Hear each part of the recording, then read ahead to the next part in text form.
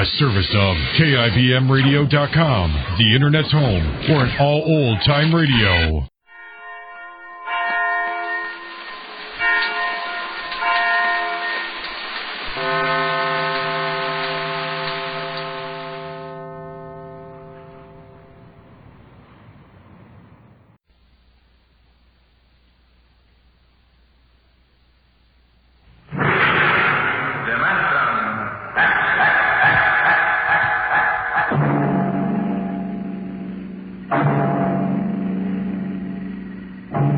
Can you predict what will come in 100 years?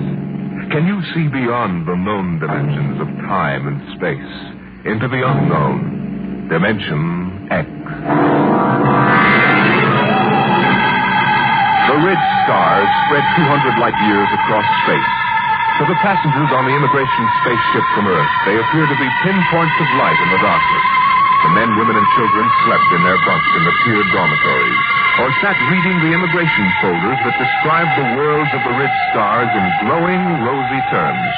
Anne Travis stood before the vision port and searched for the spot of light which would be her new home.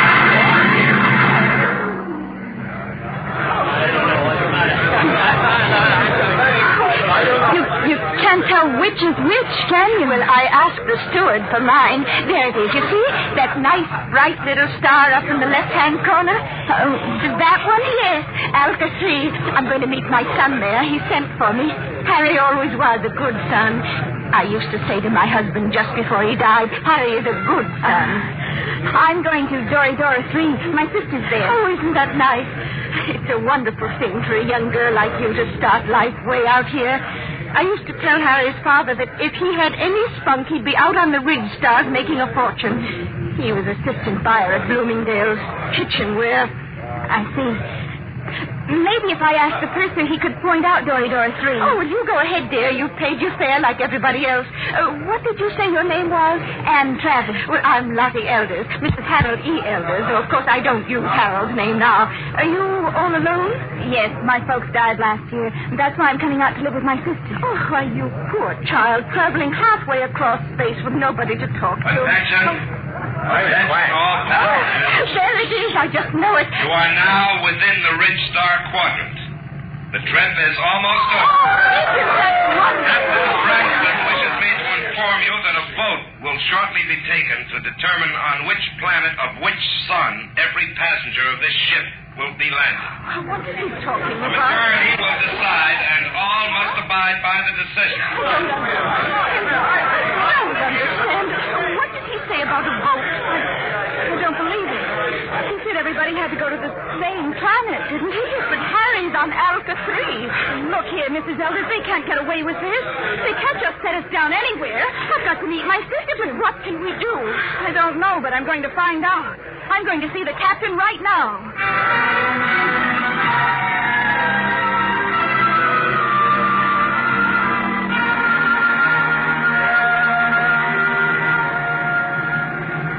Landing manifest 12436. Cargo holds 1 through 12 at premium rate, including... I want to see the captain. Oh, look, I'm busy now. What kind of an outrage is this? I'm going to join my sister on Dora 3. That's where I bought my ticket for, and that's where I'm going. Vote or no vote. That's what you think, baby. I'll call you back, Jerry. I want to see the captain immediately. Do you hear? Yeah, sure, I hear. Perfect in both ears. What's the meaning of this? What are you people trying to get away with? We're not trying, sister. You're in space now, kid. We don't go by Earthside red tape. But my ticket... Oh, you can paste that in the scrapbook. That's all it's worth. Where you're going, kid, fortunes are made and lost every day. The rich stars are wide open, and what the big operators say goes. But my sister's waiting for me. Oh, she'll get tired. It's a game, kid, and you're in. The folder said you were encouraging immigration. Oh, sure. But all the improvements in Earthside working conditions in the past 50 years were to prevent wholesale immigration to the rich. That's why we have to cut the price of the tickets below cost to suck you immigrants out here. Why did you lie? Why won't you take us where we want to go? It's simple, kid. The only way to make a profit is to dump each shipload in one place. This cargo goes to Delphi, too. But the announcer said there was going to be a vote. Oh, sure. But we've got it rigged so Delphi, too, gets it. Simple, isn't it? But you can't. Oh, it's not so bad, Delphi. It's okay. We're bombing. Great world. Especially for a kid like you. But how would I get to my sister? She's expecting me on Door 3. Can I take another ship? Not where you're going. What do you mean? Look, baby. Space travel is an Earthside monopoly. They own the patents on the rocket power that makes space travel possible. Now, the rich government offered a prize for a new kind of power that wouldn't infringe on Earth rocket patents. But until that drive is developed, you just won't get off. You'll find it. You can't travel to another planet? That's right. There isn't any public transport, and only a millionaire could afford a private jet. You mean I'm just stuck? Like a fly on flypaper. Hey, where you going? Back to my bunk. I want to lie down. Wait a minute. I'm afraid you can't leave here till that boat is taken. Why not? Well, I'm a kindly type friendly fellow. I always give a straight story to anybody, but that means I've got to keep them under wraps. So, you'll stay right here till we land on Delphi 2.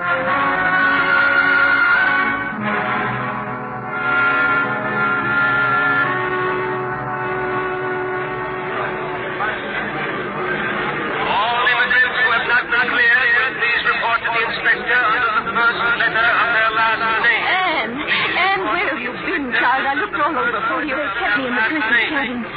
Mrs. Elders, what shall we do? I'm sure I don't know. Harry, he's my son. You know, he'll be just friends. I know. Attention. Any immigrants not cleared or in proper line in 10 minutes will be indefinitely detained. Oh, dear, I haven't been cleared yet. Oh, you'd better go then. I'll wait for you right here. Oh, be sure you do, dear. I'm so frightened. Oh, which way do I go? Oh, the east line is over there, see? Oh, I don't have my distance glasses. You will wait for me, dear. Yes, right here. Go along now. All right, you. Come on. Who are you? Never mind. Come on. Grab her, Al. Come on. Let go of me. What's the idea? Let go. Get her. Who are you? Let go. Let go. We can't take any chances, Al. Put her out. Right.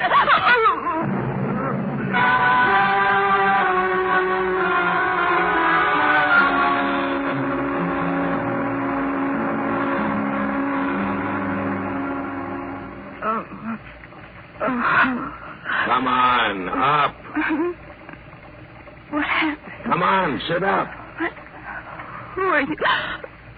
Your face. That's a motor-driven face dissolver mask. I've read about them. I've never seen one. Who are you? That's why I'm wearing a mask, because I don't want you to know. But there must be... Look, lady, quit babbling. I hauled you in because you're pretty and intelligent-looking. But why? You're going to make 1,000 stellars for yourself, whether you like it or not. Now stop looking like a scared rabbit. You can't do this. I'll call the police. The police? What do you know about the Red Star government? Nothing. Obviously. Well, out here things are different. Now listen. You go to the New Sol Hotel. As soon as you're registered, you go to the Fair Play Employment Agency. They'll take care of you. Now take this. It's a tape reel. Play it back in your room. It'll tell you what to do. After it's played once, it'll destroy itself. Is that clear? I don't understand this at all. Have you ever heard of the 7-day poison? I don't think so. That's an interesting device. It feeds on the blood. On the 7th day, undergoes a chemical change and... Very easy to use. You just inject it like this. Oh. Yeah, it's all over. For 7 days. The beauty of this poison is it can be made to look like a lock pattern in many thousands of small variations. But the only antidote must be some of the original poison at its base. And I have that. Don't get hysterical. I'll keep the antidote here. You can get it after you've done what I want. But I don't know where I am. I don't know who you are. What if something happens to you? That's your problem. But remember, the police can't help you. I have the antidote to the poison. All right, I'm through with her. Take her out and drop her at the hotel.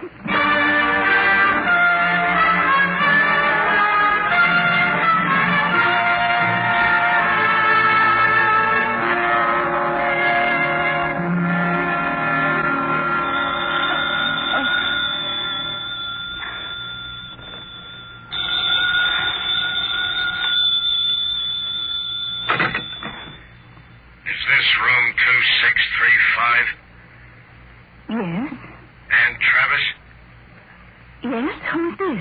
Play that tape reel and get started. We'll be watching you. Hello?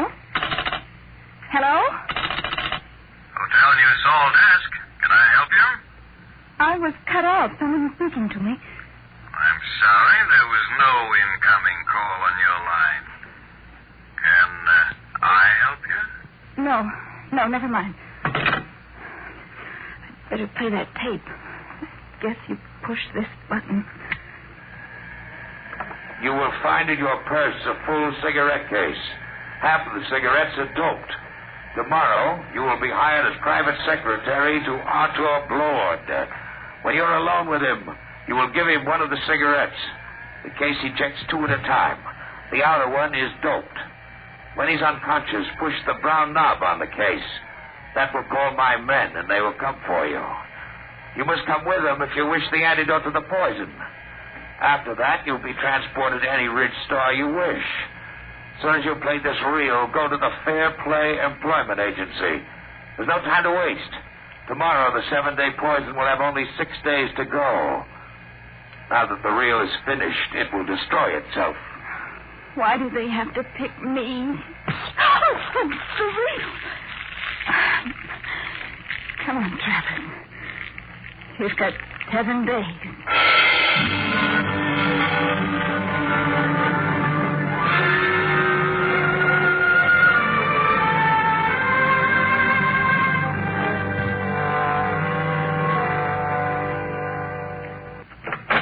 Come in, Miss Travis. Well, everything seems in order. I must verify one thing. Yes, Mr. Ferguson? You did arrive just yesterday on that immigrant ship from Earth. Oh, yes, sir. And this is your first job, not only on Delphi, but on any planet other than Earth. Yes, sir, that's right. We'll check that, of course. In the meantime, we can go up to see Mr. Blord. You'll be his private secretary. Just wait, please. Did you say... Did I say what? Never mind. Nothing. Have you heard of Arthur Blord before? Not exactly. You would if you'd been in the Ridge Stars longer. Amazing man. Amazing. We'll wait here for the elevator. He must be very important. Important? There are names out here that they've never heard of back on Earth, and the greatest name is Arthur Blord. Really? In less than 10 years, he's made himself an astronomical fortune.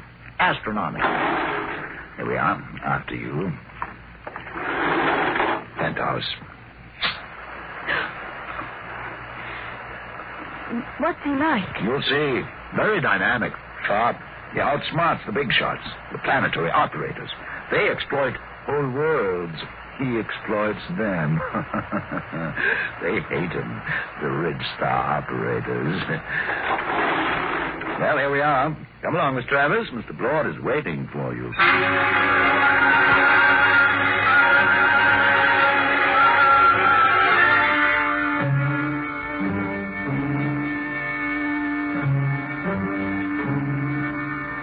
Mr. Blord, this is Ann Travis, her record and references.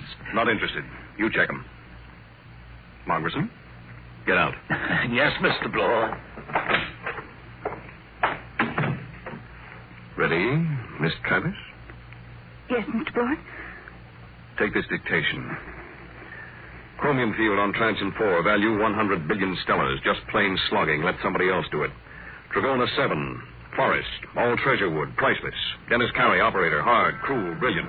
Should be interesting.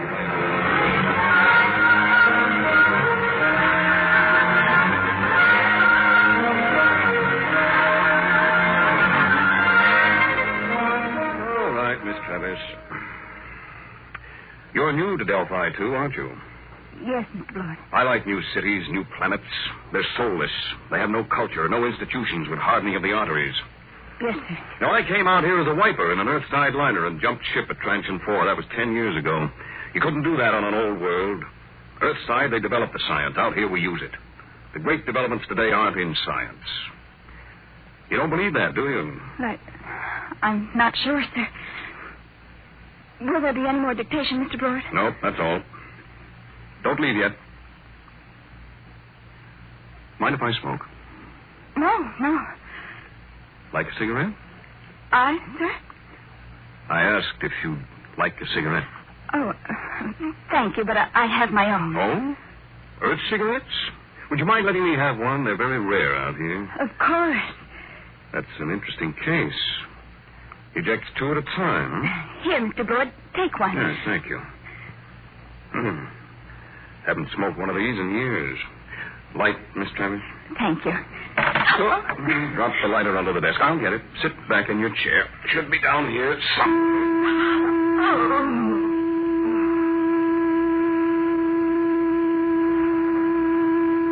Miss Travis. Miss Travis.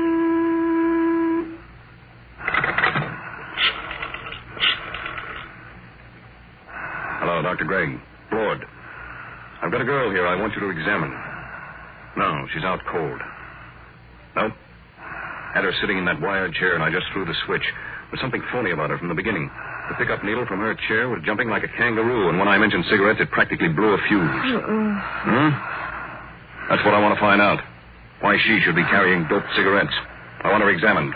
The full hypnotism treatment if necessary. I want to find out who sent her. I want to know who's gunning for me.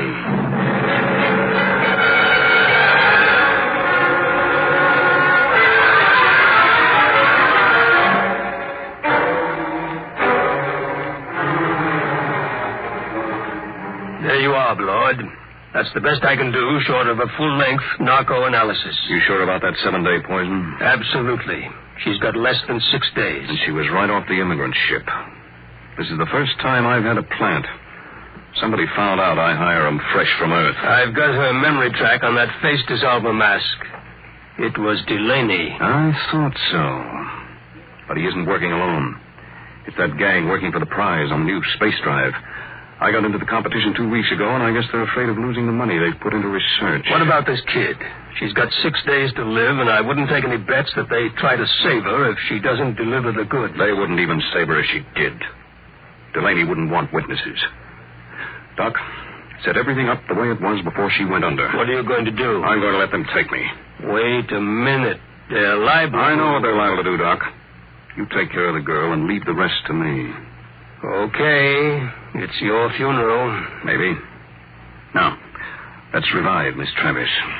You set up the projectors. Come on, hop to it.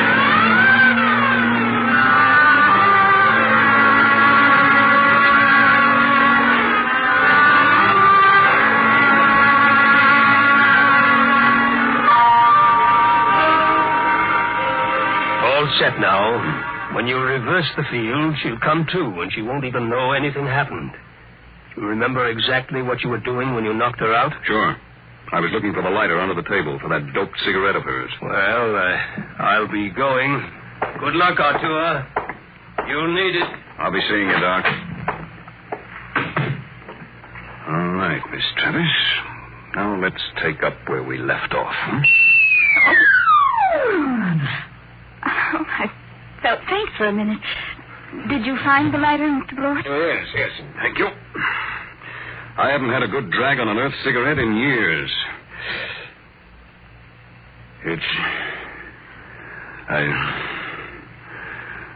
Stronger than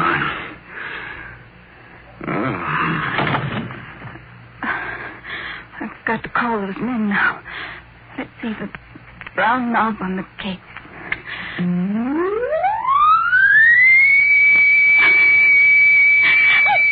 I didn't want to hurt him, but what can I do? What can I do?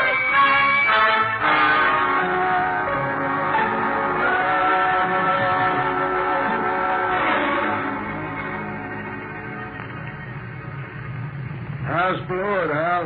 I'd like a light. This dame sure fixed him. Where are we going? What do you care? Tell her. In 6 days, it won't matter. The boss give orders. What's the difference? These two are dead ducks. What do you mean? You think the boss will give you that antidote? He promised. Al, he promised. Did he really? But did he give his scouts honor? You know, spit twice and cross his heart. Please, stop it. What will happen to him? Blood? Well, you got me. Last 3 guys I brought over here ended up in the disposal unit. You mean they'll kill him? Wouldn't be surprised. Oh, no, they couldn't. They don't play for marbles out here in the rich stars. But the police. That's just like Earthside, sister. Police take their cut and arrest a couple of bindle stiffs every night to make it look good. Lord was playing around with some pretty big men. He knew what he was getting into. I didn't think they'd kill him. I don't know anything about the Ridge Stars. Oh, that's tough, lady. Real tough. There's the beam. We're hit. All right, fasten your straps. I'm taking her down.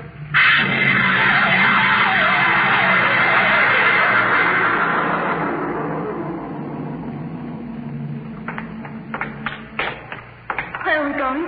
You're on Delphi 1.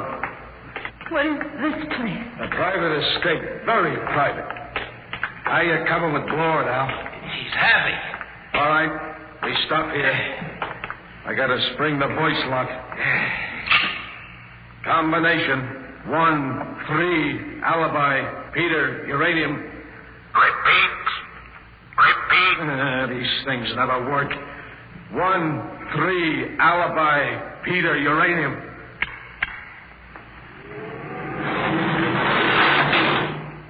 All right, drag him in now. Where do you want him, boss? Clamp him in the chair. Give me a hand, will you? Yeah. All right. Get his feet straight. Now throw the clamps. Inject the key stimulant. Right, boss. Tear off his sleeve, Al. All set, boss.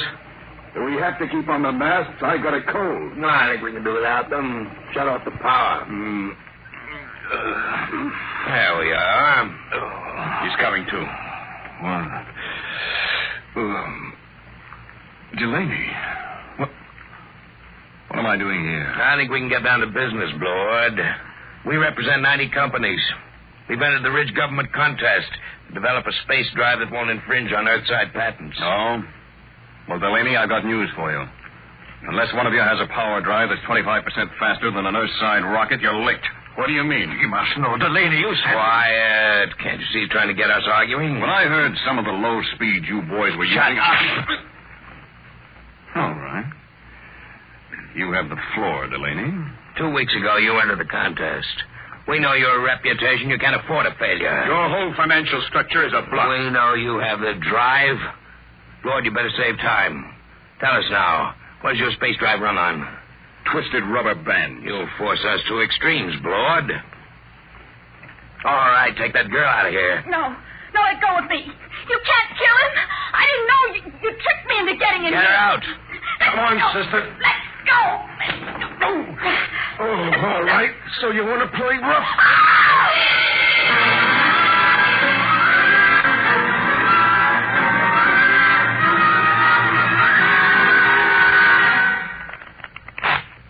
Okay, that's 23 you owe me. Your deal. Cut. I trust your deal. Oh, she's coming too, huh? That's nice. Deal from the top. Did they kill him? Who knows?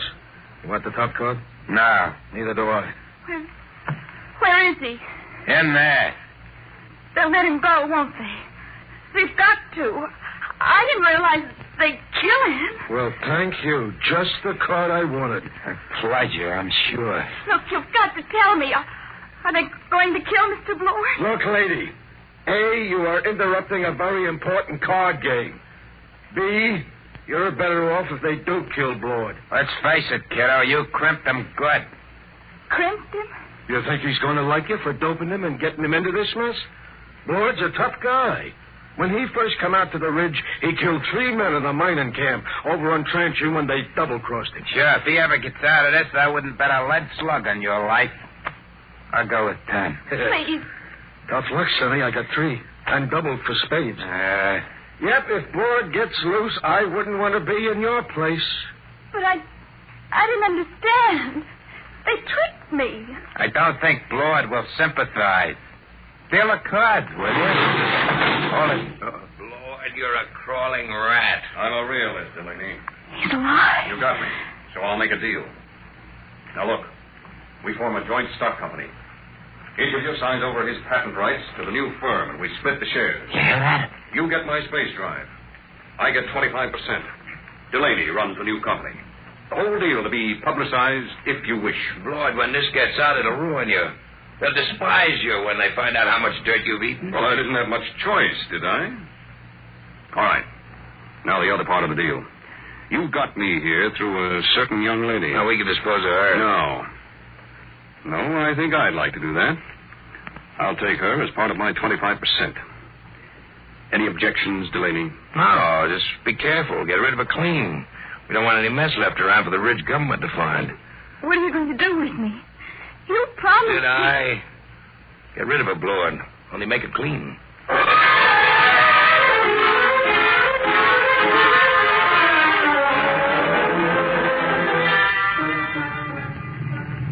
You can loosen your strap now. We're on automatic. Where are we going? Back to Delphi 2. I didn't understand what they were going to do. I know. I didn't realize. I'm sure you didn't. Miss Travis. What are you going to do? I'm going to pay you off. Let go of my arm. Let go. Oh, you... Let go of me! Shut up. What are you screaming about? Now hold still. It won't take a second. Just one small injection. No, don't. Let me go, please. Stop it, there. Scratched my face like a cat. Will it take long? What? For me to die.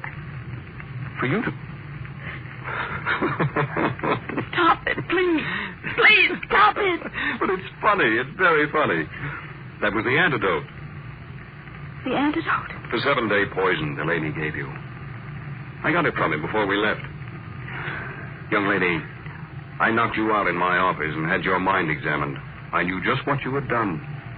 I came here because I wanted to. Oh. You're not angry with me? Certainly not. Besides, everything turned out my way. Your way? But they forced you to give them the drive. You signed away the right. I'm a percentage man. Let them do the operating. Besides, it was their drive in the first place.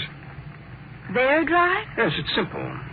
I knew that after the contest there'd be a merger of research, so I merged it before instead. Wait till they discover they signed away their own patent rights. I don't think they'll feel like laughing then. But to give Delaney control of the new company... But don't you see, I had to get him to go along. He had the antidote to your poison. What about me now? Look at the vision port. Now turn up the scale. Oh. That's the ridge. You can have your pick. Name your world, and I'll take you there. You said your sister was on Doridora 3. Yes, but... But what? I wonder if the opportunities for advancement are greater on your planet, Mr. Bloor. You know, Miss Travis, I wouldn't be a bit surprised if they were.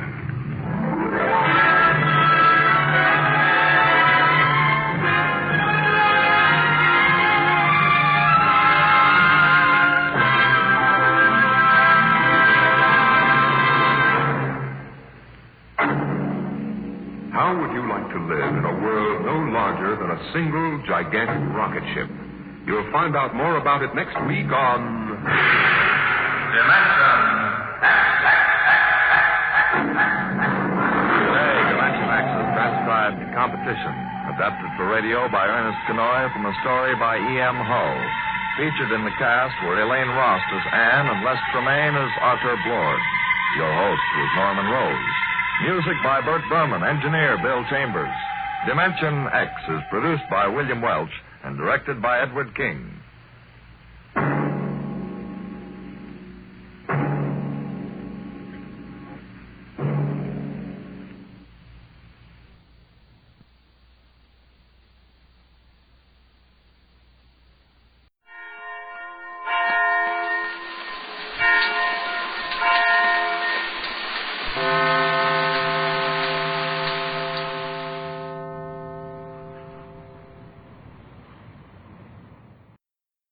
Listen to it fizz.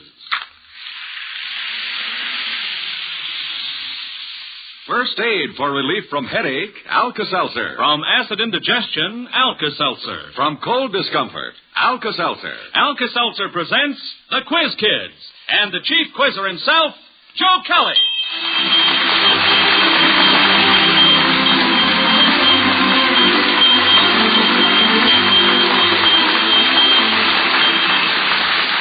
Everyone, are you all set for some fun? Well, fine. That's exactly what we're going to have.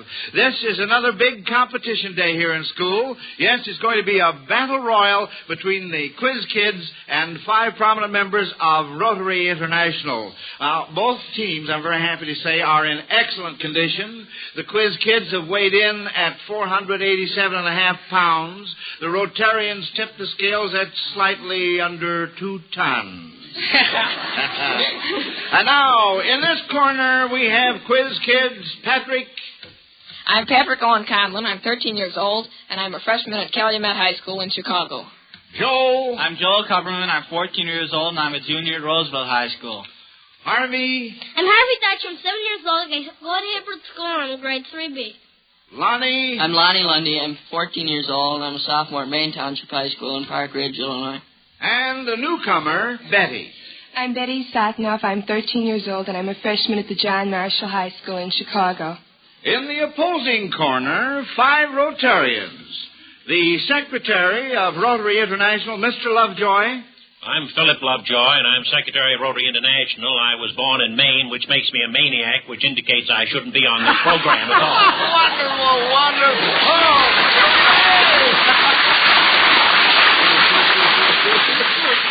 And the treasurer of Rotary International, Mr. Werner. Well, I'm Dick Werner, treasurer of Rotary International, and I belong right here in Chicago. Fine. The minister of the First Methodist Church of Chicago, Dr. Goff. I'm Charles R. Goff. I am pastor of the church down on the Loop. I live way up in the steeple of that church, and I wish I was up there right now. Next, a Rotary Foundation fellow from Cordoba, Argentina, Mr. Gordillo. I'm Pedro Antonio Gordillo, studying at the Illinois Tech Rotary Foundation fellow from Cordoba, Argentina. All right. Fine. And a prominent businessman and a director of the Chicago Crime Commission, Mr. Leveron. I'm Nathaniel Leveron, a Chicago businessman with a New England accent. I came by that honestly because I'm one of the last living rugged individualists that voted a Republican ticket in New Hampshire.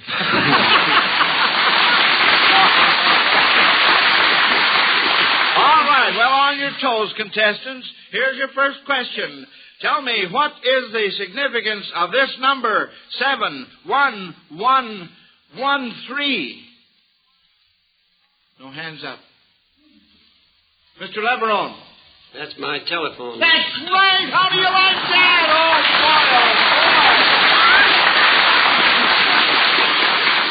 boy. Say, now you quiz kids better watch out for these fellas here. Yes, sir. Mr. Leveron knows his own telephone number. Well, here's our next question. Mrs. Nina Graham of New York City says, we all know about farmers using scarecrows, and many consider the crow a pest, but just what can you say in favor of the crow's cause? What am I saying here? Harvey? Well, many farmers think the crow is harmful just because it has a very delicacy that is corn. But it really is helpful to the farmers because it eats insects that do bad to the farmers' crops, such as slugs, locusts, and their larvae. Well, say, now that's right, Harvey. Well, tell me something, Harvey. What is the crow sometimes called in other countries? Well, I don't know. Oh, well, that was quick and concise, wasn't it? Well, I just threw that in as a sort of an after part. I understand that sometimes the crow is called, in Scotland, the rook. Have you heard anything like that? No. We haven't, huh? Well, I hadn't either till I saw my card here. All right. Well, now, right at this moment, I want to explain about the Alka-Seltzer Awards given away every Sunday, friends. The questions used on our program are sent in by you listeners. And when a question is answered correctly, the Alka-Seltzer Award is a fine Zenith transoceanic portable radio. For example, that's what Wilma White of Chicago receives for her question if it's answered correctly. Now, let's try it and see what happens. It's a romantic question, and as I said, it's from Mrs. Wilma White of Chicago. Our organist, Howard Peterson, will play 2 songs about sweethearts. And you are to identify and sing each song and name the composer. Here's the first one.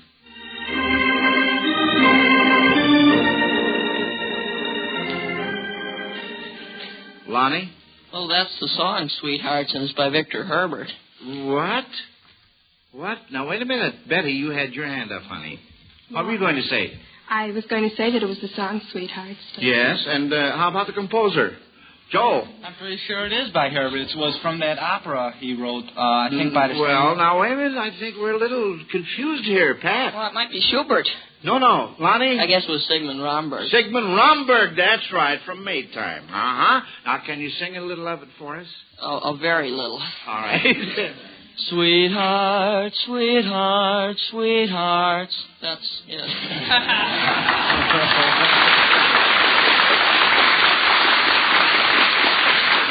That's the radio version. Insofar as time is concerned. Well, that's all right, Lonnie. Now, let's see what we can do with this next one.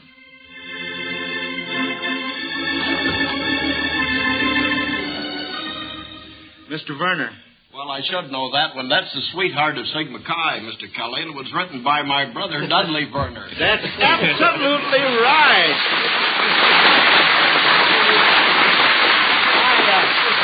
Mr. Werner, now, your brother wrote Sweetheart of Sigma Chi. Let's hear his brother sing a little of it. Well, I'm no opera star, Well, but that's I'll all do my right. best. The girl of my dreams is the sweetest girl of all the girls I know. That's a little... Oh, wonderful. Thank you very much. That's really a wonderful song, too. Now, like I said, Wilma White of Chicago gets a dandy Zenith transoceanic portable radio that gives worldwide reception no matter where you are. Now, if you had missed, she would have had a choice between a Zenith television set and a large console Zenith radio phonograph combination. That television set is the Zenith Buchanan, and believe me, it has everything. A new super range chassis to ensure the ultimate in performance. The sensational built-in picture magnet aerial, single knob automatic tuning, and the glare band black tube for clearer pictures. The large console radio phonograph plays all types of records and has AM and FM radio. Now, if you would like to try to win one of these fine Zeniths, send in a question for our radio program, friends. Address your questions to Quiz Kids, Box Y, Chicago 77, Illinois. Well, let's see what else here's a dandy. Mrs. Dolores Winters of Miami, Florida, wants you to try to tell who lived in the following unusual dwellings. First, who lived in a tub? Betty? Well, that would be the butcher, the baker, and the candlestick maker, wouldn't it? Well, Robert no. Duck, three men in the tub? Well, I'm asking what... I'm thinking of someone else. That's all right, Betty. Pat? That might be Diogenes. Diogenes, that's who I was thinking of. Uh-huh. And, let's see. Now, seems like we heard this before, but anyway, I'm going to ask it. Who lived in a church steeple? All right, Dr. Gobb. I ought to know that. I didn't know the questions coming, but that's where I really... Well, tell me something. How do you stand on your front porch? Walk down 3 steps, and I really have a front porch. Oh, is that so? That's right. Well, what do you know about that? Well, tell me this. Do you have bats in your... do you have bats? Yes. Huh? And sometimes in my belfry. Well, that must be very, very interesting. Well, say, teams, now we're off to a good start. I'm going to give you a minute now to catch your breath, and I'd like to use that minute to look ahead to next Thursday, Yowie, to that big Thanksgiving feast. You know, this is one time when anticipation cannot be better than realization, because you just know the table is going to be loaded with all the good things you like. Yes, Mother's going to see to that, bless her heart, and because she knows it's quite possible some of her folks may overeat a bit, she'll make sure there's plenty of Alka-Seltzer on hand, too. Oh, you betcha. Mother's wise. She knows that where there's Alka-Seltzer, there's a way to fast relief from acid indigestion. Alka-Seltzer goes to work right away to relieve that upset, uncomfortable feeling. It acts promptly to reduce excess gastric acidity. And you're feeling shipshape again in almost no time. So remember, friends, on Thanksgiving or whenever acid indigestion causes discomfort, be wise. Alkalize with Alka-Seltzer. You betcha. Good old Alka-Seltzer. Well, here we go again with the Quiz Kids versus the Rotarians. Now, here's a question from Bernard Knox of Peoria, Illinois, about something I'm sure all you men contestants like, a good steak. If you were serving a steak to the following men, what kind might you serve that would be in keeping with each of their occupations? For instance, what kind of steak might you serve to a yodeler? Oh, boy. Joel. Swiss steak. Swiss steak. That's the idea. Now, come on, fellas. You got to get in on this, too. All right. How about a red cap? What kind of a steak? A red cap. Real quick. Betty. A porterhouse steak. A porterhouse steak. That's right. To a boxer. A steak. What kind of steak? To a boxer. Pat. It might be a beef steak. They put it on his eyes after he gets yeah, you're right there. And, of course, there are quite a few beefs once in a while. Lonnie? Round steak. Round steak, that's what I was thinking of. To a knight in armor. To a knight in armor. Sirloin. Thank you, Mr. Lovejoy.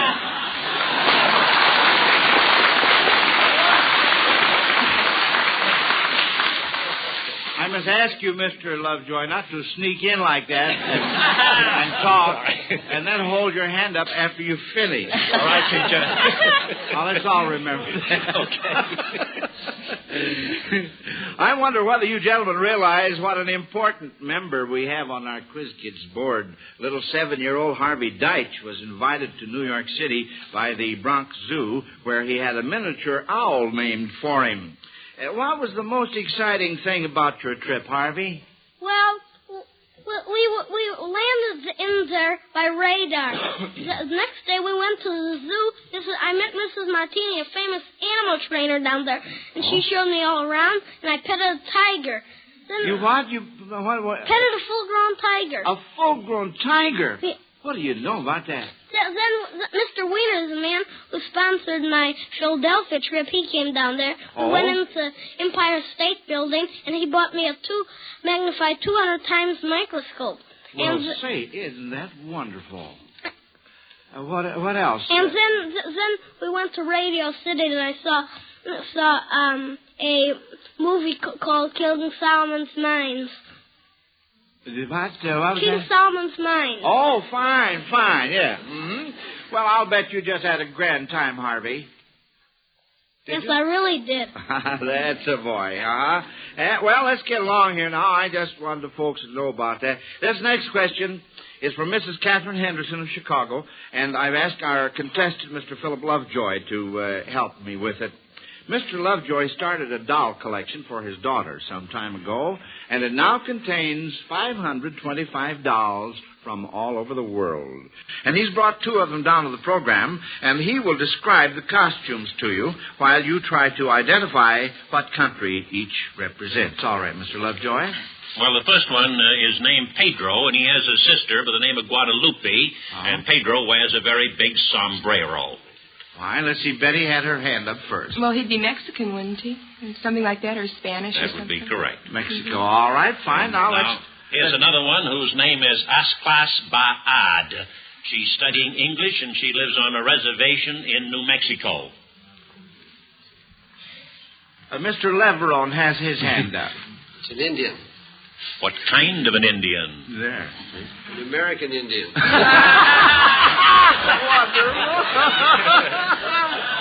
Pretty sharp there, Mr. We ought to name the tribe, don't you think? An Well, important all tribe. right, you think so. Yes. We'll corner him some way here. All right. How about it, Mr. Leverell? What particular tribe? He looks like a Democrat to me.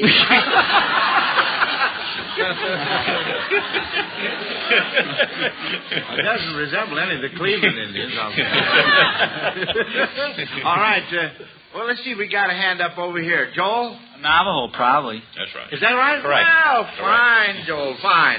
Say, Mr. Lovejoy, I wonder whether you would tell us a little about your last trip.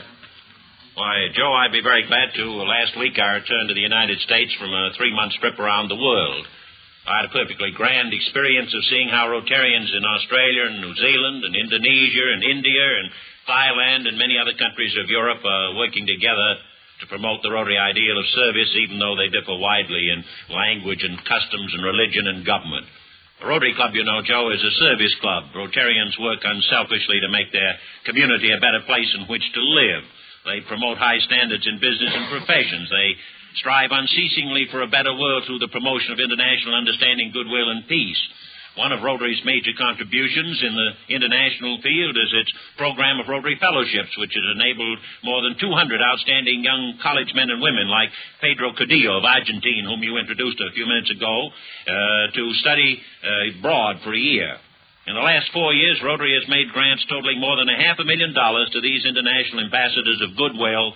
It's an investment in the world leaders of tomorrow, which we hope will pay tremendous dividends in international understanding.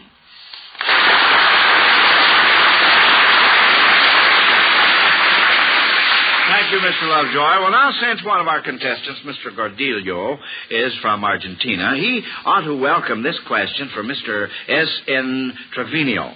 Since it's all in Spanish, I've asked Mr. Trevino from the University of Chicago to come down and ask it himself. All right, Mr. Trevino, proceed with your question.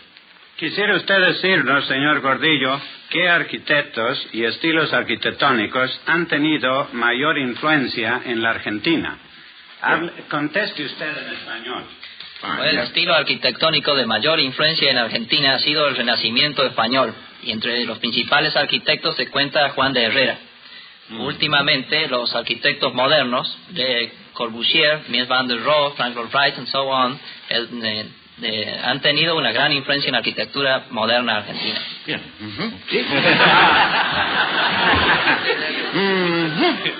Yep, that's what it says right here on my card, word for word.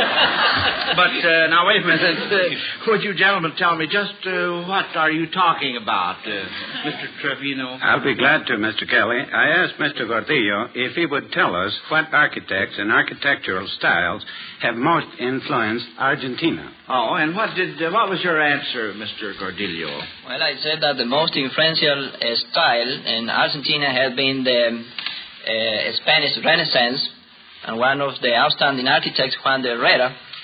And nowadays, the modern architects like Corbusier or Mies van der Rohe, Frank Lloyd Wright, have been a great influence in the modern Argentine architecture. Oh, fine. Well, it's nice to know those things, you know. By the way, Mr. Kelly, you might be interested in asking Mr. Gordillo what his name means in English. Oh, well, what does your name mean in English, Mr. Gordillo? Little fat man. Little fat Gordillo. Well, now, from your build, I would think that you and I should exchange names. Because I am the little fat one, as you say. That's cute. Now, before I pull the next puzzler from our Alka-Seltzer question box, our announcer, Bob Murphy, has a question. Say, folks, has this Sunday been spoiled for you because a headache has made you feel upset and irritable? Well, right now, or whenever you have a headache, remember this. First aid for relief from a headache is Alka-Seltzer. Yes, here's the way to really fast relief. Drop 1 or 2 Alka-Seltzer tablets into a glass of water. Let it fizz, then drink it. Since Alka-Seltzer is dissolved before you take it, the pain-relieving analgesic, sodium acetyl salicylate, is ready to go right to work. And because of its effervescence, those thousands of sparkling bubbles, Alka-Seltzer gets there fast to give fast relief. Keep Alka-Seltzer handy all the time. Use it as first aid for relief when you have a headache or when some member of your family has one. Get Alka-Seltzer at any drugstore. Thank you, Bob. And now we move into the last lap of this big competition between the quiz kids and the Rotarians. Here's one from Mrs. Sarah H. Murray of Washington, D.C. Of course, you adults can recall the administrations of more of our United States presidents than the quiz kids can, but just for fun, let's try this question on both panels of contestants. You are to name presidents who were elected to 2 or more terms. I shall call on first the adult board, and then the quiz kid board, and then the adult board, until either all the presidents are named or until one board of contestants is stumped.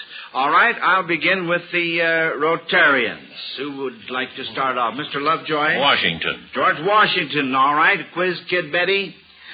Franklin D. Roosevelt. That's right. And back to the grown-ups. Who else? Oh, no, wait a minute. Don't let me down here. All right, Mr. Leveron? Teddy Roosevelt. Teddy Roosevelt. Let's see. No, I'm sorry. No, he was elected only once. You see, that is where the trick is, the catch is. All right. Woodrow Wilson. Dr. Goff? Woodrow Wilson. Woodrow Wilson, fine. All right, and back to quiz kids. Joel? Oh, Jefferson. Jefferson, that's another one. Back to the grown-ups. Oh, now, boys. All right, well, back to Lonnie. Grant. Grant? All right, fine. Back to the grown-ups. Oh, fine. Dr. Goff. Taft. Huh? Elected. No. All right, back to quiz kids. All right, Pat. Grover Cleveland. Grover Cleveland, that's right. Well, we've given the older boy. Joel, do you have another one? Well, could I add the rest? Madison, Monroe. Jackson. Jackson. And then Lincoln. Lincoln. And let's see what else comes in there. We've I guess that's just one left. Just one. Lonnie? McKinley, I believe. McKinley, that's right. That's very, very good, dear.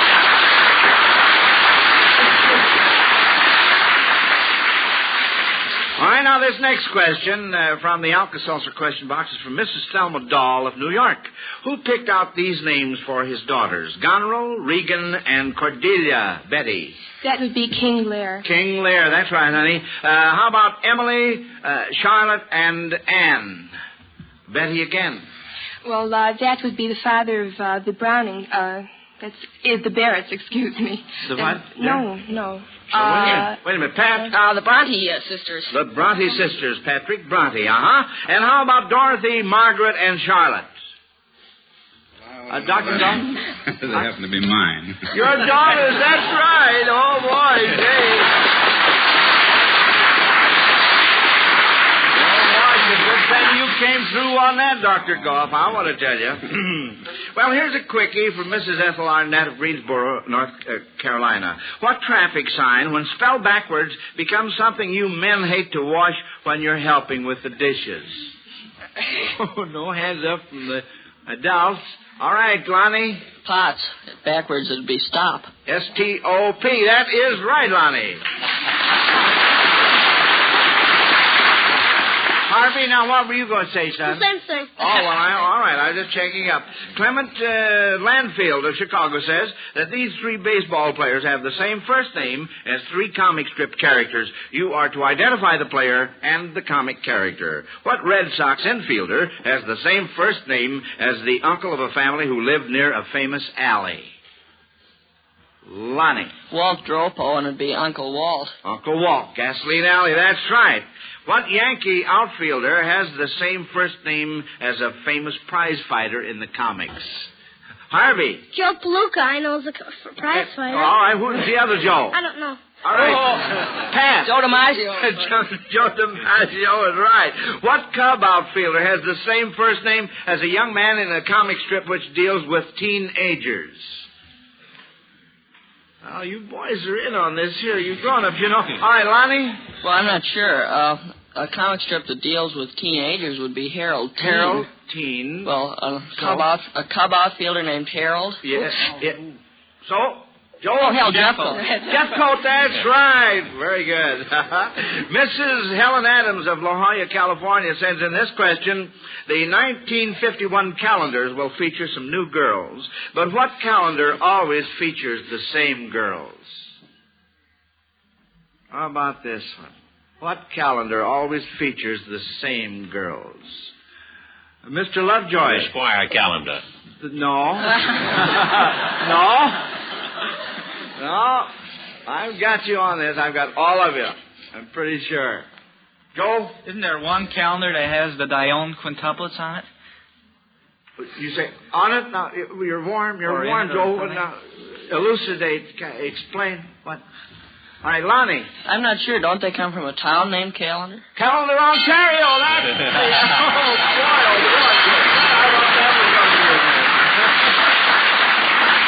Well, there's our bell. And now it's time for the judges to name the winning team. We'll give them a few seconds to total the scores. And, friends, while we're waiting, here's an important message. Mother's one-a-day brand multiple vitamins taken every day give complete protection against the let-down, all-in, pepless feeling that results from a lack of any or all of the known essential vitamins. Health surveys indicate that millions of school children show definite signs of vitamin deficiency disease. Protect your family. Don't let lack of vitamins interfere with the normal growth, energy, and progress of your children. Remember, one-a-day brand multiple vitamins protect. Remember the name and the package. Blue with a big 1. Well, attention, quiz kids and Rotarians, here are your scores. The judges report that as a class, you didn't miss a single question this afternoon. The Rotarians have a score of 83, and the quiz kids, 165.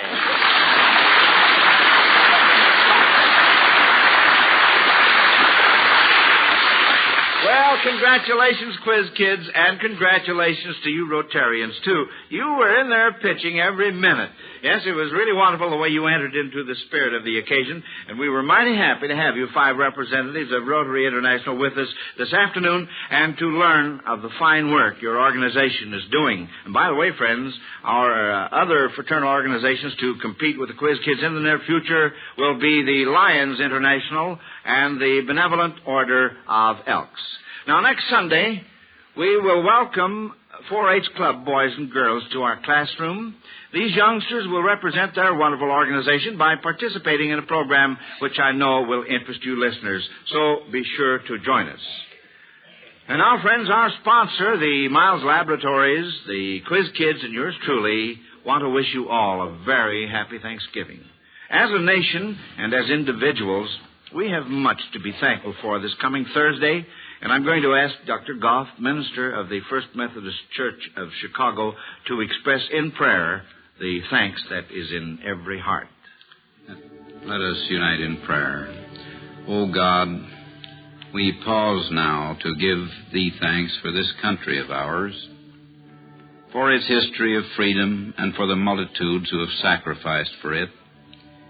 We thank Thee for those of our own who in distant lands today are giving their all for us. Be with them in their loneliness, and when Thanksgiving Day comes and we gather in our churches and about our tables, may we recall again to ourselves and to our children the multitude of blessings that are ours. Keep us free, keep us grateful, and make us useful in the Master's name. Amen.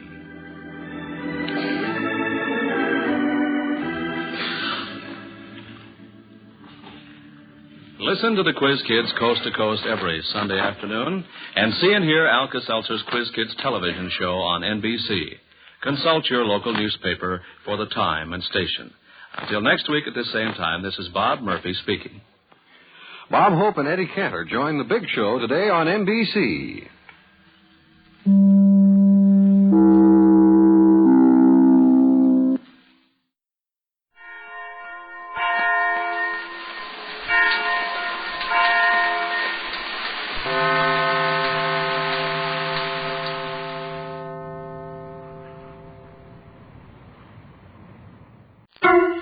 The Kraft Foods Company brings you The Adventures of the Falcon, starring Les Damon. Hello? Yes, this is the Falcon speaking. Oh, Phyllis. Well, I'm glad you called. Now, you'll have to give me a rain check, Angel. I'm all tied up. But that's only temporary. Some efficiency expert is dropping around to demonstrate that if I plan my work properly, I'll have time to kill.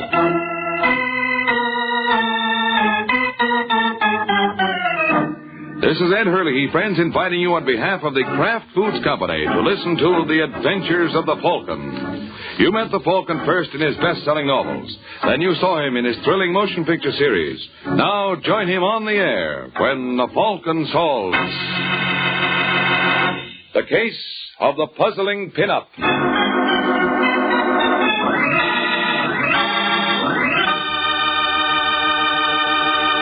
Miracle Whip. Has a flavor so pleasing. Miracle Whip. Tastes so lively, so teasing. Miracle Whip. Only one of its kind. Miracle Whip. Best salad dressing you'll find. Miracle Whip is the only one of its kind because it's a different type of salad dressing made from a secret Kraft recipe. Miracle Whip combines the best qualities of old-fashioned boiled dressing and fine mayonnaise, so it's truly distinctive and delicious, with a flavor millions of folks call just exactly right. Try it, won't you? One taste will tell you why it's America's favorite salad dressing, the one and only Miracle Whip.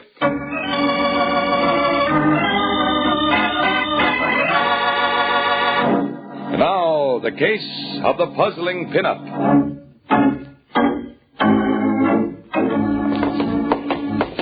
It's Sunday afternoon in New York, and a young man named Charles Sylvester Brayton II breaks all records dashing up the steps of a small rooming house in New York's West Side. And when he gets to the top floor, he begins hammering on the door of room 413. Come on, Pat. Open up. Who is it? You know who it is. Now open up. Go away, Charles. No, you can't send me away like this. I've got to talk to you. All right, just a second. Lock it. No, it's all right. Nobody will disturb us. I said lock it. Look, Charles, you're not well. Don't you believe it for a second. Don't you see, Pat, it was just a scheme to keep us apart. But I fooled them. Charles, please don't lock that door. What's the matter, Pat? Don't you trust me either? Of course I do. It's just that I don't like to see you so upset. Look, I've got an idea. What are you doing with that phone? I was just going to call your father. Put it down. But, Charles... Put it down. So you're working with them, too? No, I'm not. Then prove it. Marry me. You're insane. What did you say? Nothing, Charles. You're lying.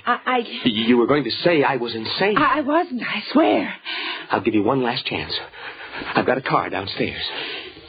Will you come with me? Look, Charles. Answer me. But, darling... All right, Pat. You had your opportunity. What are you doing with that gun? I gave you your chance, Pat. You'll have to admit that. Darling, now, listen to me. I've changed my mind. How do I know that you won't change it again? Charles, you can't do this. They'll hang you. No, they won't. You see, I'll be dead. No.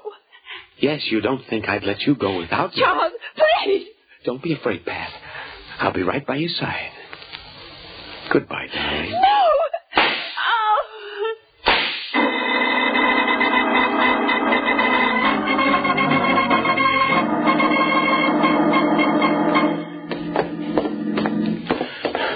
I was down in the basement fixing the boiler when I heard the shots, Mr. Shelley. So right away, I got on the phone and called your newspaper. Mm-hmm. Anybody else here in Driscoll? Oh, no, wasn't nobody else home. What about the cops? Well, I ain't notified them yet, you know. That was smart, Driscoll. They'll take care of you. Uh-huh. All right, where do we go now? It's this room here. Okay, open the door. Well, what are you waiting for? Your editor, Mr. Wingate, said you'd have a little present for me. Oh, yeah. Well, I'll give you 50 when we get inside. But Mr. Wingate promised me 100. Okay, here it is. Oh, thanks. Now, where's your pass key?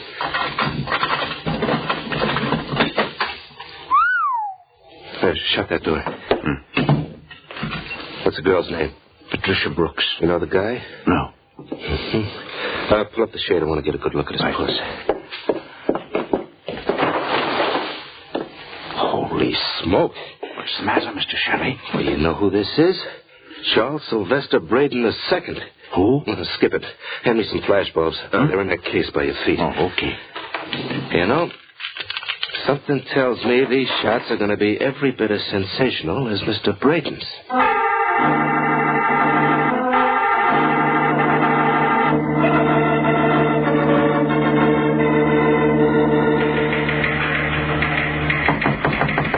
Come. Hi, Mr. Wingate. Oh, hello, Shelley. I'm sorry that tip didn't pay off. The way the janitor spoke on the phone, I thought we had something. Huh? What are you talking about, boss? The yarn I sent you out on. Whole story just came over the ticker. Cops were just there. Too bad there was nothing to it. Nothing to it. Do you realize... Oh, look, Shelley, maybe in the hick town you come from, a pretty girl committing suicide is big news. But in New York, it happens every day in the week. Yeah, but what about... Well, what about what? Well, what did the cops find? The same thing you did. Dead girl named Pat Brooks holding a gun in her hand. Nothing else? What are you getting at? Should there have been anything else? No, of course not. Where are your pictures? Pictures? That's what I sent you there for, remember? Where are they? They ain't. You see, I forgot to take along film. You what? Yeah, I'm sorry, boss. I feel like an awful jerk. Okay, forget it. At least there was no harm done. But it'll teach you to be more careful in the future. Oh, yeah. I learned my lesson, Mr. Wingate. I bet I'll pick up plenty from an experience like this.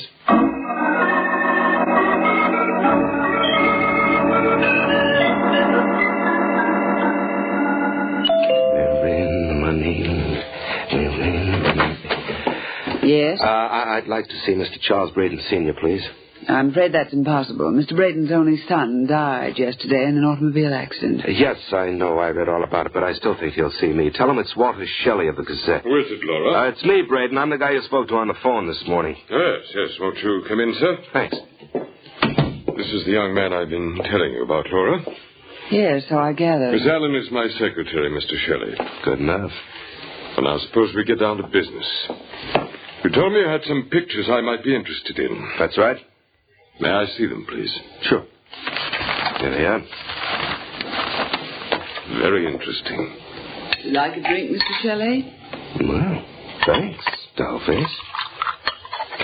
Well, here's to what we all want. I'll join you in that, sir. Had time to look at those pictures yet, Mr. Braden? Yes, indeed. Notice anything peculiar about them? I presume you mean that one of the bodies is that of my son, Charles. Yeah, and he's holding a gun. So? So when I heard that the cops only found one stiff, I immediately jumped to the conclusion that you must have taken care of the other by bribing the janitor of the building. But why should I do that? Look, let's stop kidding each other, Braden. The guy with your name couldn't stand the disgrace. You wouldn't want to go through life known as the father of a murderer. There's something in what you say, Mr. Shelley. How much do you want? $10,000 for the set of pictures you've got in your hand. And how much for the negatives? Negatives? Oh, come. You mustn't take me for a child, Mr. Shelley. I'm aware of the elementals of photography. Now, where are those negatives? Cut it out, Brady. You're choking. Where are they? Give me a chance. All right. You could have killed me then. The negatives, please. Yeah, sure. Got them right here in my pocket. Mr. Braden! I'd advise you to put away that gun, sir. You're not as smart as you think. Apparently not. Wouldn't I be a chump to keep those negatives on me? Oh, no. You're going to pay for them, mister. And pay through the nose.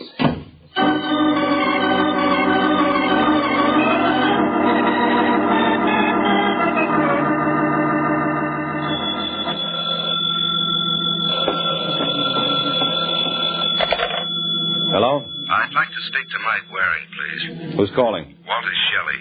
Who? Walter Shelley. I'm a reporter on the Gazette. What can I do for you? You mean, what can I do for you? I understand you're one of the best private dicks in New York. Where do you understand that from? All the usual reliable sources. Don't they call you the Falcon? Only when they can't think of anything worse. Look, will you be home for the next half hour? Why? Well, I'd like to come around, drop a fortune in your lap. Why? Well, let's just say it's only a few weeks before Christmas, and I like to play Santa Claus nice and early. I'll be seeing you, Waring.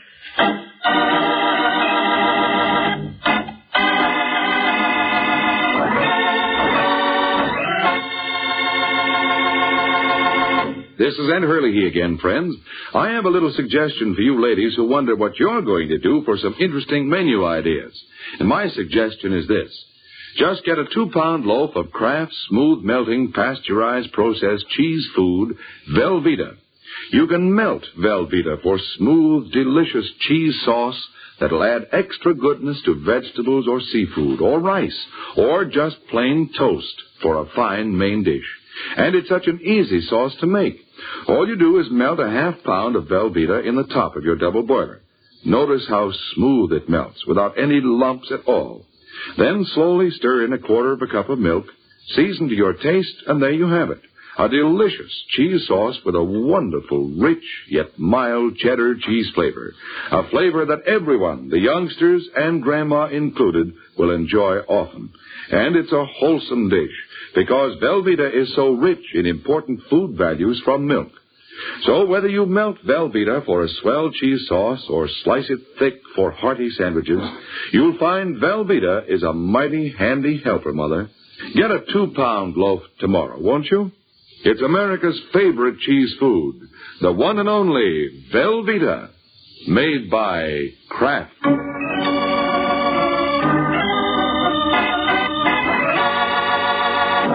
And now, back to the adventures of the Falcon. 15 minutes have passed since Walter Shelley called Mike Waring with a promise to drop a fortune in his lap. And now we find Mr. Shelley as good as his word. Yes? You Waring? That's right. I'm Walter Shelley. Oh, you're ahead of schedule. Come on in. Thanks. You said something on the phone about dropping a fortune in my lap. Uh-huh, and I never lied. Catch. What's this? Just what I promised.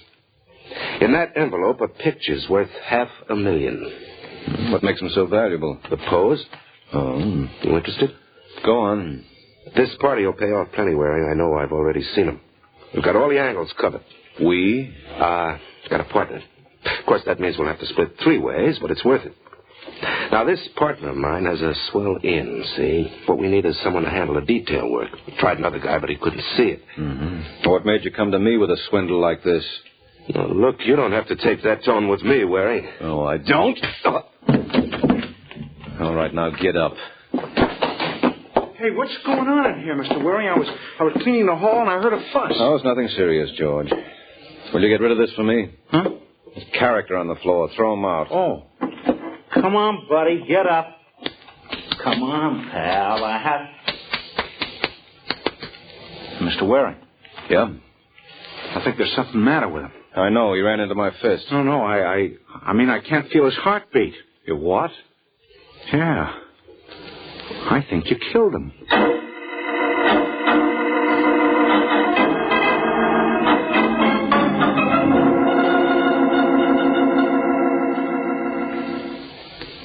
All right, Waring, let's have the truth now.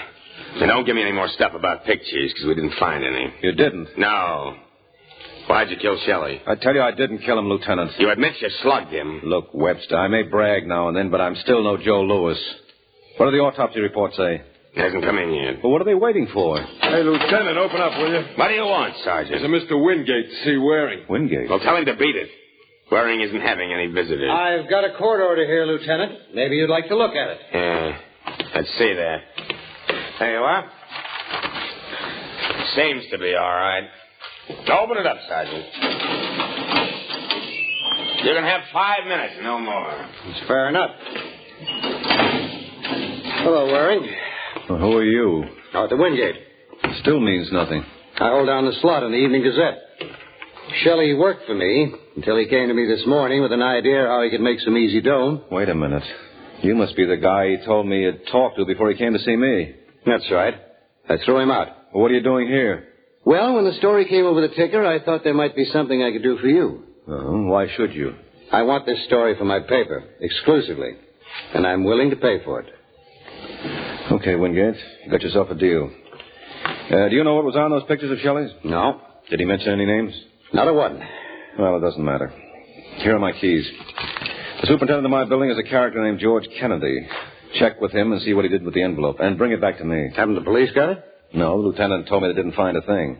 It may have been brushed aside in all the excitement. Well, it doesn't sound like much to go on, but keep your fingers crossed, kiddo. I'll do what I can.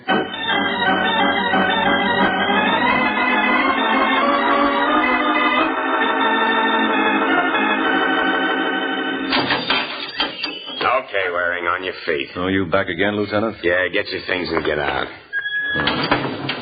How come I'm being released? The autopsy on Shelley clears you. What was it, heart attack? No. Poison. You got it in the drink about 6 hours before it came to your place. Well, tough luck, Lieutenant. I know how you must feel. Can I use your phone? Sure. There's a payphone right over there. Thanks, Webster. Maybe I can do as much for you sometime. On Waring. Yeah? Don't use any slugs.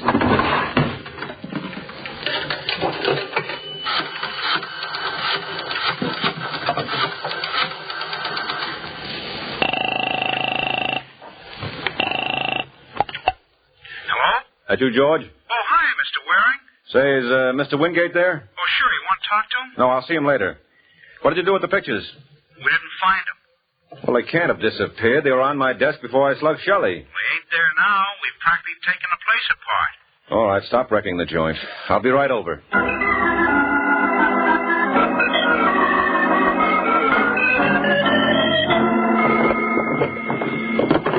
That's no use, Mike. We've looked in the desk already. Yeah, he's right, Mr. Waring. We went over everything with a fine-tooth comb. Well, I don't get it. Now, George, you're sure when the police removed Shelley's body they didn't take anything? I'm positive. I was here every minute of the time. Yeah, we might as well give up, Mike. Oh, wait a second, Wingate. Shelley was standing right where you are when he tossed that envelope in my lap. When I got up to throw him out, it must have fallen to the floor. Well, I don't see what difference that makes. Well, I could have kicked it over there, and then that... Hey, wait a minute. What's that under the radiator? Well, whatever you are, George, you're certainly no detective. Is that the envelope? Must be.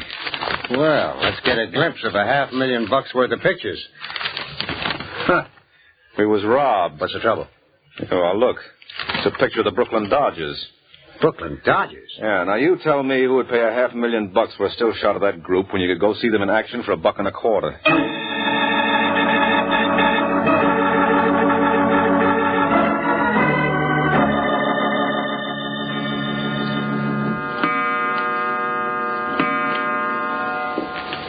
You hear that, Mike? 3 a.m. I don't care. I'm not leaving until I make head or tail of these pictures. What makes him worth all that money, Wingate? Shelley must have been crazy. Well, then why was he murdered? Come in. I hate to disturb you, gentlemen, but I'm looking for Mike Waring. Well, you've come to the right place. Are you Mr. Waring? Uh-huh. What's your name? My friends call me Laura Allen. Well, I bet you've got 1 million of them, Angel. So I can't understand why you should be looking for new ones at this hour. I'm looking for something else, Mr. Waring. What do you want for them? What do I want for what? The pictures. What pictures? Don't give me that. Shelley had them before he died. He hasn't got them now, so who does that leave? Me? Yes. What's your price? I suppose I said I didn't care to do business. It won't do you any good. If you see what I mean. Mike. Don't worry, Wingate. I saw it. Take a blind man to miss a cannon that size. Look, would you mind pointing it elsewhere, Laura? What's the matter, Mr. Waring? Does it make you nervous? Yeah, I don't know what's come over me these past few days, but I can't seem to keep the thing on my stomach, particularly guns. You let go. Come on, Angel, drop it. Oh. Nuts. Get it, Wingate. Okay, it's got. Well, now what are you going to do with me? Nothing. You can leave whenever you like, Angel. You mean you're letting me go? Sure, I'm a sport. I always throw the little ones back. Just what are you fishing for, Mr. Waring? The big one. Well, I wouldn't if I were you. You know, some big fish are dangerous. And take it from me, this one's a man killer. Good night, Angel. Shouldn't let her get away, Mike. Why not? That little lady wasn't going to tell us anything, except what she wanted to. Yeah, but remember what Shelley said about a partner. You think that girl... Well, don't you? You know something, Wingate, you're right. Well? Yeah, she's already gone down the elevator.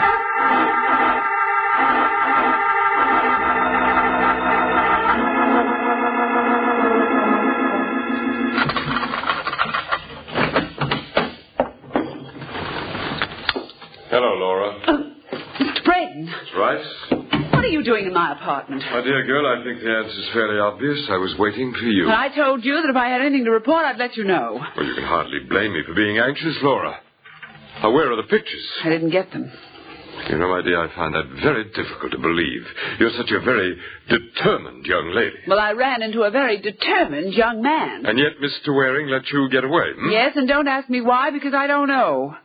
You must be tired, my dear. You're quite right, Mr. Braden. I am tired. I'm tired of trying to protect your precious name. Why don't you pay off and let it go at that? I don't like to hear you talk that way, Laura. But knowing you as I do, I'm sure you'll never let this little conversation go any farther.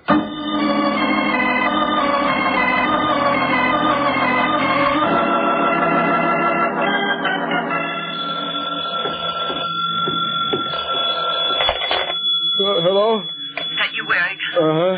This is Laura. Who? Laura Allen, you remember? Oh, sure. Now listen, Waring, there's something I've got to tell you. Where do you live? At the Rainey Apartments. But before you come, I want you to know that I killed Walter Shelley. Oh, you admit it? Well, if you want to be convinced... Oh! Hello, Laura. Laura!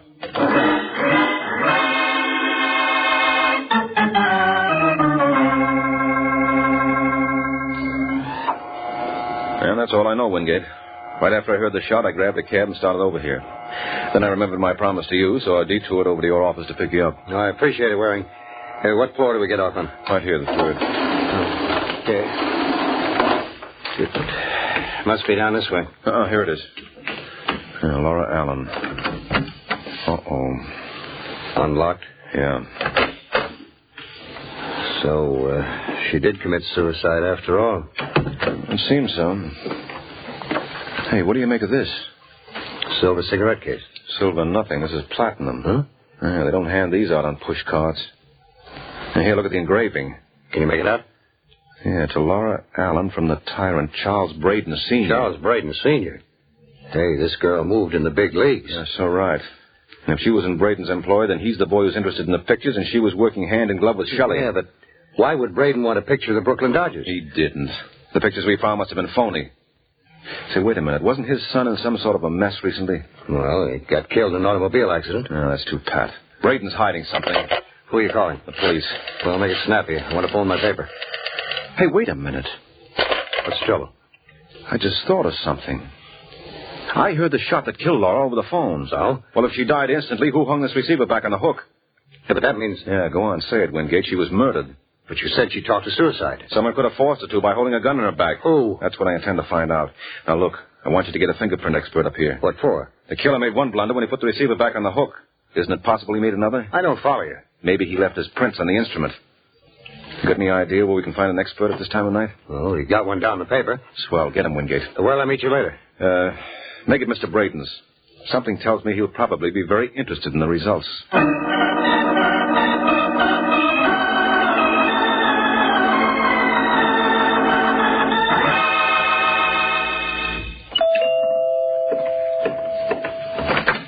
Mr. Braden? Yes. My name is Waring. Oh, come in, won't you? Thank you. You were a friend of Walter Shelley's, I believe. Well, I wouldn't say that. Strange that he entrusted his most precious possessions to you. I don't think I understand you, Mr. Braden. I'm referring to the pictures, Mr. Waring. Oh, that? Yes, that. May I trouble you for them? And the negatives, of course. What's in it for me? Well, I could promise you any number of things. Yes, but they'd be just that, promises. You see my point. Oh, yeah. You don't have to draw me a diagram. No. I had only to draw a gun. All right, put that thing away, Braden. You're forgetting something. I can't imagine what. What's going to happen when the police discover you killed Shelley and Laura? Shelley and Laura? Well, I hardly think there's any danger of that. Well, maybe I can prove you're wrong. I beg your pardon? I think that call is for me, may I? Certainly. Go right ahead. Thank you. Hello? Hello? Is that you, Mike? Yeah, how'd you make out, Wingate? Did they finish checking those fingerprints? Yes, but there wasn't a single print on it. Oh, that's wonderful. What's the matter with you, Mike? Can't you hear me? Didn't miss a word. Now come up here and bring that report with you. You look pleased. Yes, I am. Whose fingerprints do you suppose they found on Laura's telephone? Nobody's. What? You'll forgive me, sir, but I'm afraid I've been guilty of eavesdropping. Oh, you'll never hear anything nice about yourself that way. Perhaps not. But then, Mr. Waring, I'm not a very nice person. I think you're going to find that out.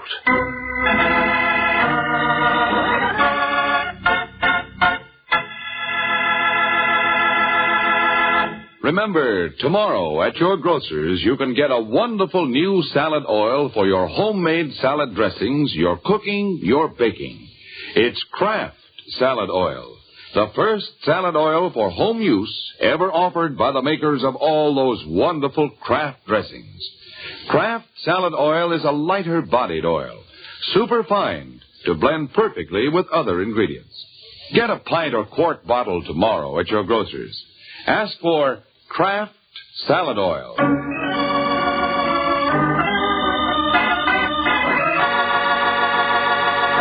Now, back to the adventures of the Falcon.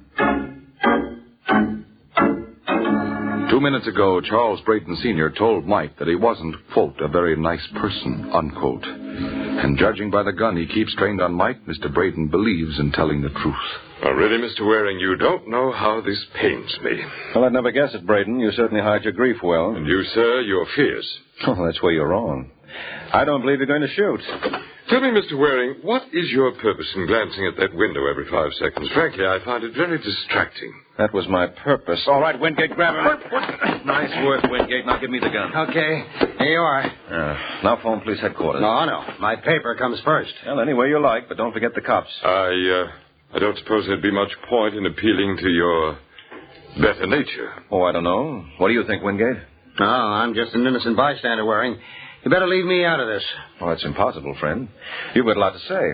Oh, you mean because I saved your life? No, because you killed Shelley and Laura. What are you babbling about? Murder, Wingate. I'm just wondering who's going to cover your execution for the Gazette.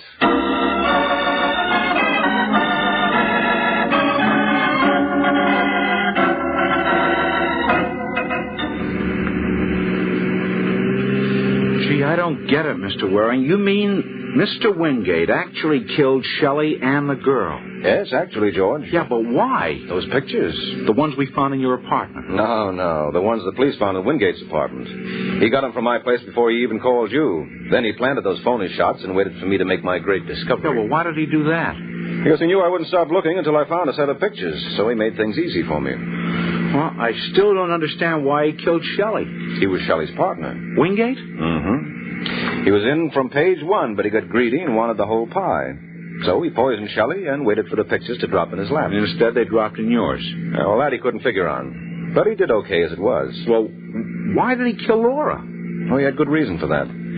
First, he forced her to confess to Shelley's murder. Oh, he thought that would leave him in the clear. Mm-hmm. If she committed suicide, then the case was closed, and he could go ahead and blackmail Brayden safely. Well, how did you know he was the killer?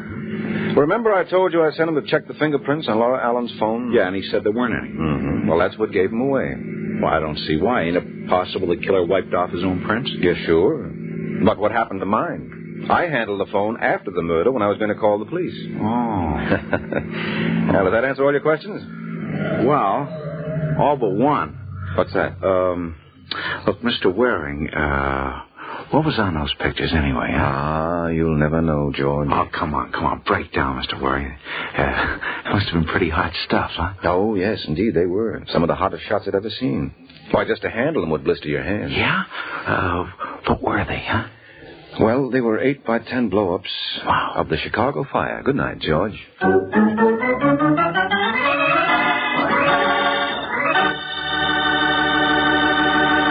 There comes a time in the life of every homemaker when she has to fix a dinner fast, and that's when Kraft Dinner is such a help. You see, in just 7 minutes cooking time, Kraft Dinner makes delicious macaroni and cheese. Wonderful, tender macaroni with fine cheese flavor all through. Just like I said, in only 7 minutes cooking time. That's because every package of Kraft Dinner gives you a special quick cooking macaroni and just the right amount of Kraft grated for that grand cheese flavor. So tomorrow, get a couple of packages of Kraft Dinner.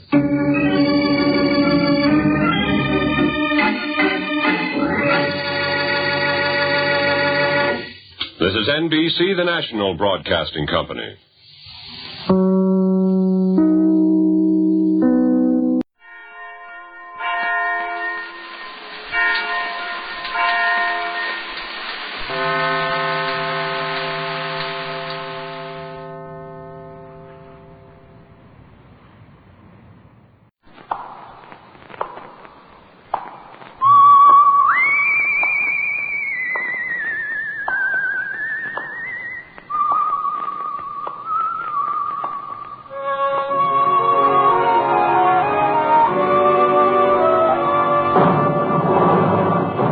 The Adventures of the Saint, starring Vincent Price.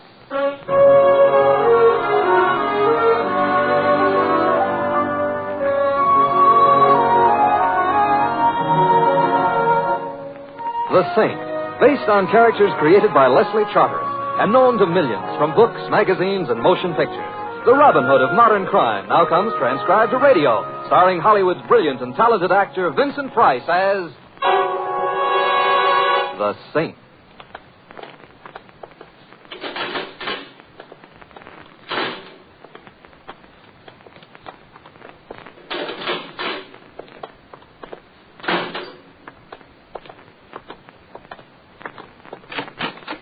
Right in here. Oh, thank you. Come in, Mr. Templar. Oh, Warden, how are you? Oh, just as gloomy as ever. Sit down. Haven't seen you for a long time. I do my best to keep out of jail. And you do your best to get a lot of people in. What can I do for you? And I wanted permission to see one of your prisoners. Oh? Yes, Tommy Patchik. Can't be done, even for you. Patchek's in the prison hospital. No visitors allowed there. Oh, I see. You know Tommy? He did some work for me years ago, Warden, that's all. I didn't even know he was here in prison until I got his letter. Letter? Oh, I wonder how he got a letter out of here. I don't know. He couldn't very well have put it in the mailbox at the corner. Mind if I take a look at it? Oh, of course not. Here it is. Dear Mr. Templar, maybe I got no right to ask your help, but I need it bad. They're trying to kill me, but I don't know why. Tommy Patchik. You know, I've got a hunch Tommy's telling the truth. Am I right, Warden? Yes, you are. Patchek's been here 3 years. He's due out next spring. In 3 years, there have been 5 attempts on his life by other prisoners. The latest was just a day or so ago. Was he hurt seriously? Knifed, but not seriously. We don't know who did it, and Patchek's too scared to tell. Most likely we'll never know. Warden, haven't you any way of protecting this man? Protect him? Look, Templar, this prison was built for 1,200 men. I've got 4,000. The guards are overworked and underpaid. The food's bad. There's no recreation facility. And every year, society sends me 1,000 more men and says, keep them in your crowded cage for a few years and send them back good citizens. Protect Patchik? Why, I can't even... Hey, what's that? There's been a break. Hello? Evans, where is it? How many? I see. Be right over. What is it, Warden? Your friend Patchik, Templar. He couldn't wait for you. He's gone.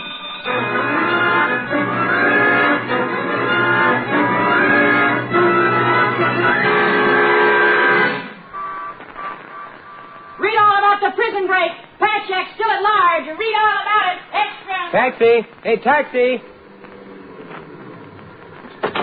Oh, good afternoon, Louis. Afternoon, Mr. Templar.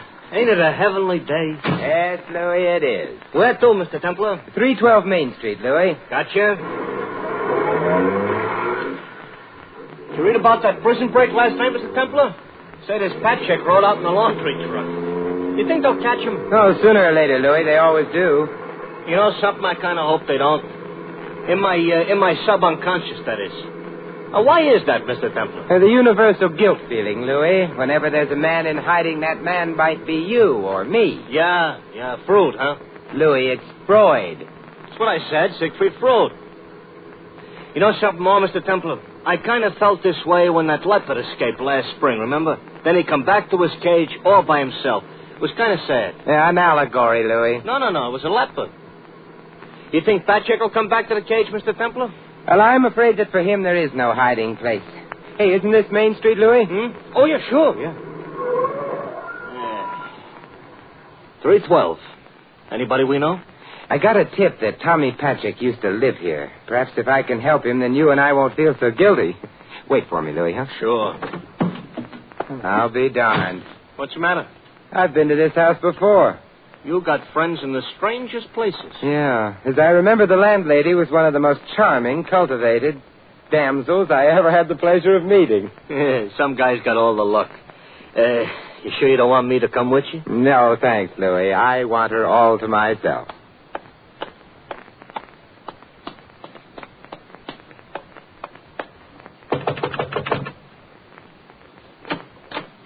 Yeah, what do you want? Dear heart and gentle person, don't you remember me? My memory ain't so good. Well, I'm a friend of Tommy Patchik. Oh, you I know who I am, Shirley Temple. You're a cop, that's what. Cops have been thicker than flies around here last night and today both thicker than flies. Well, for here, that's pretty thick. I run a respectable rooming house, and every time a cop comes to the front door, 5 more rumors go out the back. Oh, rumors are flying. Worse for business than the bubonic plague. I hate cops. What do you want, cop? I'm not a policeman, really. I'm trying to help Tommy if I can. If you know anything... I got a very poor memory. Well, now, here, would a treasury note refresh it any? I got a memory like an elephant. Come on in. Thank you. Now, about Tommy Patrick. Well, say, you sure you're not a cop? Quite sure. Well, I ain't looking for Tommy to come here, but he's got a sister, Nancy. I didn't know that. Yeah, the cops don't either. They were raised separate, and Tommy didn't want her brought into his trouble. Any idea where I could find her? I got a very poor memory. Here we are. Thanks. She works at the Voodoo Room, cigarette girl. Voodoo Room? That's Charlie Forelli's place, isn't it? Yeah, sure it is. Say, you positive you're not a cop? Madam, I might as well confess I am a personal emissary of J. Edgar Hoover. You are, huh? Well, that's good enough for me. Finest president we ever had. Thank you and goodbye, Barbara Fritchie.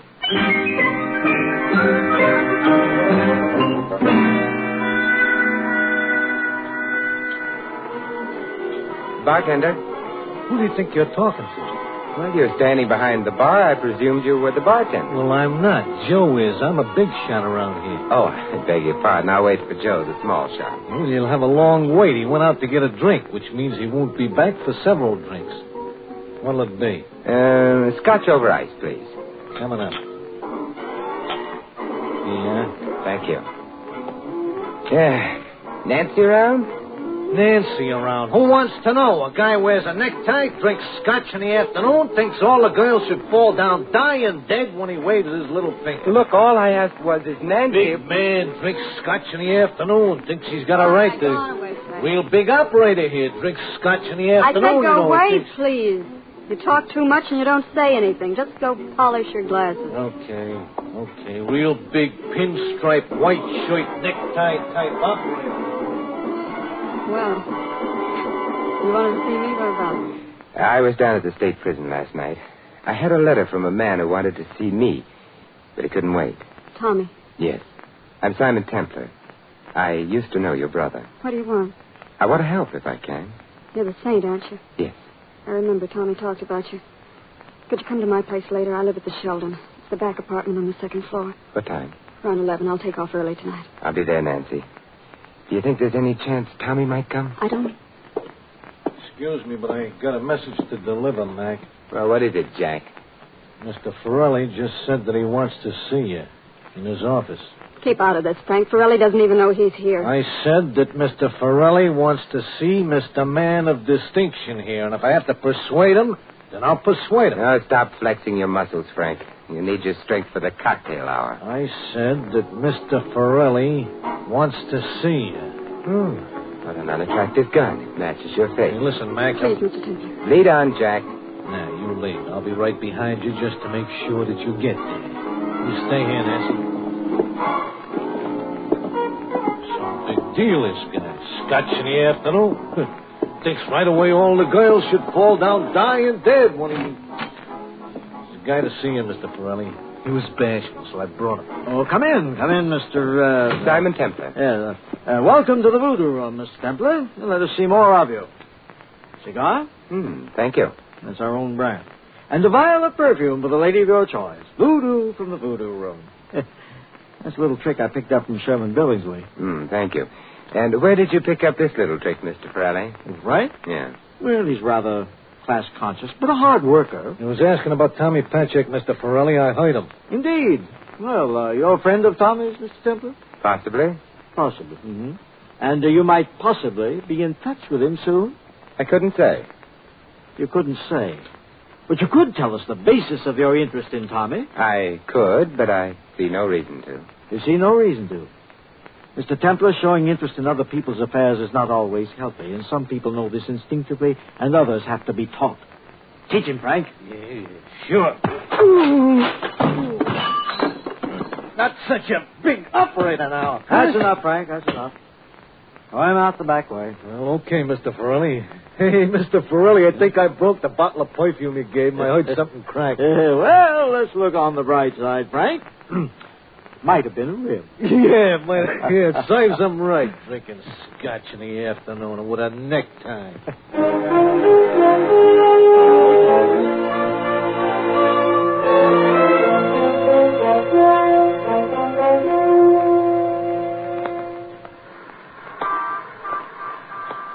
Louis.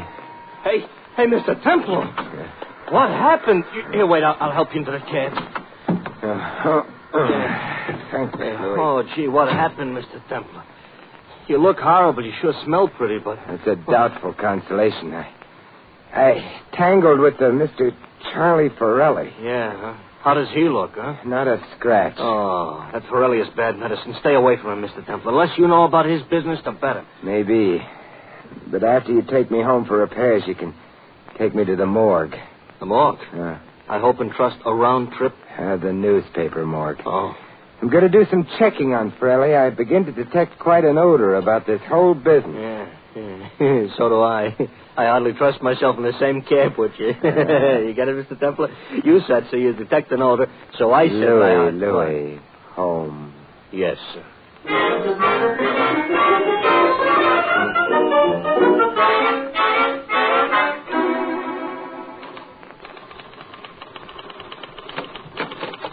Hello, Sam. Well, Simon Templar, the Robin Hood of modern crime. How are things in Sherwood Forest?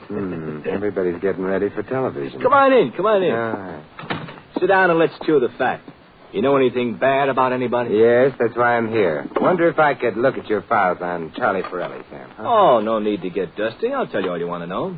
Forelli came to this country around 25 years ago, probably from Sicily. Nobody knows for sure. Made big dough in Prohibition days, liquor. Bought a nightclub. Might be leveling now and might not. Big connections, underworld and otherwise. Police never pinned anything on him, and if you ask me, they never will. It's a class operator. Well, thanks, Sam. How's your memory on Tommy Patchak? Oh, had to pull the file on him today after his break last night. Yeah. Sent up 3 years ago for attempted robbery. He and his buddy tried to hold up a liquor store. His partner was killed. Nick Pantel, Pantel, I think that was his name. Tommy was shot but recovered. He claimed it was a frame. Now, why would anyone want to frame him? Well, he didn't know. I guess that's why nobody believed him. I see. Well, thanks, Sam. Oh, anytime, Saint. That's an interesting egg on your forehead. You walk into a door? No, someone slugged me. Oh, now, why would anybody want to slug you? I don't know. I guess that's why nobody believes me. Yeah. Well, stuff happens. Yeah, stuff happens. Good night, Sam.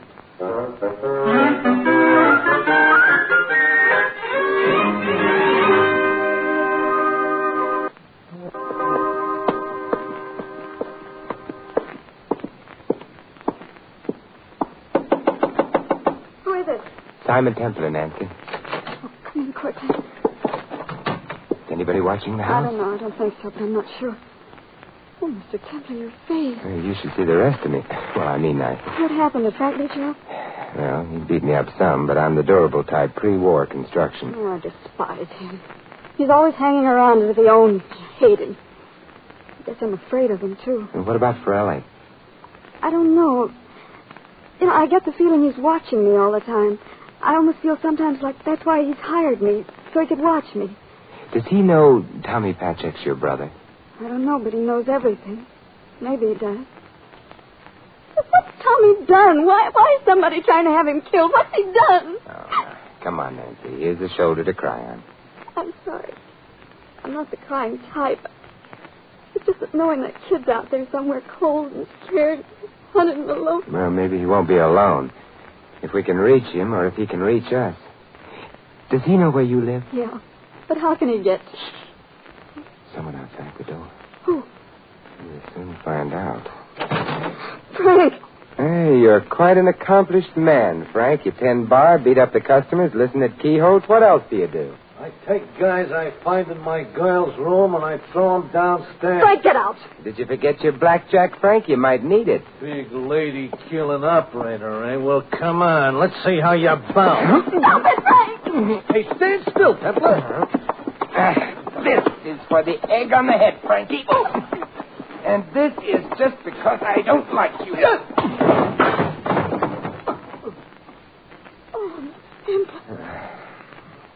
I hope your neighbors don't object to noisy parties, Nancy. Come in, Mr. Templar.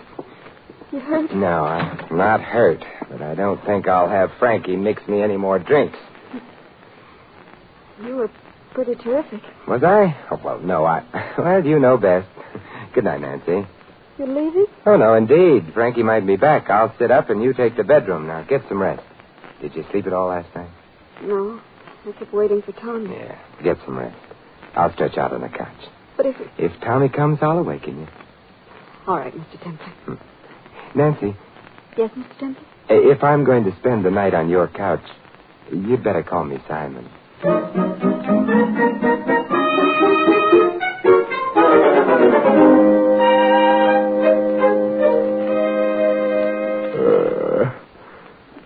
Hey, Nancy. Yes, Simon? Do I smell coffee and bacon? You do. Nancy, men have married for such an aroma. Well, breakfast will be ready in a minute. Did you get any sleep? Yeah, I did finally. Simon, I wonder if they've picked up Tommy yet. No, they didn't. I went out this morning around 6 and bought a paper. Here. Let me see. Police narrow trap around Patrick. Escape bandit still at large. Oh, Simon, what's that? It's your brother. He's on the fire escape. Oh, Tommy. Oh, Tommy. Come on now. Let me help you, Tommy. There you go. I made it, sis. Come on now, take it easy. Tommy, come here, sit down over here. Yeah. Come on now, that's it. Don't talk. I'll get your breakfast and then put you to bed. You're all right now, Tommy. Did anyone see you come in? I don't know. I had a breakout saying, "Hey, kill me. Hey, kill me." I know. Now, pull yourself together. We haven't got much time. Who's trying to kill you? I think Borelli. Why? Why? I don't know. I don't know. But you must. Can't you let him alone? I can't. Frank, Borelli, the police, some of them or all of them will be here at any minute. Don't let them take me back. They'll kill me. Look, we've got to find out why, Tommy. Nancy, hand him some coffee. All right, right away.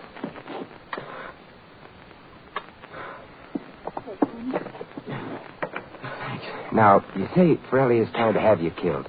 That means you know something, or he thinks you do. What is it? I don't know.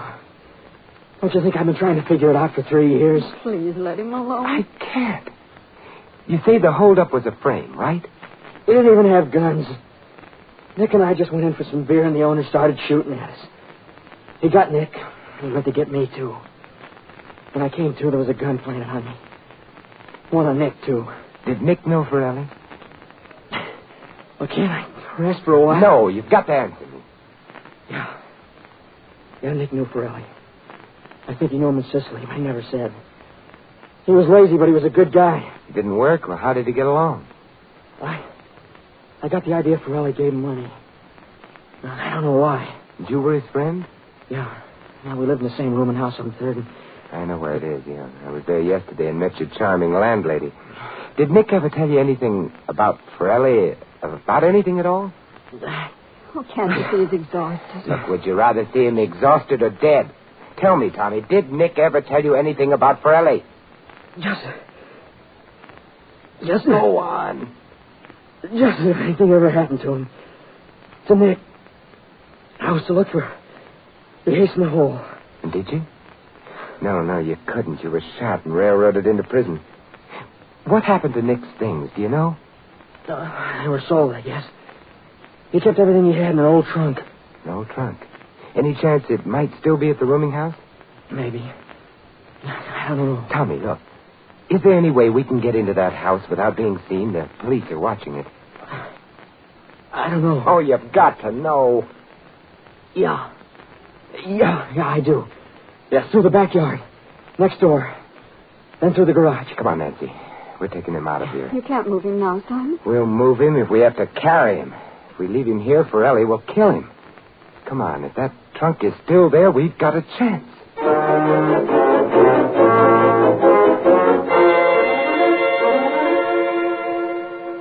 Louis, listen very carefully. Yeah, go ahead, Mr. Temple. It's your nickel. Are you feeling particularly reckless today? Wait, what do you mean? How would you like to take somebody for a ride?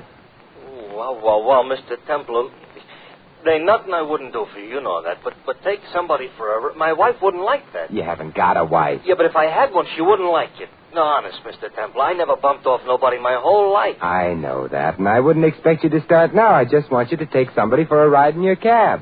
Oh! Yeah, that somebody is somebody the police want. I don't want them to find him just yet. Gotcha. Well, look, don't hit any bumps. He's in pretty bad condition. Don't worry, Mr. Temple. He'll think he's in a baby buggy. Louis, I like you. Oh, Mr. Temple, I bet you say that to all the cab drivers.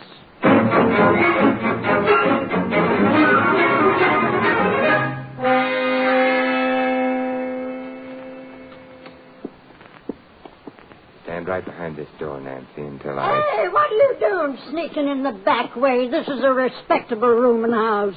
Or it would be if I had respectable roomers. Look, Mother, I haven't much time. Do you remember Nick Pantel? Nick? Sure I do. Was shot 3 years ago, dead now. Yes, I know. Did he leave a trunk here? I've got a very bad memory. Here. Well, I sold the trunk. What? At least the stuff in it. I had a perfect right. He didn't give me my 2 weeks' notice before leaving. Is the trunk still here? It's down in the cellar, this door here. Oh, thank you. That's okay. I won't mention it to anybody. Won't even mention the Tommy Patchak's sister standing right in my hall behind the door. Of course, the cops would be kind of interested because they're looking for a brother, but just the same. And you've got a perfect right to call the police if you want to. Oh, not me. I hate cops. Of course, if they was to ask me, I've got such a good memory. Here. Thanks. It's going back on me again.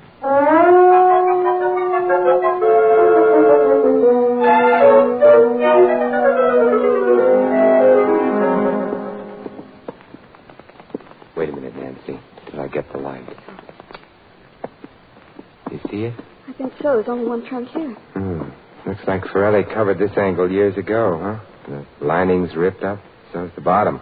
No use then. Perhaps Nick Pantel read Poe's The Purloined Letter. You see this waybill on the trunk? Yeah. I'm going to see if it comes off. What's that prove? That the best hiding place is sometimes the most obvious. Look, there's a newspaper clipping on the other side. It's in Italian. Can you translate it, Tom? No, but I'll find someone who can, and when I Save do... yourself the trouble, Mr. Templar. Son. Oh, hello, Forelli. Hi, Mac. Hi. I'll take that clipping. Keep him covered, Frank. Thank you. What do you propose to do now? What do I propose to do now?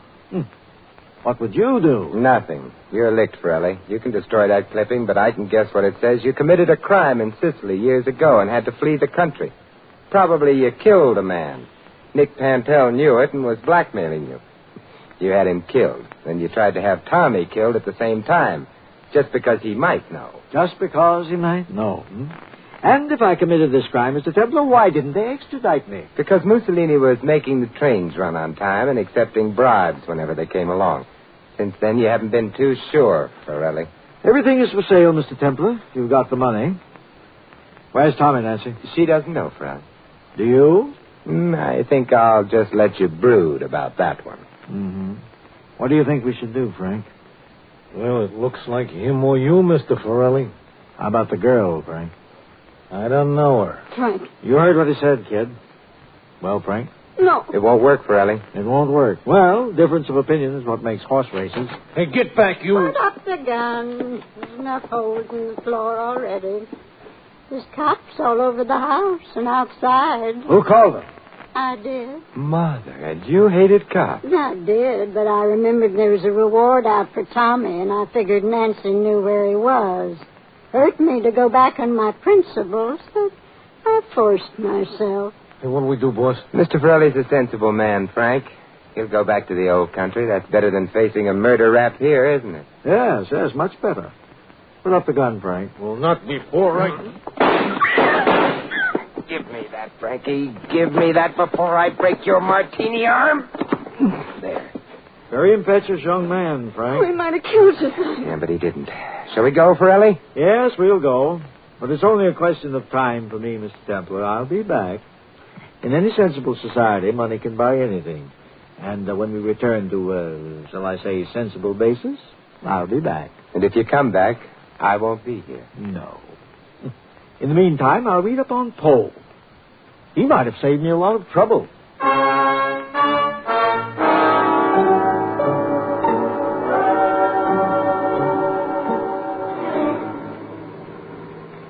Tommy Patchett got a full pardon, Mr. Templar? Gee, that's swell. Tommy deserved a few good breaks, Louis. Yeah. There's just two things about that case that bother me, Mr. Templar. Oh, what are they, Louis? You think a guy like Florelli could ever come back to this country like you said? He'll be trying, Louis. So it's up to you and me. Yeah. And what's the other thing? Well, you know that day you had me drive Tommy Patchett all over town in this cab when the cops were looking for him? Yeah. Well, all he talked about was his sister. What a wonderful girl she was. And how pretty. Yes? Well, he was saying how hard she worked all her life and how regular she was.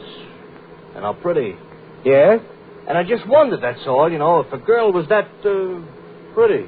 Louis, the Voodoo Club is under new management. New owner, new bartender, but the same cigarette girl. Yeah? Well, let's drive over there. You seem to be out of cigarettes.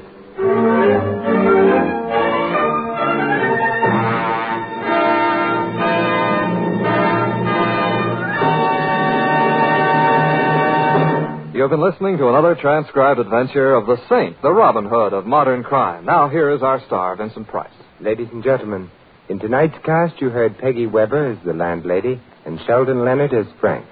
Victor Rodman was Forelli, Peter Leeds, Sam. Dick Crenna played Tommy, Fred Shields the warden. Larry Dobkin plays Louis. This is Vincent Price inviting you to join us again next week at this same time for another exciting adventure of the Saint. Good night.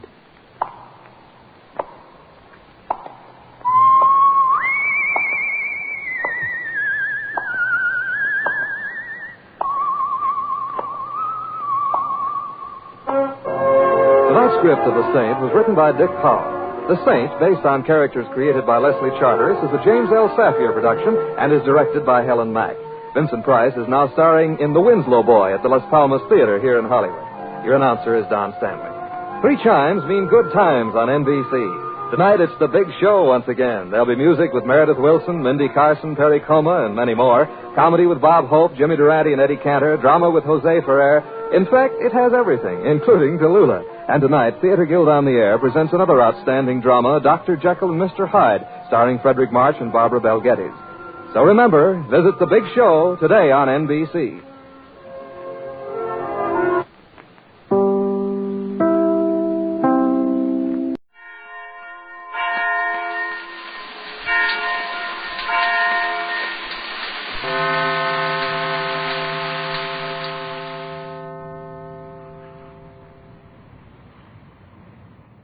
The National Broadcasting Company presents Counter Spy.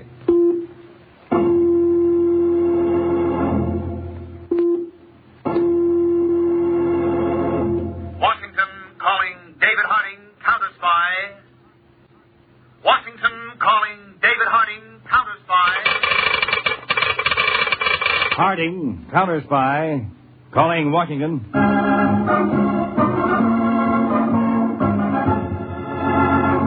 United States Counter Spies, especially appointed to investigate and combat the enemies of our country, both at home and abroad.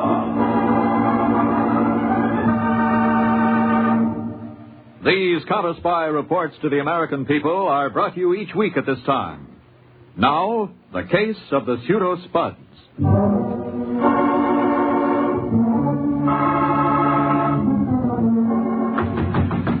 Yeah, just a minute. Hello, Johnny. Okay, well, come on in. Nice joint you got here. For what New York offers, it'll do. How's with you, Silky? Long time no see. Getting by. Who you looking for, Lily? Never met her. Just heard about her. Like to see her.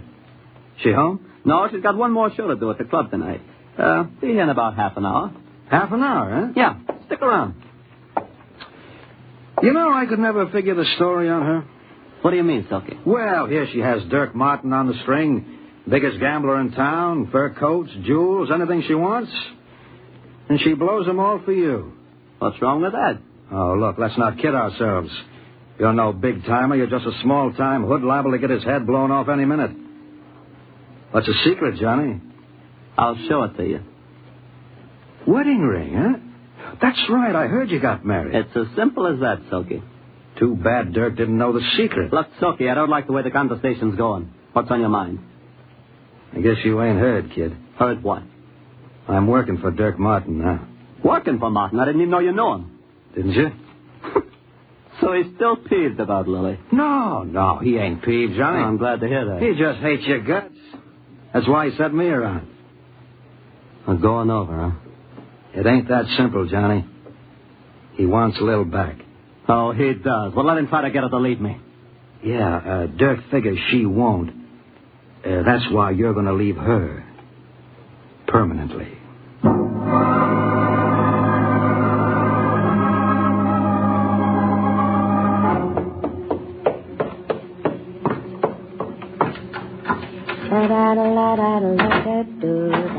Johnny? Johnny, you home? I've got... Johnny? Johnny!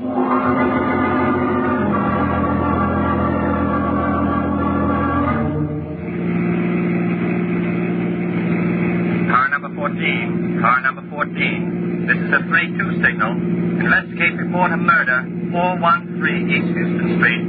Car number 14. Car number 14. Investigate report of murder.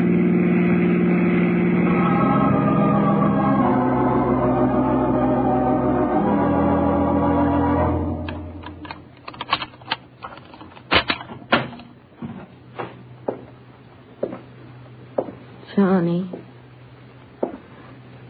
Johnny. A place can become lonely all of a sudden, can't it? What? I suppose I shouldn't intrude at a time like this, Mrs. Darvell. What do you want? Who are you? A friend, I hope. And I think I want the same thing as you do. Same thing. Johnny's murderer. I heard the flash on the radio the other day. Johnny, do you know who it was? Yes. Who? Tell me. Easy, Mrs. Darvell. I can't prove anything. I just know it from the grapevine. Who? What's his name? Can't you guess? Everybody liked Johnny. He didn't... Everybody except Dirk Martin. Dirk. That's the word that's out. Dirk. A gun, Mrs. Darvell? That's hardly the smart thing. Get out of my way. Wait till I close the door. Don't try and stop me, whoever you are. I should have known it was Dirk. Look, Mrs. Darvell, my name is Gordon, Silky Gordon. I want to get Martin, too, but not the stupid way. That's why I came here. Now, I think that both of us can work together and be in the clear. If you're trying to stop me... I'm trying to help you.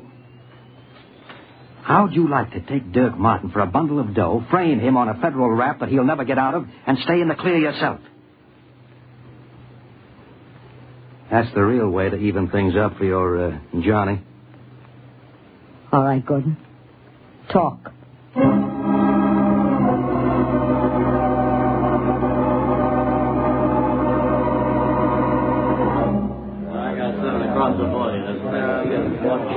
Place your bets, all bets down. Am I too late to put a blue chip on number 6? No, madam, you can... Lily. Hello, Baldy. Pay 15 on the red. Upset, Baldy? No, glad to see you, Lil, but it's busy. Place your bets, all bets down. Hello, Mrs. Darvell. Anything we can do for you? Dirk Martin.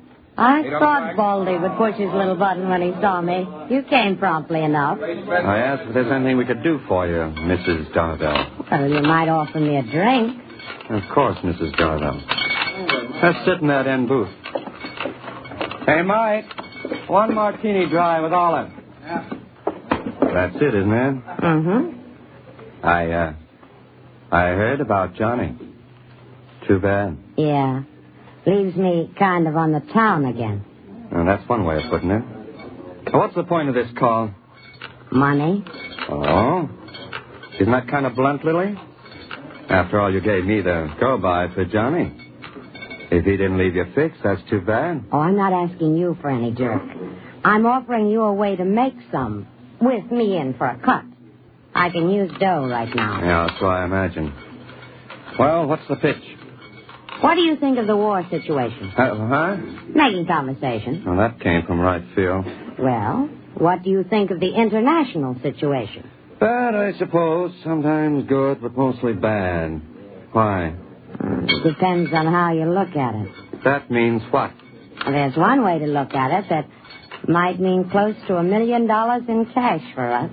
$1 million? If you're not above such petty sums, Dirk, you can find out more about it at my apartment tomorrow at 10 a.m. Yeah. Good night. Hey, wait a minute, Lily. Sorry, Dirk. Good night.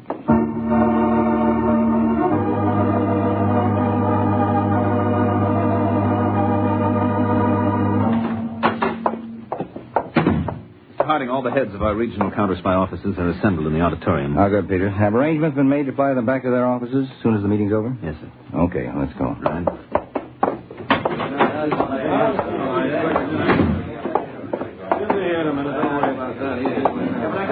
Gentlemen, Mr. Harding.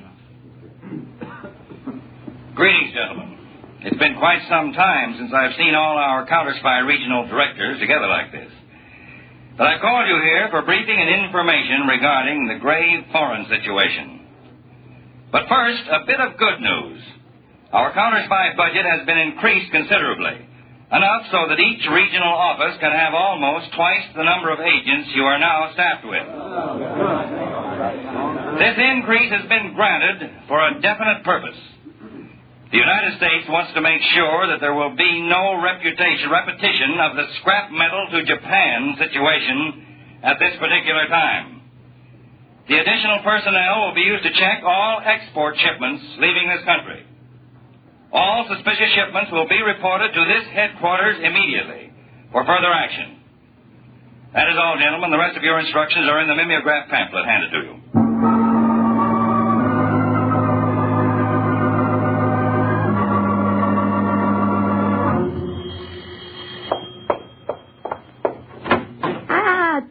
On the dot, Dirk. You're prompt. Yeah. I'm curious.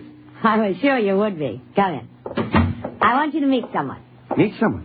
What do you mean? Relax, Dirk. It's not the law, and it's no one you know. Lily, if this is a joke... Dirk, I'd like you to meet... Well, Lily, is this the fellow you was telling me all about? Hi, a stranger. Say. Shane? Yes, Gordon's the name. G-O-R done Gordon. Little joke of my own. I never have to spell it out. No? Hey, that's a mighty good grip you got there. Stand up to any man in Idaho, except me. So what do you want? I hope I didn't hurt you, boy. I got a powerful grip myself. Get it from farming, you know. It strengthens the wrist. Mr. Gordon, would you get me my cigarettes? They're in the kitchen. Why, sure thing, little gal. In 2 shakes of lamb's tail. I'll be right back. What was that? Like him? A plow jockey. Who likes or doesn't like? Well, I What's thought the that play, you... Lily?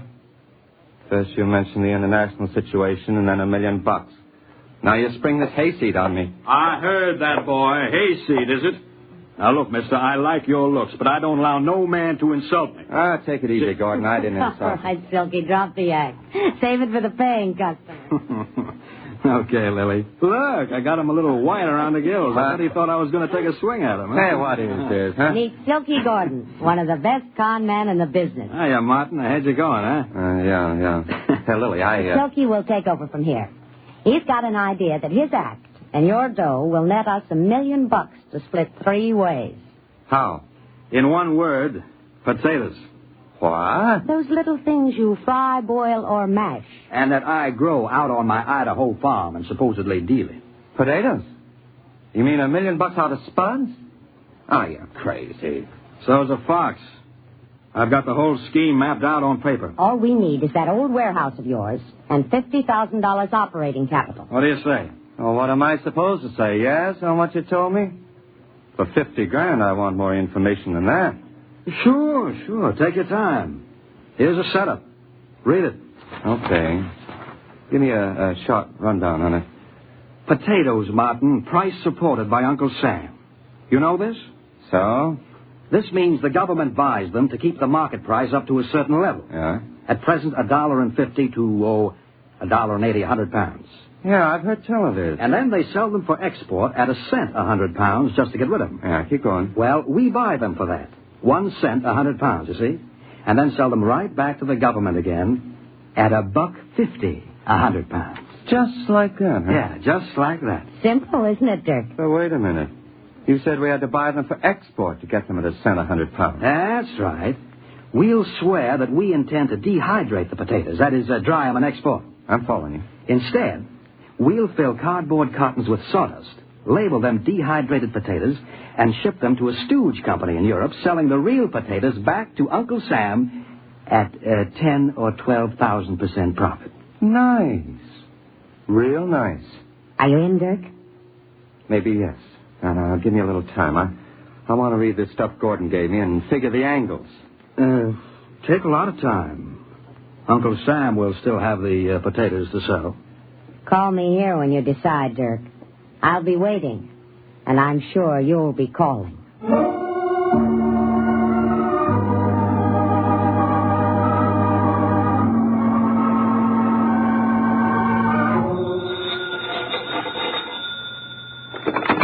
Hello? Dirk, Lily. I knew you'd call. Are you in? Yeah.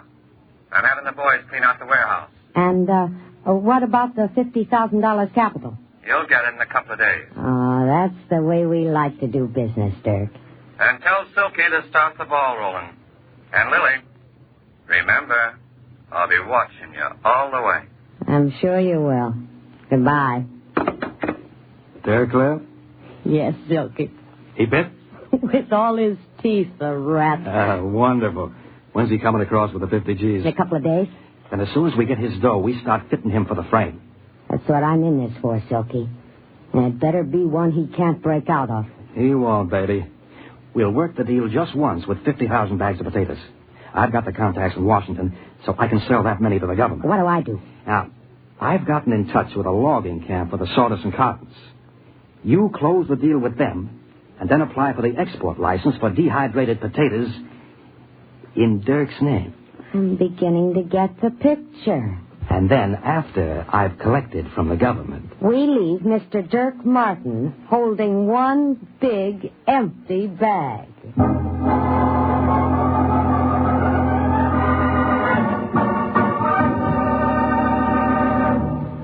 You are listening to the case of the Pseudo Spuds on Counter Spy. Tonight on NBC, it's the big show once again over most of these stations. Tallulah Bankhead is your MC, and just listen to a few of the stars who will be with you tonight. Bob Hope, Eddie Cantor, Jimmy Durante, Perry Como, Jose Ferrer, Mindie Carson, Meredith Wilson and his orchestra, and a host of other great performers. For an hour and a half of the best in comedy, music, and drama, it's the big show tonight.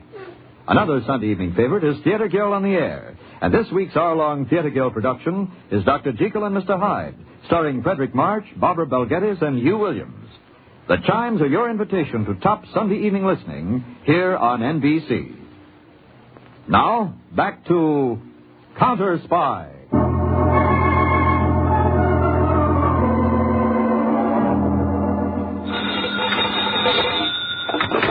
Hello? Well, old Farmer Gordon speaking. Silky, you hear anything yet?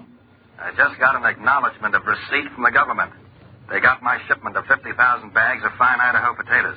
What about the payment? Well, I'll receive the check in 15 days at my Idaho farm address. Ah, nice going, Silky. How's your end of the deal? The sawdust going? It's all down at the warehouse in cartons now. Ready to be the frame around Dirk's neck. We'll put it there as soon as we cash that check from Uncle Sam. So long, Lil. You'll be hearing from me when I need you.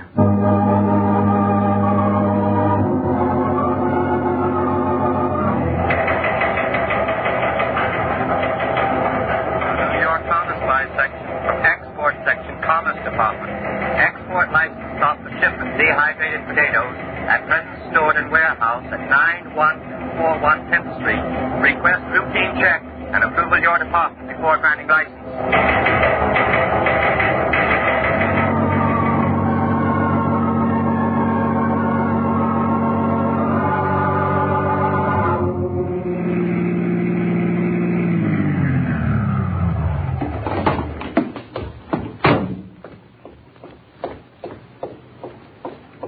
Silky?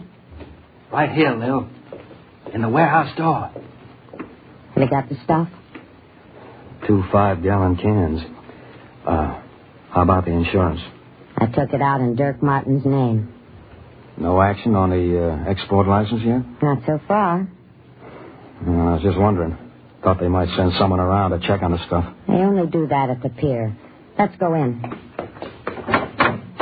You sure Dirk won't yell copper? How can he? When we put this place on fire, he's going to have a mighty suspicious insurance company on his hands. He'll probably have to waive the claim, but it'll keep him plenty busy while we make ourselves scarce. All right, let's get... What? Listen. Someone... Look. Down that aisle of cartons. A guy. Prying into Customs Department, I bet. If he finds out about the sawdust... I know what you mean. Listen, Silky. Yeah? I'll go down and get his attention. You come around the back and jump him. Right. You there. What? What's the meaning of this? Who are you? Oh, excuse me, miss. What are you doing in this warehouse? How'd you get in? Are you connected with the firm that owns this place, miss? Yes, I am. And I think it's my place to ask the questions, or would you rather I call an officer? Oh, that won't be necessary. You see, I'm... Now, Silky... What? Let go of me! Oh, no. No, you don't.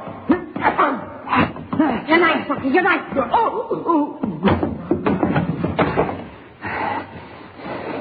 Brother, he was plenty tough. Is he? Yeah, dead. So is he? Wait. I'll look through his pockets. Uh-oh. What? United States counter spy. This ain't good, Lil. It's wonderful. Perfect. Dirk can take the rap for this, too. Yeah, that's right. I'll get the kerosene cans. And spill it all around, Silky. Don't worry. When we put a match to this place, we want to make sure the whole thing goes up.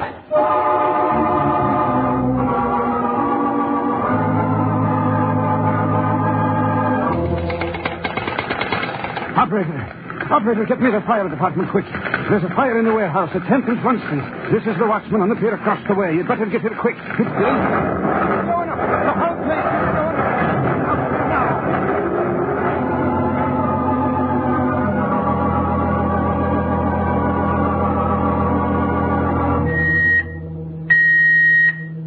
Attention, Mr. Harding, Counter Spy Headquarters. Attention, Mr. Harding, Counter Spy Headquarters. This is an emergency 3-2 flash.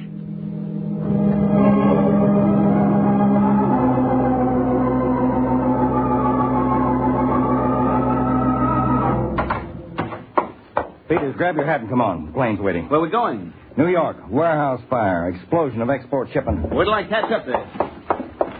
Sabotage? I don't know. All I've got's the warehouse address and the nature of the shipment. Dehydrated potatoes. Potatoes? Supposed to be. The counter spy agent was examining the shipment at the time of the fire and explosion. There's no news of him yet. Now, when we land, Peters, you follow up on the material I'll give you. I'm going right to our New York laboratory and see what they've got.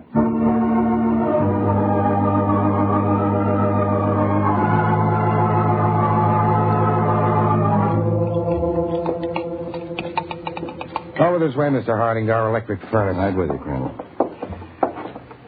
What's this set up for? Well, that cardboard carton in the electric furnace, it's one that was salvaged from a warehouse fire. Contains munitions of some type, doesn't it? No, sir. But the explosion... Watch, Mr. Harding. I'll switch the furnace on. What's the point? Just a moment, sir. I had the furnace on before you arrived. It'll be up to the right temperature in a few seconds. There, that's what I wanted you to see. What kind of explosive is it? It isn't, sir. That cardboard box that just blew apart contained ordinary sawdust packed in tightly. Sawdust? That's right, sir. Sawdust packed tight and under intense heat generates its own explosive power. With the right conditions, it's just as dangerous as dynamite. Not dehydrated potatoes or munitions. No, sir. But there's something crooked about the whole setup. Our agent... Yeah? Well, the autopsy shows he wasn't killed by the fire. He was murdered. Knife wounds. Murdered. What about the sawdust? Have you analyzed it yet? Yes, sir. We put it through the spectrograph, did a microchemical analysis on it. The reports are over here. Ordinary pine sawdust. That's right. The pitch content indicates southern pine. And from the cellular structure of the wood, we place it as coming from somewhere in Georgia or the Carolinas. Oh? The moisture content indicates it's been freshly cut from logs instead of dried and cured wood. That means that the stuff came from a logging camp, not a lumberyard. Yes, sir. Well, thank you, Crandall. If anything else comes up, I'll be in the communications room.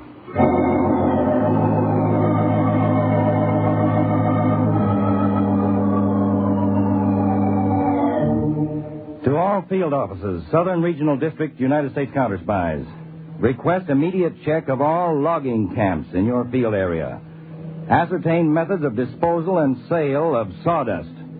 Check thoroughly and report to me on any new purchasers of item. Give this top priority.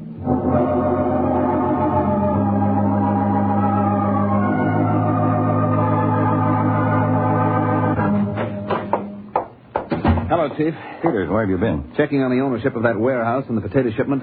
Any difficulty? A lot less than I expected. The warehouse is owned by a set of dummy corporations set up to hide the real owner, one Dirk Martin. The gambler? That's right. And that shipment of potatoes was bought and supposedly dehydrated by the same Mr. Martin. Oh, hidden ownership again. Right, Dave, but not very cleverly done. Wait, hold it a second, please. Hello? Tackett from the Atlanta field office? Okay, put him on. Hello, Tackett. Yes, that's right, the sawdust. Oh, you did? Good. Who bought it? No, that company name isn't familiar. Did you find out who owns and runs it? Good, who? What? You're sure? Okay, Tackett, nice job. Goodbye. What is it, Dave? Peters, you knew about the sawdust in the explosion. Yes, Crandall told me. Well, that, too, points the finger at Dirk Martin. He bought it. Martin? Yes. It doesn't wash, Chief. We know Martin's record. He's a real cozy bird. He doesn't leave loose ends around this way. 3 big neon-lighted arrows pointing right at him. Dave, I may be wrong, but this shapes up like a great big frame. I know it does, Peters, and I think we'll call on Dirk Martin right away and see if we can find the picture that fits the frame.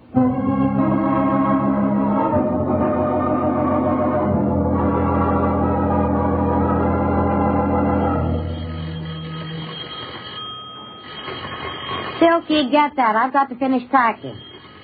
Pretty insistent, whoever it is. Well, open the door. That's the only way we can leave anyway. I don't like it, Lil. You open it. I'll cover you from behind the door. Dirk. That's right, baby. Inside. Idea, Dirk. You tell me what the idea is. My boys got word to me the warehouse is on fire. Burned down. No kidding, Dirk. Do I look like I'm kidding? But that's wonderful, a break for all of us. Now we're completely covered. The fire will hide everything. There's one phony shipment of sawdust we won't have to make. Was it phony? What do you mean? You said sawdust, and the place blew up completely. Maybe you were trying to use me as a front for some other kind of shipment, eh? Don't be crazy, Dirk. And maybe you know something about the body they found in the fire. Body? Yeah. Look, baby, you'd better start talking. I'm going to have to slap a lot of words out of you. I wouldn't, Dirk. What? I had you covered from the minute you entered. So I was right. A big double cross. That's right, Dirk. But you caught on a little too fast. What do we do with him, Lou? Guess there's only one thing we can do. Same treatment like the guy in the warehouse? So you did start that fire? That's right, Dirk. We had it all framed nicely. You'd have to stand still for an arson rap and keep quiet about us, or you'd get a bigger jolt for swindling. They might even have pinned that guy's death on you. That's one way you would have paid for killing Johnny. Johnny? Are you nuts? Tell him, Silky. Tell him what you told me about how he killed Johnny. Me kill Johnny? Yes, you wanted me back. It was the only way you figured I'd come. Look, Lily, there isn't a quail in the world I'd risk a murder rap for. I didn't shoot your Johnny boy. Silky, you said that... Shouldn't believe everything I say, Lil. I needed you to pull this racket on Dirk. Getting you through Johnny was the fastest way. You killed him. That's right, baby. And it looks like the same deal for you and Dirk Martin, so there'll be no more talking. Martin has already talked. What? Oh, United States counter spies. Well, you stinking... He's out of action, Chief. You'd better not try the same move, Mrs. Darvell. So Dirk Martin's a stoolie. You bet I am, baby, when it comes to standing still for a murder rap. Did he tell you everything? Did he tell you about the deal? He did, Mrs. Darvell, all about your big swindle, stealing money from the government at the expense of our fighting men, at a time when we need every dollar for defense, and he's going to stand trial for it. But not for murder, baby. You can take that one alone. All right, Peters, take them both out of here.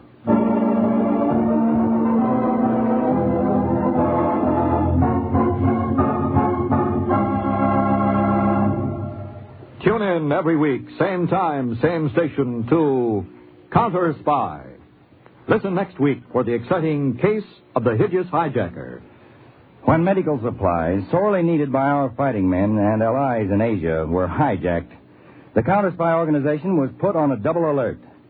By getting information from a dead man, firing bullets into sawdust, and putting cardboard under a strange light, your counter spies uncovered a kettle of fish that was 15,000 miles long. Be sure to listen next week to The Case of the Hideous Hijacker on Counter Spy.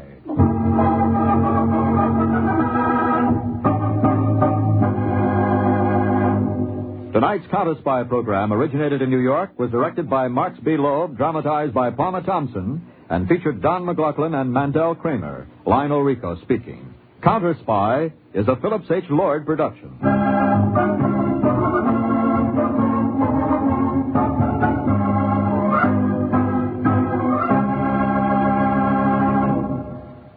Three chimes mean good times on NBC.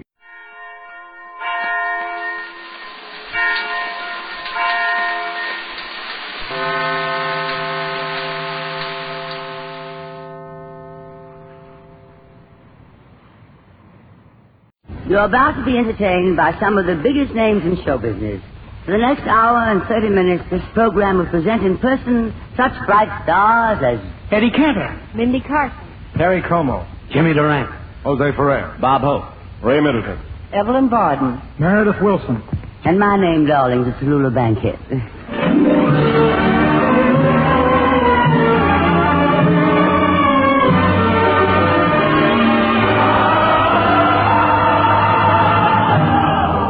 National Broadcasting Company presents The Big Show. Salvation America, the curtains of America, we're going to fill your heart and full of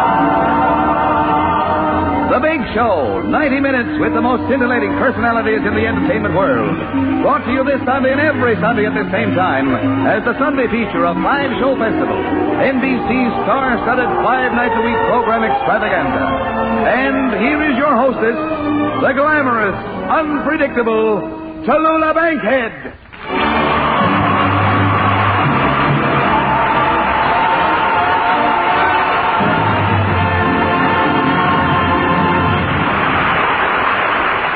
Well, ladies and gentlemen, here we are in week number 3, and ready with another program starring the biggest names in show business. But it hasn't been easy, darlings. When big names get together, you should hear some of the big names they call each other. One complains the other has better lines, another's unhappy because the other has better songs, and this week there was even a ridiculously petty fight over who should have the star dressing room. Well, imagine, of course, I won out, darling, that's it. However, being the great troopers that they really are, by the time we were ready to go on the air, our stars had straightened out all that trifling differences, and we are now one big happy family. Yeah, some happy family. It's abdominal. Oh, I'm sure going to tell my agent. Well, the theater was never like that. The worst thing I ever heard in my life. I'm going to tell you. Oh, these actors are on the loose again. But I know how to handle them. I use diplomacy, finesse, gentleness. Will you please shut up? What's the matter now? I thought I had everything under control. Oh, sure. Some control. Now, Eddie, what are you talking about? Eddie Cantor, come over here and bring those eyes with you.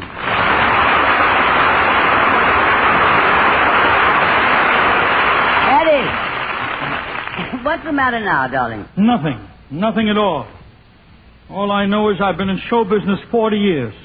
I've never been treated as badly as I have here today. Not even by Milton Berle. Why, when I went on his show, he not only stole my best jokes, but he stole my glasses so I couldn't even read the bad jokes he gave me. That's Berle. You mean you don't like the jokes you're supposed to tell? The last one just got a laugh. Yeah, but who got the laugh? Berle. See? That's 2 for him. That makes 3. Oh, Eddie. And he's not even on the program. I've been in show business 40 years. Well, how have we mistreated you? Oh, I'd rather not talk about it. You probably think it's nothing, but to me it's... Well, all I know is that a half hour before the show today, everybody in the cast got coffee with sugar. And you got yours without sugar? No, I got a pastrami sandwich and a bottle of cherry soda. Well, what did you order? A pastrami sandwich and a bottle of cherry soda. So what? See? I knew you'd think it was nothing, but believe me, those nothings add up. Everybody else got coffee and sugar except me. I just don't like to be discriminated against. I've been in show business 40 years. Yes, you just told me. That makes 120. I've seen it happen the same way. If you're a star, you've got to protect yourself. First, they take away your coffee and sugar. Then they take away your best jokes. Then your glasses. Then they take your name off the front of the theater. Then your agent can't get you any more work. And you spend all the money you've saved up. And your wife leaves you. And your daughter leaves you. And your daughter leaves you. And your daughter leaves you. And your daughter leaves you. How many is that? 4. And your daughter leaves you. And then your son-in-laws throw you out. And you know what happens? You wind up on the street asking somebody if they can spare a dime for a cup of coffee with sugar. But, Eddie, you didn't order coffee in the first place. Just a minute. Hold the dialogue. Oh, dear. Now it's trouble with Jimmy Durante.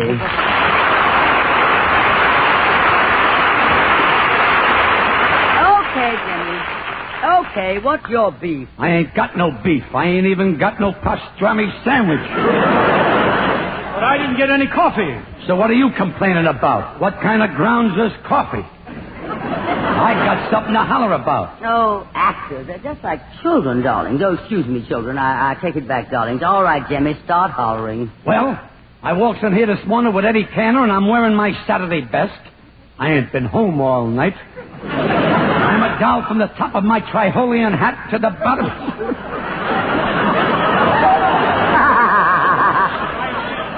I'm a doll from the top of my Triholian hat to the bottom.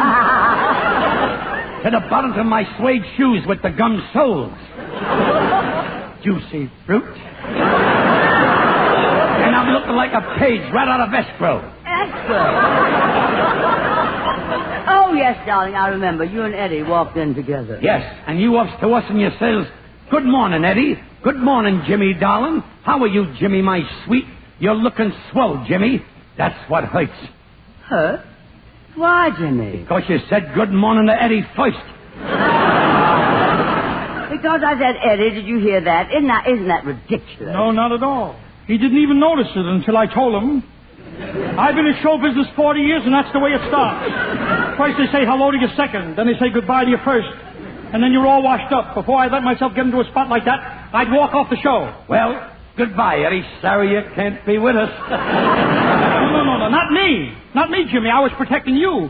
You ought to walk off the program if they're not showing you the proper deference. That's the trouble with this show. Everybody's getting a different deference. Jimmy, believe me, you're doing the wise thing. So long, kid. See you around.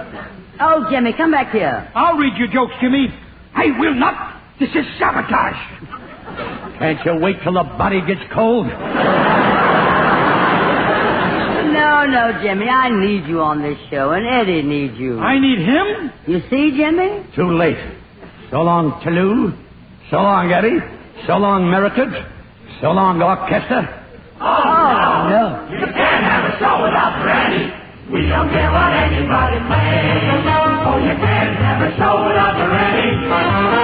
Even if Tallulah was to do the hula hula. Oh, you can't have a show without the Randy. You gotta have the fabulous gang. Here we got an orchestra that's loaded with brass. 27 violins to give it some class. Still, you gotta give them what appeals to the mass. You gotta give them Jimmy, there's no one greater. You gotta give them Jimmy, not an imitator. You gotta give them Jimmy, you know. Oh, if it's wonderful, you ain't got no show.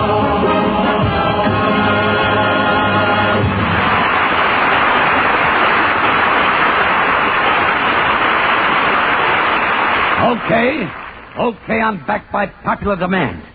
With all the bums on this show, they need somebody that'll dress it up. Give it a little culture. It's too uncouth. And I've got plenty of couth and culture.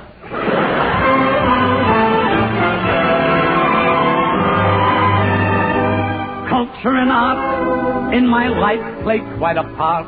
A great sculptor makes my spine chill. Give me high-class stuff, I just can't get enough. Show me any famous statue and I thrill.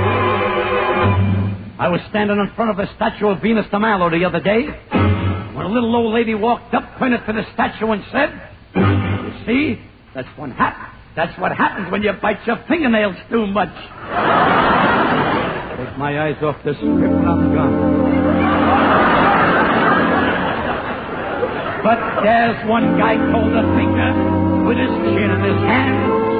I've been watching him for years and I just can't understand. What is the thinker thinking about? Why does he wrinkle his nose? Now, what is the thinker thinking about? Is he trying to remember where he left his clothes? Is it possible he don't know where his glasses are? Can it be that he's forgotten where he left his car? Now, what is the thinker thinking about? He's so quiet. Maybe he's a snob. Now, I shouldn't butt in his business. I don't want to raise a fuss. It could be he's just waiting for a Greyhound bus. Now, what is the thinker thinking about? Why, it's time the bum got up and found a job. You know, I've always admired sculptors. Why, you know, I bumped into that famous sculptor who's... Why, you know, I bumped into that famous sculptor who carves statues on mountains, and I noticed... Shut up, Eddie, will you please?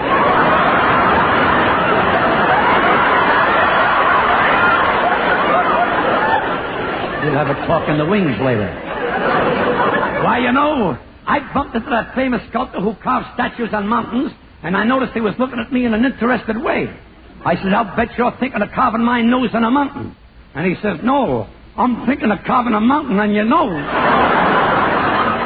You know, it gets me puzzled. I don't want to butt in. That's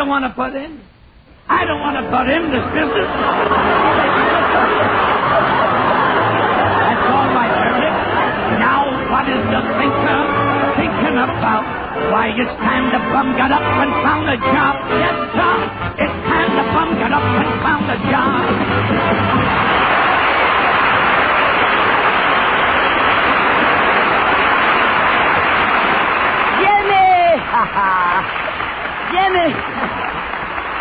Jimmy, that was very good indeed. Thank you, Tallulah. Coming from you, that's the pinnacle of success. You mean the pinnacle, don't you, darling? Pinnacle, I mean it in spades. Jimmy, can I speak to you for a moment? Why, I'm available. What is it, Eddie? I don't want to make any trouble.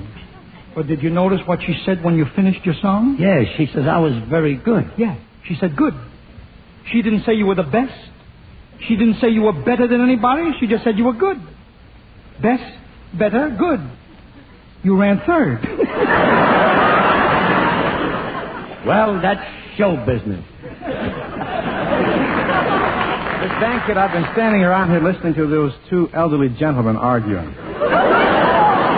I suppose now I'm going to have trouble with you, Pericomo.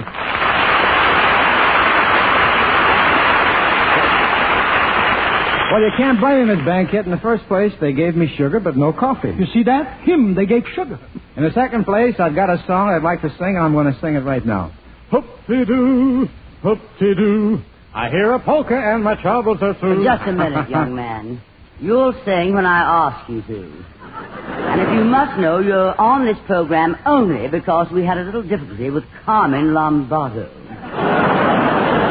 As it was explained to me, there was a slight accident. Seems he gargled his throat with the shampoo and it took the wave right out of his voice. So please don't bother me. Go away. Oh, Miss Bankhead, don't think I'm not grateful just to be on the same stage with the First Lady of the theater.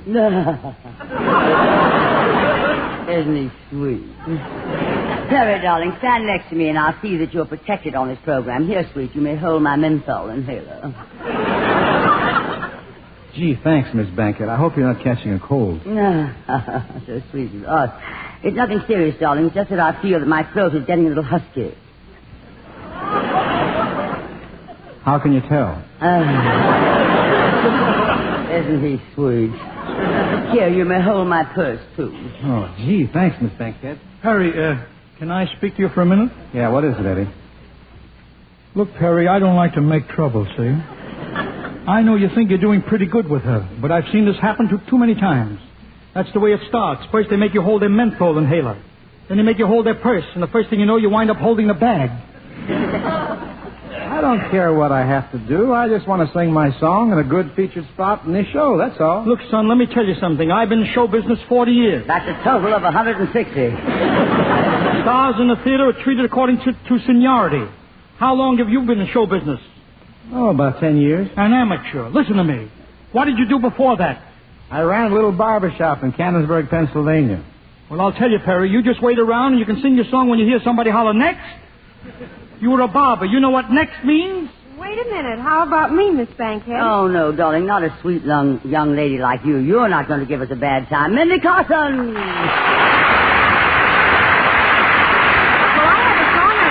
Miss Bankhead. I didn't hear you, darling. What did you say? I said I have a song and I'd like to do it. Isn't she sweet? In due time, darling. Well, no, I think I ought to do it next. Next? Hoop-de-doo, hoop-de-doo. I hear a polka at my... No, not now, Perry. But you said next. I was talking to Mindie Carson. Mindie, you're a charming little girl, and we're all anxious to hear your song because I think you're one of the most delightful singers of your sex. Hoop-de-doo, hoop-de-doo. I hear a polka... Perry, stop that. I said sex. Hoop-de-doo! No, Perry, no, down, boy. I beg your pardon, Miss Bankhead, but may I offer a suggestion? Jose Perry.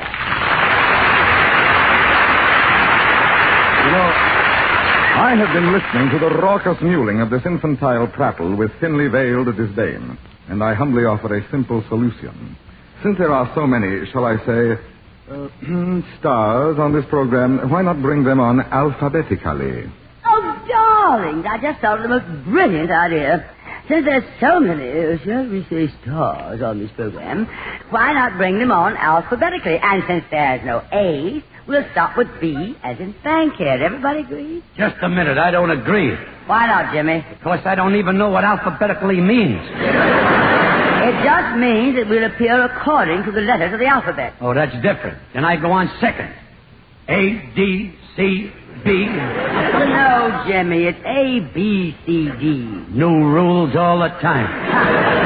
Well, it's unanimous. We'll start at the top of the alphabet. Hey, now, wait a minute. I don't like this whole thing. My name is Wilson. Meredith Wilson.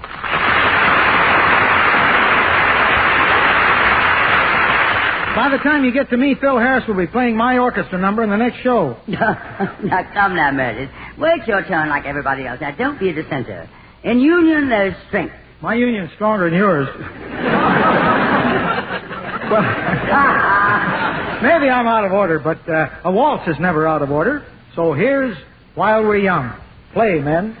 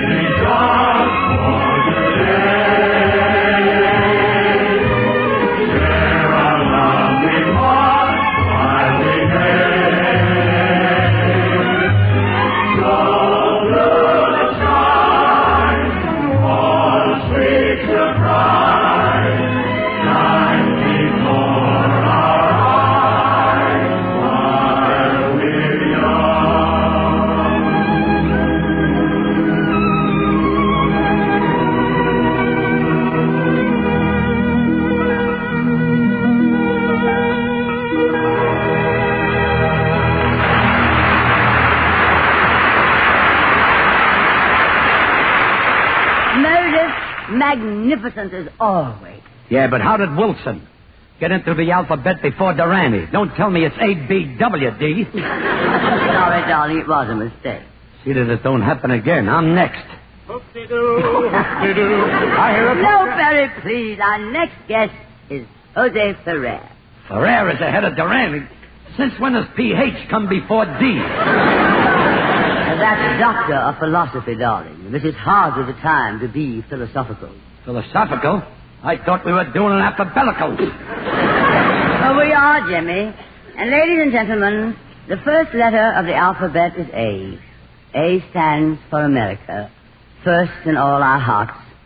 Tonight we observe an anniversary of historical significance, an anniversary of deep, vital meaning to us all. To help make this observance a memorable one for every American, two great artists have joined us tonight.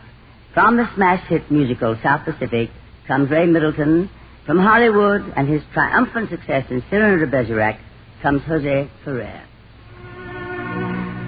Today, 87 years ago, almost to this hour, Abraham Lincoln delivered his great address at Gettysburg. And now in these troubled hours, it is with gratitude and solemn respect that we heed his words once more. Once again the tall, shambling figure rises. Once again he speaks the few, the immortal words.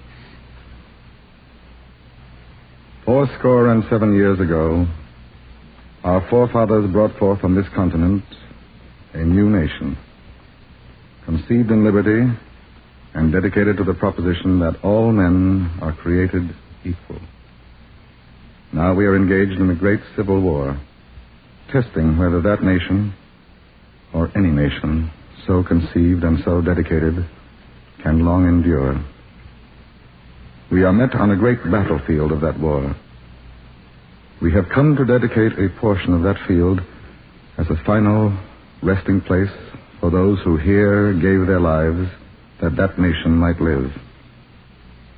It is altogether fitting and proper that we should do this. But in a larger sense, we cannot dedicate, we cannot consecrate, we cannot hallow this ground. The brave men, living and dead, who struggled here, have consecrated it far above our poor power to add or detract. The world will little note nor long remember what we say here, but it can never forget what they did here. It is for us, the living, rather to be dedicated here to the unfinished work which they who fought here have thus far so nobly advanced. It is rather for us to be here dedicated to the great task remaining before us, that from these honored dead we take increased devotion to that cause for which they gave the last full measure of devotion, that we here highly resolve that these dead shall not have died in vain, that this nation, under God, shall have a new birth of freedom, and that government of the people, by the people, for the people, shall not perish from the earth.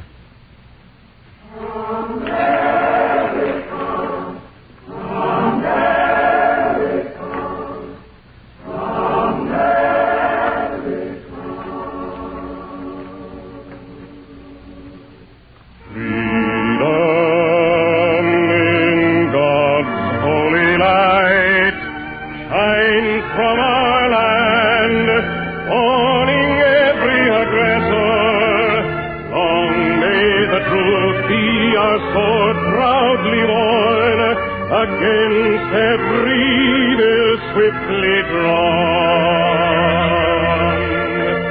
firmly with faith in the right, here will we stand, God our only confessor, here on the shores that to freedom were born.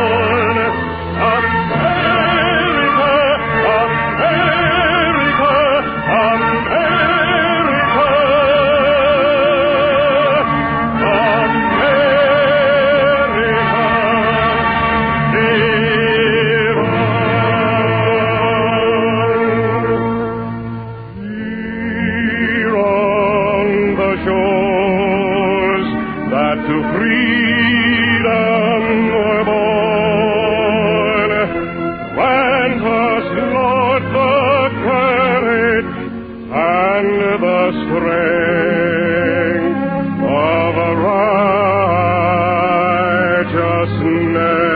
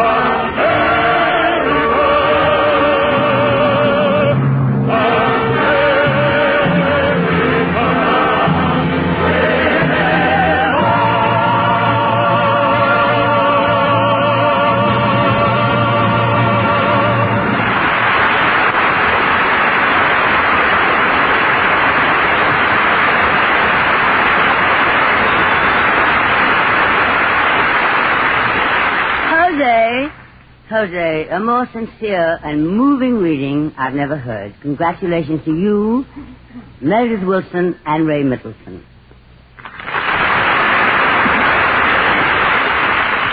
I heard the applause of the multitude, and I came running out. They must be clapping for me. No, Jimmy, that was for Meredith Wilson, Jose Ferrer, and Ray Middleton. You mean they hired a big star like this guy, Ray Middleton, just to sing one chorus? That's the way we do things on this program, Jimmy. That's why it's a big show. And Ray Middleton, you were a dear to come over to sing for us. It was a pleasure, Miss Bankhead. Ray, just a minute. May I talk to you? Yeah, what is it, Eddie? I don't like to make trouble, but did you notice something, Ray? You she calls dear, everybody else she calls darling. Well, I don't see anything wrong about that. You don't see, of course you don't. I've been in show business 40 years. Anybody keeping score? Ray, I've seen it happen too many times. First they take away your darling, then they take away your dear, then they say, hey, you. Hey, you, Cantor. See what I mean? Yes, Miss Bankhead? Will you stop confusing our performers? I'm not trying to confuse anybody. All I'm trying to say is that I'd like to be treated equally with everybody else. A little more equal if possible, because after all, I've been in show business 40 years, and I'd love to sing my song now. The score is now 40 love. Tennis, anyone? Go!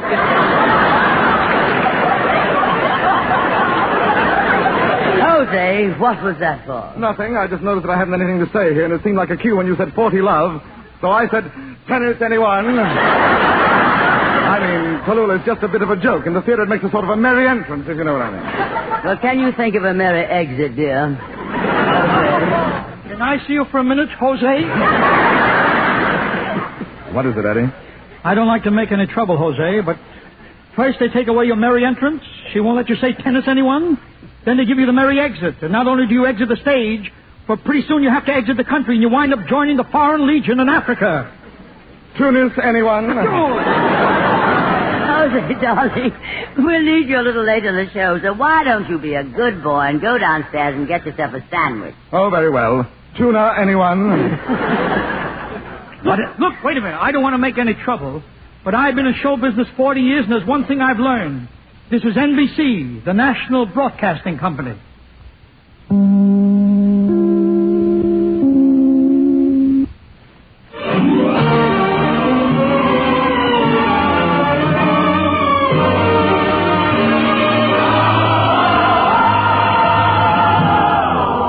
The Big Show. This is the National Broadcasting Company Sunday Extravaganza with the most scintillating personalities in show business. This portion of the program is the Sunday feature of NBC's star-studded 5-show festival of comedy, music, drama, industry, presented 5 nights a week, and brought to you by RCA Victor, world leader in radio, first in recorded music, first in television, and by the makers of Anacin. for fast relief from pain of headache, neuritis, and neuralgia. The big stars in this program are Eddie Cantor, Mindy Carson, Perry Como, Jimmy Durante, Jose Ferrer, Bob Hope, Ray Middleton, Evelyn Barton, Meredith Wilson and his orchestra, and every week, your glamorous hostess, Miss Tallulah Bankhead.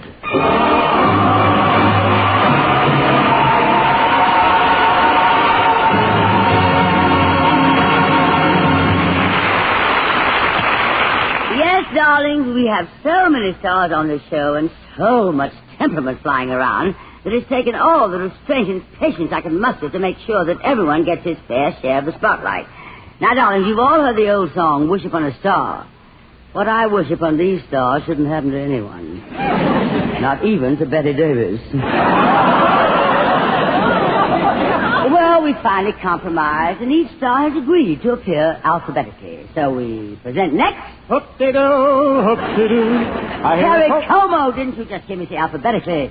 Yes, but you told me I was going to sing my song when somebody said next. No, darling, Eric Cantor only told you that when he found out you once ran a barber shop. Now, will you please go backstage and wait your turn?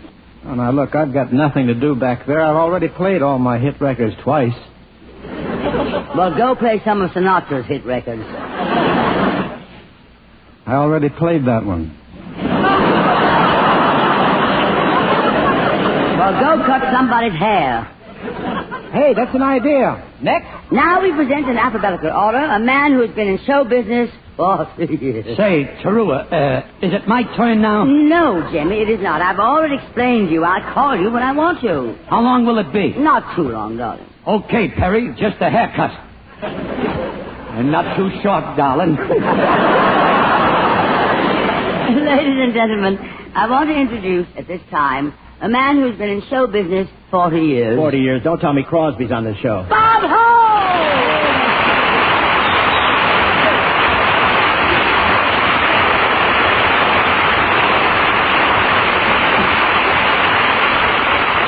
Okay, I'll take charge now. Move over, darling. Robert, you weren't here before, but everyone on the big show has agreed to appear in alphabetical order. Oh, good evening, ladies and gentlemen. This is Bob Aronson, double A. Hope, leave this stage until I call for you. Don't you lower your voice to me.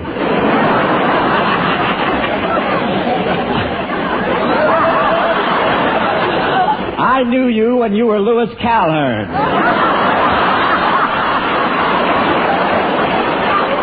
Darling, why don't you hit the road backstage? Not me. One more haircut and I look like Peter Lynn Hayes. I look like Mary Healy as it is. Well, now, look, we have a show to do here, darling, and if we don't get it along, we'll have every vice president of the place on our necks. Hoop-de-doo, hoop-de-doo. No, Perry, not yet. What was that? It sounded like the mating call of a mashed potato. What was it? Now, look, Bob, darling, why don't you just sit here and watch the show until it's your turn? Here's a script, darling. I'll have somebody read it to you. Yep. Watch this show? No, thanks. I'll be back later. I'm going across the street and watch the original. The original of what? Betty Davis and All About Eve.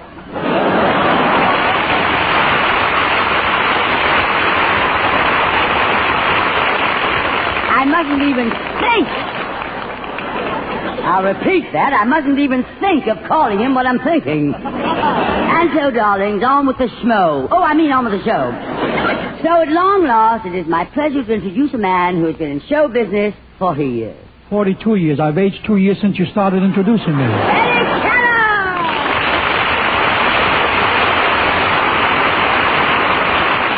Well, I'm back on radio again, and it's like coming home. In my book, radio is still big time, like this big show. But I remember the early days of radio. It was back in 1930, exactly 20 years ago, that I started my first program.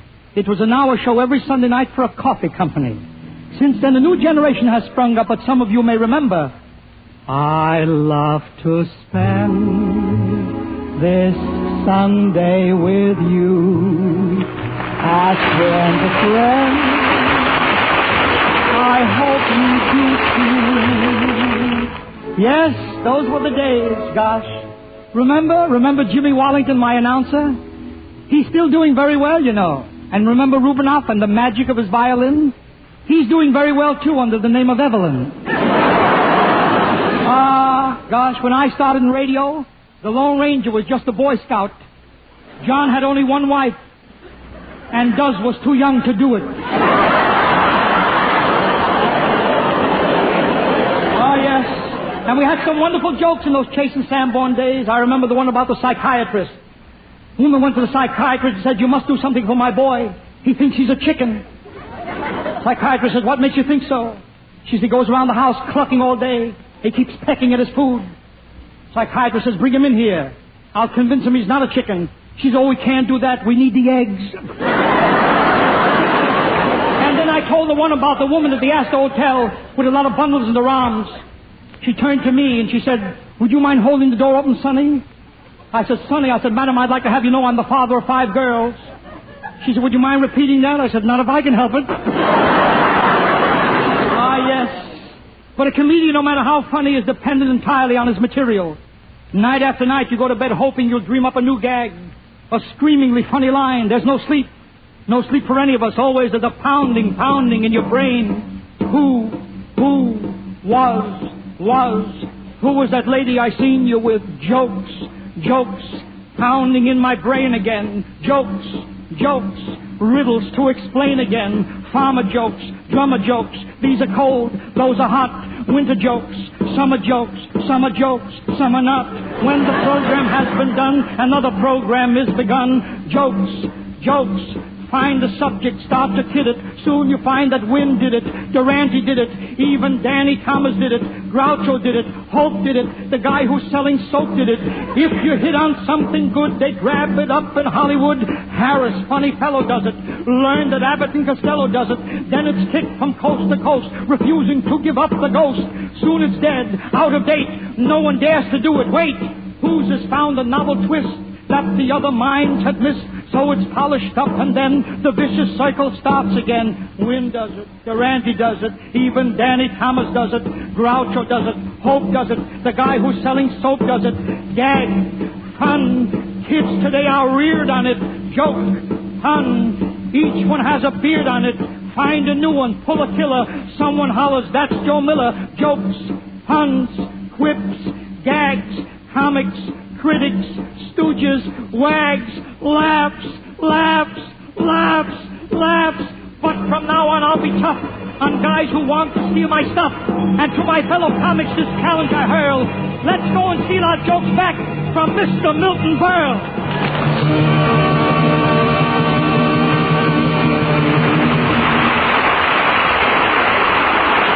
And all the songs that we sang in those days. That's it, Meredith. Josephine and Joe were so in love. Oh, so in love. So much in love. In the hall for hours they would stay. When Josephine came in, she'd hear her mother say, "Josephina, please no leader on the bell. When you mush, please no push the bell." I heard Mrs. Caruso telling Mrs. O'Flynn, "Somebody keeps ringing, but nobody comes in. You can squeeze all you please, that's all right. But don't keep us from sleep every night.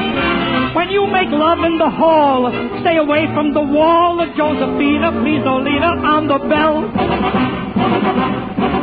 Or you come from work and you wanted to sup. I'm a cook of the nice macaron. Then you make you sit down. Then you make you get up. For your fella, he call on the phone. Or you go to the park and you sit in the dark and you make it what they call it a pet.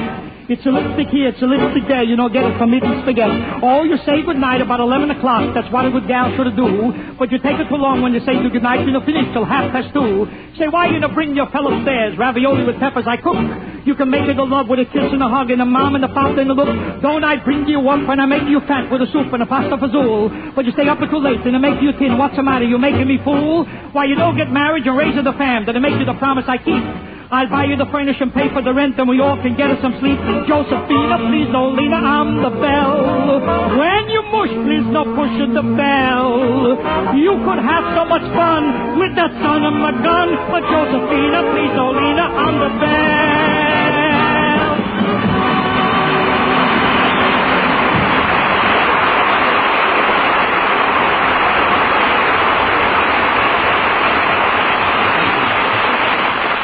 Yes, that was radio, and it began to grow up. And radio will continue to grow. So if you got a piece of furniture around the house that you've been neglecting, dust it off, turn the knob, that's your radio. There's plenty of life in it yet, and there always will be. Radio has stood you in good stead all these years. All the entertainment you got on it. And remember those anxious years through the war when we huddled close to it to hear a word of comfort? It was the only link we had with our loved ones overseas. It brought us VE Day, VJ Day, and it will always continue to bring again, sing again, the things you wanted to. It loves to spend an hour with you.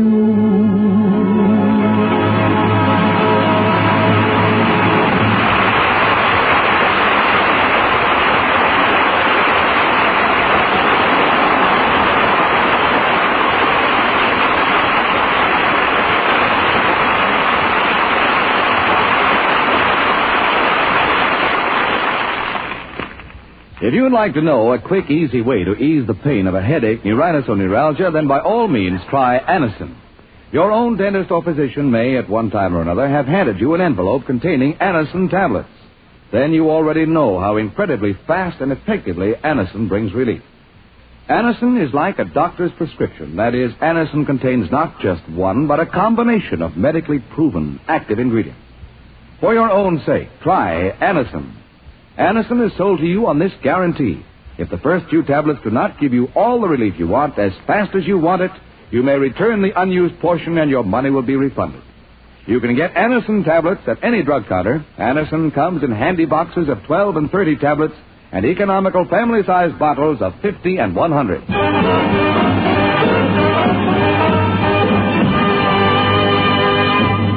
And now, darlings, we would like to present...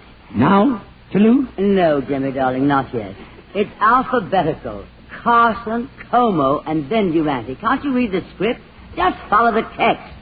Hoop-de-doo, hoop-de-doo. Oh, Perry, it's not your turn to sing. We're going to hear from Mindie Carson. Here I am, Miss Bankhead. Mindie, darling. Mindie, darling, this is Jimmy Durante, darling. Jimmy, darling, this is Mindie Carson, darling. How do you do, Miss Darling? How do you do? But my name is Carson. Oh, how do you do? I know your father, Jack Carson. Oh, then you must know my uncle, Dennis Morgan. No, I don't believe I do. I don't know Dennis Morgan, Mindy, but I know Dennis King. You know Dennis King? I thought you was Dennis King. Now, we've been through 3 rehearsals of this show, and I still don't understand that line. Don't get it at all. My sweet, dear Mindy, I just noticed how your lovely hairdo. Was it Pierre? No, Perry. Sing your song, dear, whatever it is. It's my new RCA Victor recording. Looks like a cold, cold winter.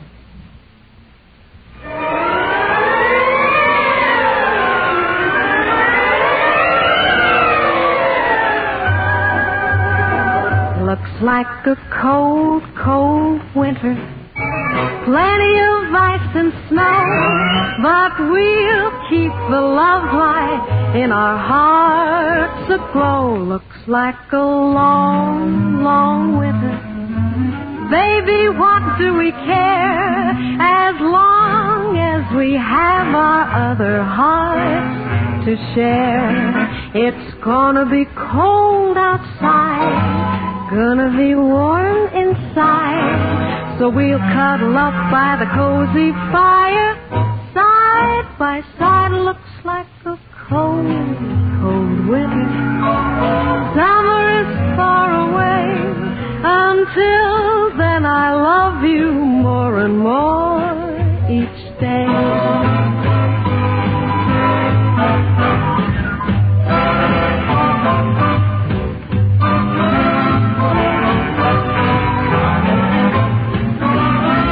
Looks like a cold, cold winter. Baby, what do we care as long as we have each other's love to share? It's gonna be cold outside, gonna be warm inside. So we'll cuddle up by the cozy fire. Side by side, looks like a cold, winter. Summer is far away. Until then, I love you more and more each day.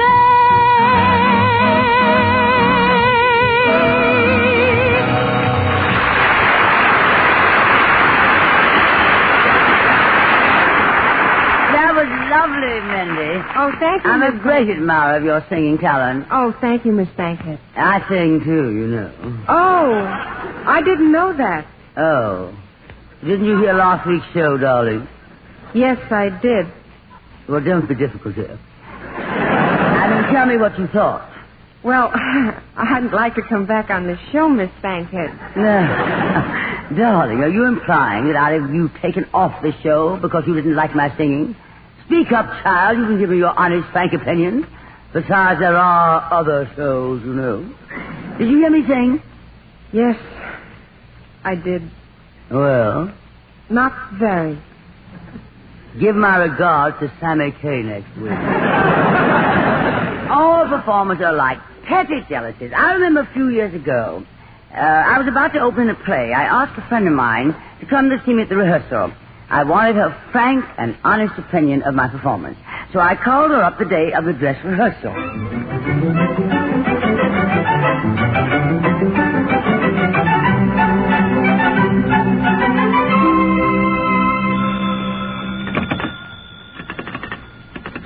Hello?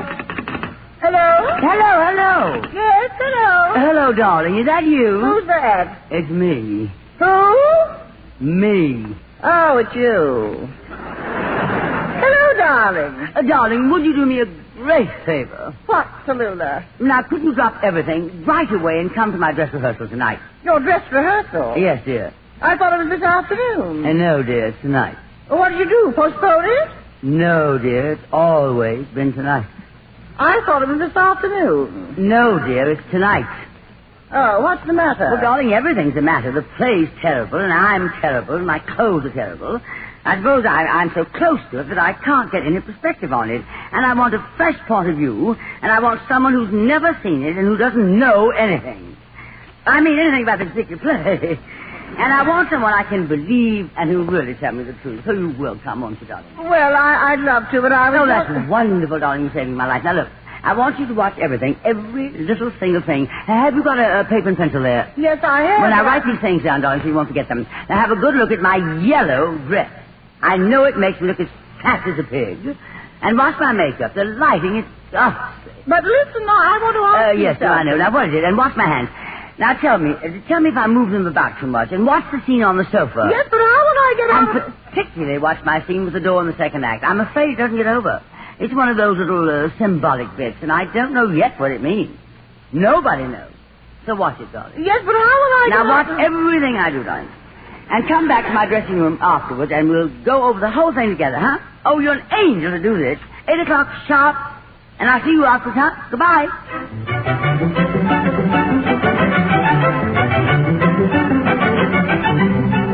Oh, I'm exhausted, Rose. I don't want to see anyone except that woman who's coming to talk to me about the play. She's been taking notes, and it's very important. Is she back yet? Well, where is she? Why isn't she here? I'm here. What's she doing? Well, when she comes in, keep everyone else out. I'm exhausted. I don't know how I look as well as I do. Oh, there she is, darling. Come in. Let her in, Rose. Oh, darling, this is too wonderful of you. Have a drink. Get her a drink, Rose. Get her a cigarette. Where's the chair? Now, look, darling. Now, sit down and tell me everything. Have you got your notes? Is the light all right? Oh, you're such an angel, Rose. You stand outside and don't let anyone else in. Tell them I've gone. Tell them I've left the premises. Now, you know, darling. Yes, dear. I'm going to tell you exactly what I thought. Oh, well, of course. That's what I want. You don't know what it means to me, darling, having you do this. You know how it is. I mean, we were all so close to it, and people just say, oh, you're marvelous. That isn't what I want. Anyone can say, oh, you're marvelous. I don't want to know what's marvelous. I want to know what is wrong. You know what I mean. Very, very well. Now, first... How'd you like my clothes, darling? They were all right. Now, first... Didn't you like them? Yes, they were all right, except Except that yellow dress, and you were right about that. It does make you look fat. Where does it make me look fat? All over, dear. Where were you sitting? Down front. Oh, well, that was it. And it looks all right from further back, darling. That's what it was designed for. It's meant to be seen in perspective. You can't get the proper effect at all when you're so close, you know. I see. Now, about your first entry. Oh, how was my scene at the door? Well, you were right about that, too. It didn't get over.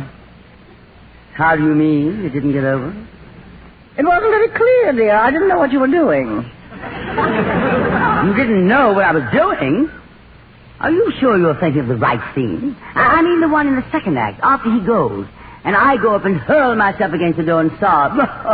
Just once, of course, you see. And then stand and turn the knob gently back and forth as if I could still feel his hand on it. Didn't you get anything from that at all? You didn't? No, dear. I just thought the door had stuck.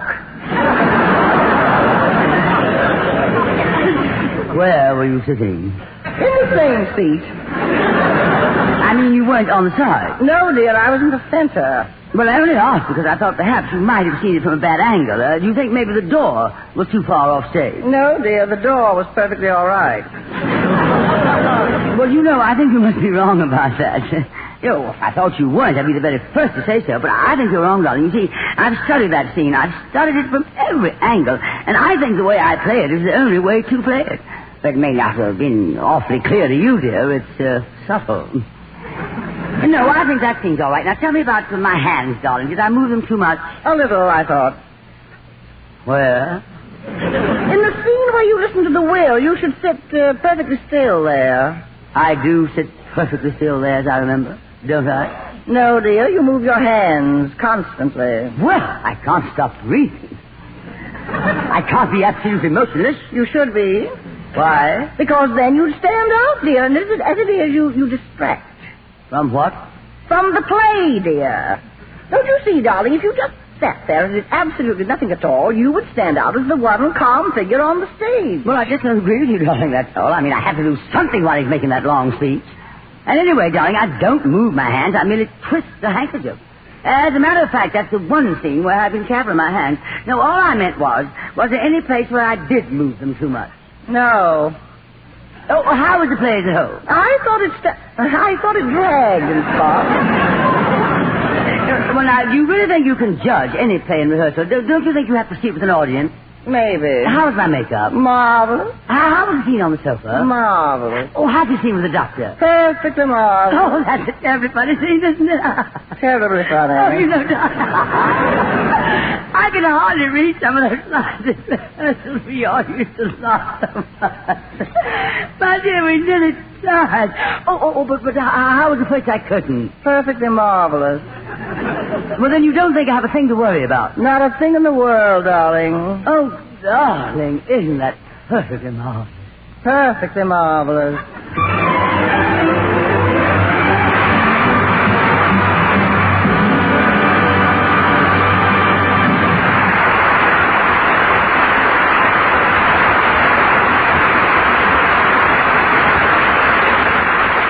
You're very kind, darling.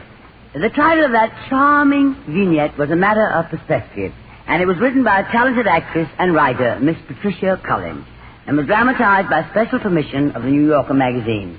The part of my friend was played by the distinguished actress of the New York stage, Miss Evelyn Barton, who is currently appearing on Broadway in Hilda Crane.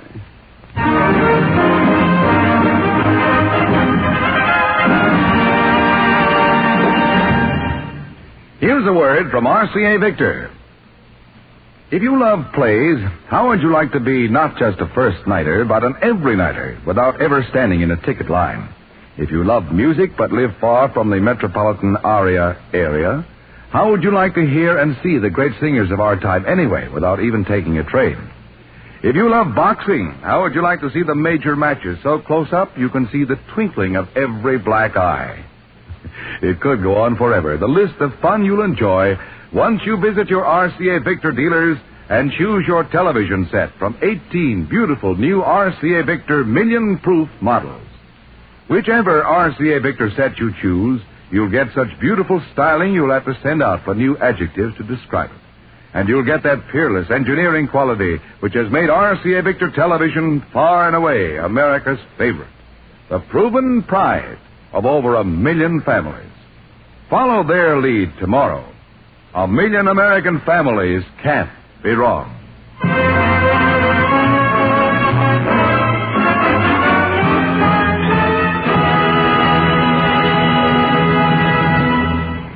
Now, let me see. Cantor, Carson. Say, Miss Bankhead. Yes, Meredith, darling. I sure like that part you just took off about the actress who called up her friend about her fat yellow dress. Yes, darling. And now, if you don't mind. It reminded me of the time back in Mason City, Iowa. That's my hometown, you know.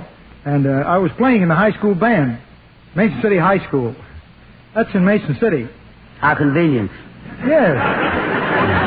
Well, sir, I played the piccolo. That's a very difficult instrument, the piccolo. Aren't many people who can play the piccolo.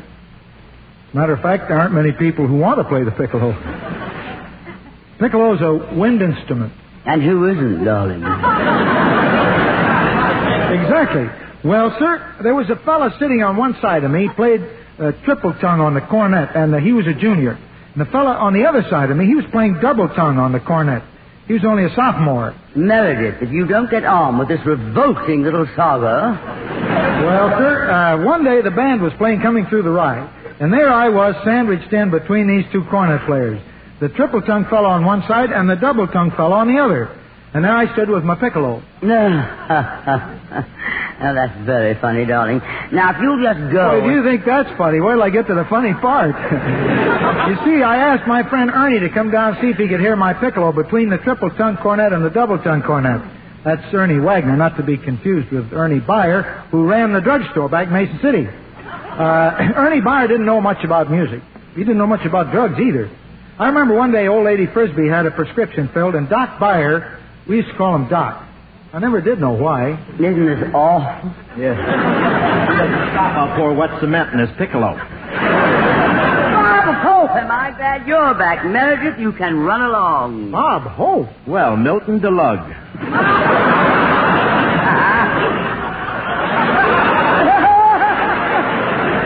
I expected more back here, you know. No, Bob. I'm Meredith Wilson. Either way, you're not going to get to Carnegie Hall. Why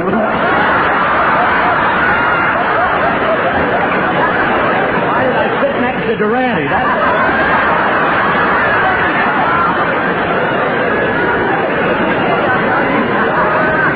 Speak up. I got it. All right.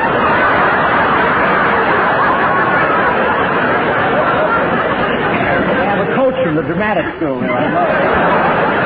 Speak up, boy. What's on your mind? I'll make it fast. I'm doing a benefit in 20 minutes for the members of your band. Well, you know, Mr. Hope, I'm a big fan. What's that? I say I'm a big fan. Yes, you have.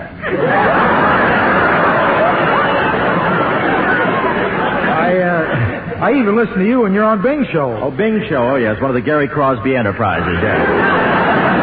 Well, sir, I was just telling Miss Bankhead a story that happened back in Mason City, Iowa. Meredith, you're not going to continue that nauseating little yarn about the time you ate a triple-decker tongue sandwich on rye. This Big Show is getting smaller every minute. You know, it's time for the old pro to step in, old reliable himself. Introduce me, will you, Toulouse? Ladies and gentlemen, Tommy Henrik. I'm doing real great here so far. I'm a straight man for a station break. Say, would you mind if I slipped a few gems in here, or are you warming Maury Amsterdam up in the bullpen? All right, darling. But I must give you an introduction befitting your stature. Well, now you're talking. I'll give you a big, fat introduction. Wear your yellow dress, Chubby. Ladies and gentlemen, we on the Big Show feel we're extremely lucky to have watch your language. Oh, excuse me, darling. Ladies and gentlemen, we on the Big Show feel we're extremely Chesterfield to have with us Bob. Bob, he brought all our boys laughs and good cheer by riding a Jeep all through Korea, and now can't sit down on his sofa, Hope.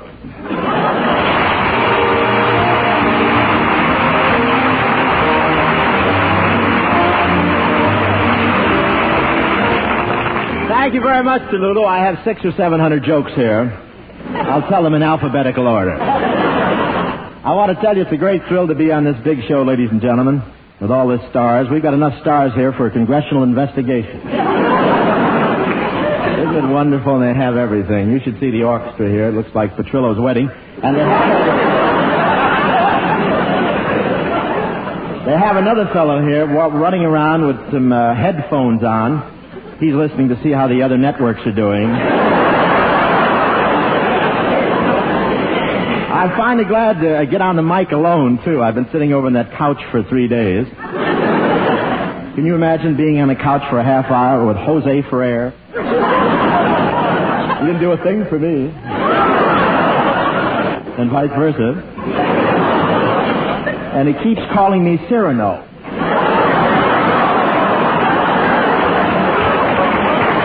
What a parlay. Jose Ferrer, Durante, and me. They ought to call this show Three Noses East. The couch looks like the waiting room in a plastic surgeon's office.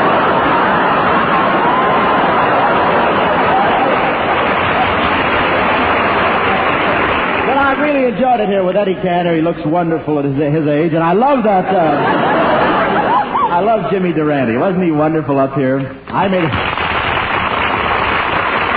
love the way he works. I made a mistake and went to school, but I want to tell you that this is really the most wonderful show with all these stars. This is either going to break Jack Benny or the Rockefellers.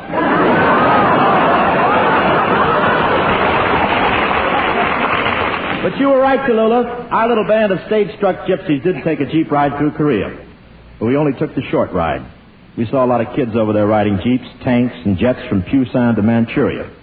You know, it's a rugged war, but when we need it, ruggedness is made in America. And our boys are proving it over in Korea. Man, how we traveled on that trip. We were on instruments for hours going through rain, sleet, wind, fog, and snow. I'll never forget that bus ride to the Los Angeles airport. But we visited a lot of spots. Honolulu, Guam, Tokyo, Korea, and the Aleutian Islands, wherever people smoke Chesterfields. 15,000 miles because I didn't read the small print in my contract. Honolulu was a beautiful spot. As a tourist pulls into Honolulu Harbor, they put a lei of flowers around his neck and say, "Welcome to the paradise of the Pacific, aloha." Translated, that means, boy, is this going to cost you. Isn't that a wonderful audience? They're still frozen there from the last Sonia Henne show.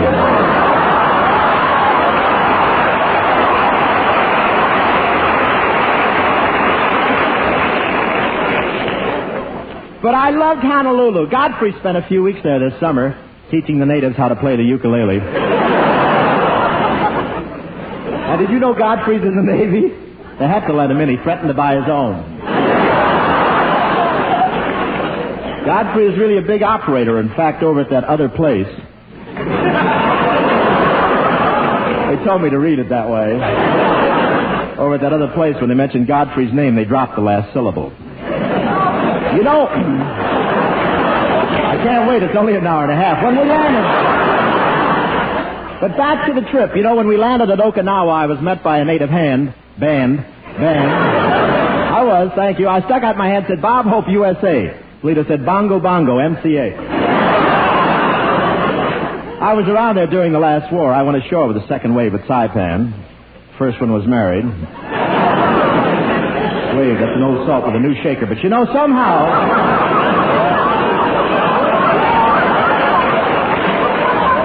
Takes a long while to get up there, doesn't it?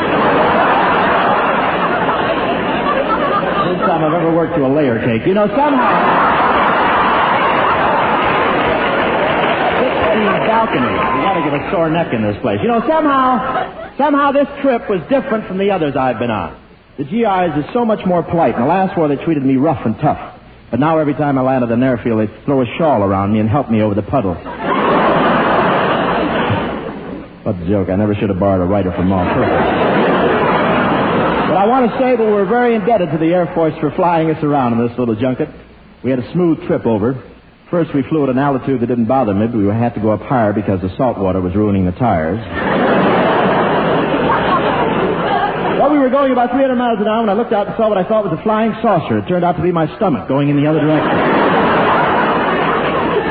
But I was thinking today, with those fast planes and atomic bombs, I sometimes think we're moving at too mad a pace. Wouldn't it be awful if the Republicans got in just as the world went out?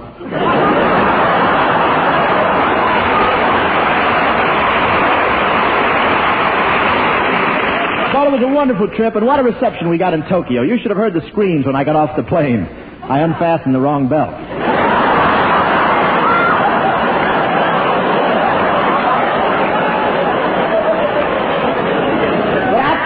Actually, ladies and gentlemen, I don't think we have to worry about the Korean War anymore. Warner Brothers has alerted Humphrey Bogart. No, I'm just being a little whimsical. Very little. The government has the situation pretty well in hand right now. That's why I don't like the word taxes. What it all adds up to is an insurance policy for peace. And I'm happy to be paying premiums. And that's what I like about this big show. They pay so well. But with the new taxes, I'm going to have my salary sent directly to the government. That way we eliminate the middleman. Me. I'll never complain about taxes, though. I know you can't take it with you. I just like to look at it while I'm here. But higher taxes doesn't really matter because money is getting so it has little value. The other night at the Stork Club, I pulled out a $5 bill and Lincoln said, "Please, not here. I look so shabby."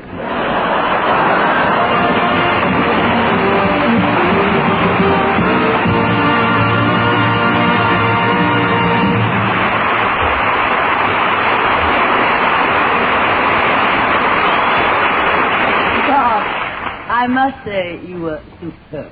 I know, it's in my contract. Now, Chalou, how about the loot? The money, huh? That's not my department, darling. Well, the money's not really for me. I'm taking up a collection for Tammany Hall. But really, what about the money? How do we get paid here? In cash? No, darling. We all get checks. Hoop-de-doo. Why, his voice is changing. Now, shut up, Bob. I must introduce Perry Como. He's going to sing now. Just a minute. Excuse me. I'd like to talk to you, Bob. Can I see you? Oh, I'm sorry, Eddie. If it's about one of your daughters, I'm already married. And if it's about a son, you can't adopt me. Yeah. No, Bob. What I have to tell you is for your benefit. I've been in show business 40 years. It wasn't for my benefit. No, I'm serious, Bob. I don't like to make any trouble, but I don't know if you noticed it, but I sang a song on this program. Durante sang, and now they're going to have Como sing. Why don't you sing, Robert? Eddie, if you're going to make trouble for me again... No, I'm not making trouble. I've been in show business 40 years. I'm only trying to protect this boy. Thank you, Grandma Moses. No, don't joke about it. I've seen it happen too many times. First they take away your songs, then they take away your jokes, then you take your name off the theater, and the first thing you know, you wind up as an old movie on television. Yeah, I've seen your television show. You know, Eddie, TV is a pretty tough racket for an old-timer. How do you feel? You don't look it. Give me a chance, will you? Me too. I have my other muscles with me, that's it. Hyde! He's rehearsing. Yep.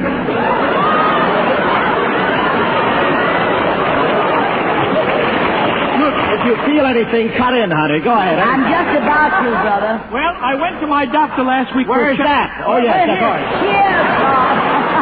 We're getting back to this stuff. Oh. Yes, I see. I went to my doctor last week for a checkup. He said I look better on fluoroscope than I do on TV. He's not a doctor. He's a critic. Yep. Isn't he funny? What are you wearing, a feathered girdle? No. If it's about one of your daughters, I'm already married. Come in quickly, Eddie. There it is, baby.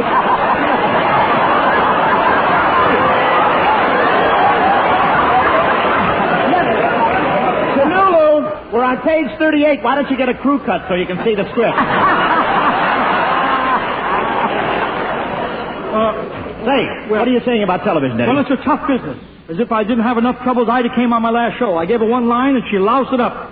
But now she's stage-struck. There she is back there now. Hello, Ida! You're waving at Durante. Yep.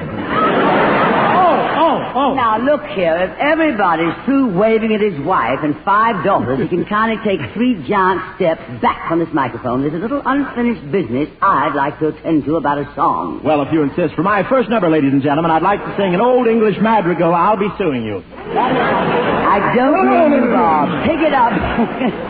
Since the show began, now you listen to me, Bob and Eddie, I've been trying to do a song, and I'm going to sing it now. You're going to sing? Mm-hmm. I didn't know a foghorn could get a union card. What are you singing, Asleep in the Deep? No, it's Give My Regards to Broadway. The first week when I sang it, there were some letters complaining that I was off key. Oh, don't mind them. I wrote them in a fit of temper. Well, and last week, that adorable, ridiculous Groucho Marx,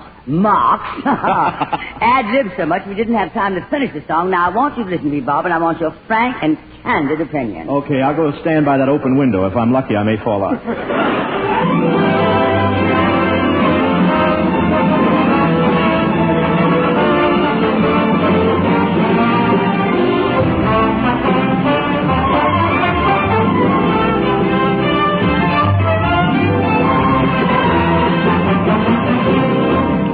This is your note, Miss Bankhead. Thank you very much. Give my regards to Broadway. Remember me to Herald Square. Tell all the gang at 42nd Street that I will soon be there. Whisper of how I'm yearning to mingle with the old-time song. Give my regards to old Broadway and say that I'll be there ere long.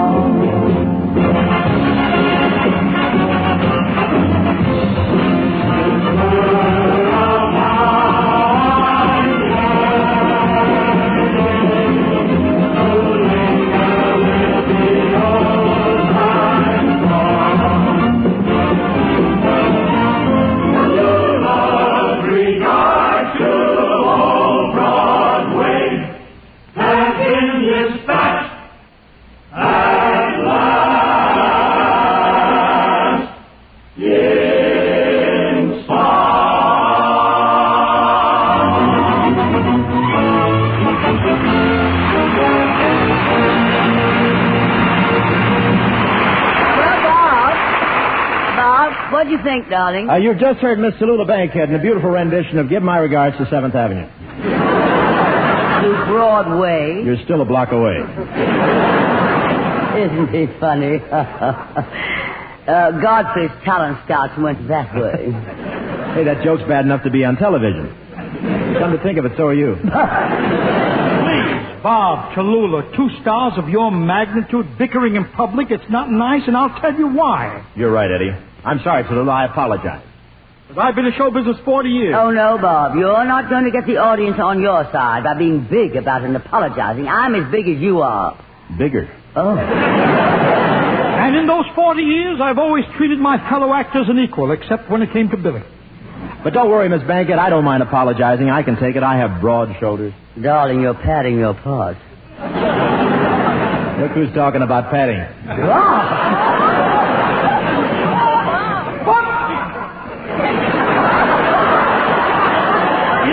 In spite of my 40 years in show business, I am basically a family man. I remember when my first daughter was born. Bob, I liked you much better when you wore a mustache and called yourself Jerry Colonna. Well, no offense meant, of course. I liked you much better than All About Eve. Offense meant, of course. My first daughter's name was Marjorie, and then came my second daughter, Natalie. Bob, if you're referring to Betty Davis, I happen to be one of her fondest admirers. I see all her pictures, time and again. How else can you learn? The next year came Edna. Robert, that was a cruel, cruel thing to say. I've been acclaimed in the theater for my portrayals of bitter Rufus Wayne. There is Tallulah Bankhead, the actress, but there is another Tallulah Bankhead, the woman, and you have hurt her deeply. Oh, now, wait a minute. I was only... Oh, no, Bob, don't say it. There's nothing you can say. The wound was too deep, and I shall carry the scar forever. Gee, kid, I'm sorry I said it. You know, I think you're one of the great actresses of our time. Yeah, quite a performance, wasn't it? Let Betty Davis top that. I'm the original. She came after me by 1 year. And then came Marilyn. Say, that was a great performance, Toulouse. You really booby-trapped me with that little tearjerker.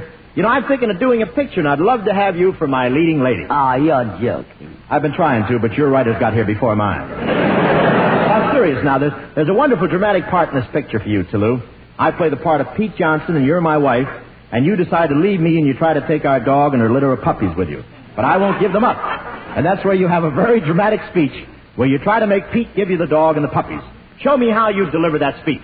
All right, darling. Peter, give me the litter. Oh, what am I saying? I could do a little tricking myself, you know. The next year, I went on the road. This is silly of you to try to start a feud between Betty and me. If the truth were known, you know that we're the best of friends, Betty Davis and I. I know, Toulouse. I saw Bet before I left Hollywood, and she told me that when I got to New York, I should call you. Really, darling? But I can't tell you what. And then came Janet. Bob, I don't believe that. Betty and I have always been very frank with each other. There's nothing I say behind her back that I wouldn't say to her face. Either one of them. And then came Prohibition. Oh, Betty, we've neglected you. What have you been saying, darling? I've been in showbiz. I've been in showbiz. Give me his pages. I've been in show business 40 years. Well, this is where I came in. So long, Toulouse. No, wait, Bob. No, wait. The show isn't over. We've had a most charming little chat, and I'd like to talk to you some more before you leave, huh? Okay, I'll go up to the dressing room and wash off the blood. I'll have a rub down and a massage. Will you join me? See you later, Bob. Say, Como, a rub down and a massage. Hey, Bob, wait, I'll go with you. I don't like to make any trouble, but that's the way it always happens. You see, first they give you a massage, then they rub you out altogether. You know what I mean? Now, let me see. I should have Perry Como on my list. I'd better let him sing his song now. Now, Toulouse? No, I'm sorry, Jimmy. Perry Como's ahead of you in the alphabet. There's only 52 letters in the alphabet, not counting the jokers, and I'm getting lost in a shuffle.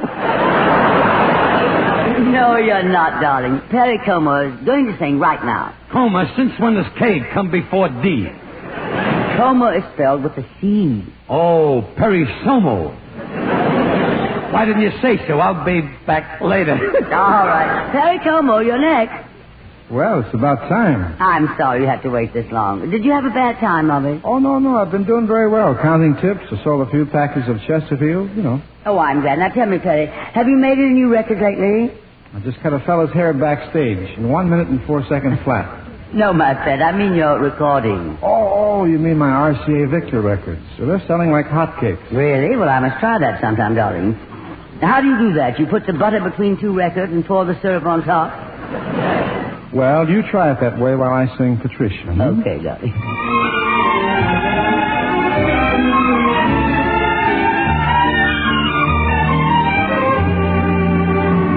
Oh, Patricia, my darling Patricia, I can see all my dreams in your eyes. Your smile is as gay as a bright summer day. You're much fairer than Aaron's blue skies. Oh, Patricia, my lovely Patricia, you could make all my dreaming come true. My heart is just drooling, Patricia, no fooling, I'm falling in love with you. Patricia, my darling Patricia, I can see all my dreams in your heart. Your smile is as gay as a bright summer day. You're much fairer than Aaron's blue sky. Oh, Patricia, my lovely Patricia, you could make all my dreaming come true. My heart is just drooling, Patricia, no fooling, I'm falling in love with you.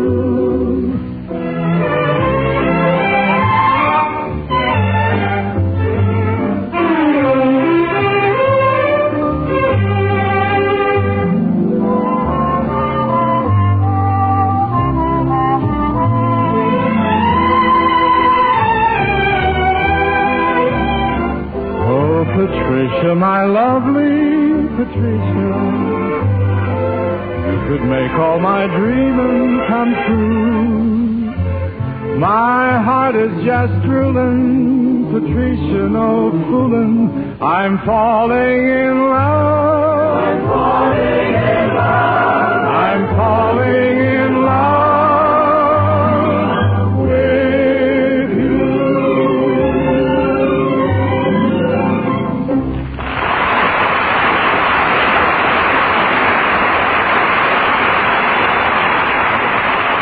Terry, I like it that way. Oh, now?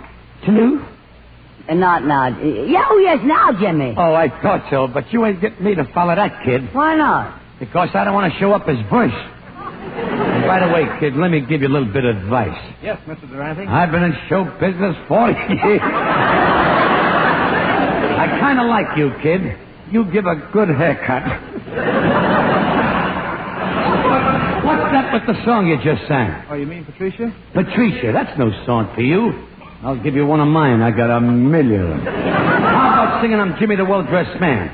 Of course, you'll have to change your name. Well, why wouldn't I sing I'm Perry the Well-Dressed Man? Well, that's the cowardly way out. On second thought, you couldn't sing it at all. Look at them clothes you're wearing. Look at my clothes. Who's your tailor? Oh, I wouldn't call him that. I buy all my clothes at Saks Fifth Avenue. I got a place that's twice as good, Saks 10th Avenue. Hey, come on, Como. How about that rub down? I'm freezing. Finally got a line with Bob. Well, Tolu, I guess I go on now. Oh, but Jimmy, the time is running short. You won't be able to do yourself justice. Why don't you come back and be my guest some other time, huh? Sure. Tolu. Anytime, but none of that alphabetical stuff for me. Why don't you come back next week, Jimmy? Who you got on next week? Well, we have Fred Allen. There you go with alphabet again. I'll come back when you got Zanuck and Zabisco. I'd love to have you, Jimmy, because I needn't tell you, you were, as usual, superb. Superb? Oh, you're only just saying that. That's right, darling. I'll be glad to come back anytime, but just one thing, Tolu. Yes, sir? Do we need that Eddie Cantor? All he does is talk about his 5 years in show business and his 40 daughters. And he gets all the laughs. I know just what you mean, Jimmy. Just what I was thinking myself. I'm sure I can get rid of him. Good night, Jimmy. Good night, Tolu. Good night, Tallulah. Oh, Eddie, I was just talking about you, darling. Wait for me outside, Jimmy. Okay. Well, Eddie, I needn't tell you that you were, as usual, superb. Oh, you're just saying that. That's right, darling. I'd love to have you back on our show again. How about a month from today? It'll be my pleasure. Oh, one thing, Tallulah. Yes, Eddie? I've been on this show 40 years. I can't understand with me on the show why you need a guy like Hope. All he does is stand there and ad-lib and get a lot of laughs. I've seen it happen time and time again. First he gets a lot of laughs. Then they start saying, what do we need with all those other stars on the show? You get me? Eddie, you took the words right out of my own venomous mouth, darling. Now, I don't mean to make trouble, you understand? Oh, of course, and I'm sure I can arrange to keep him off the show. Good night, Tallulah. Good night, Eddie. Oh, hello, Bob. Wait for me outside, will you, Eddie?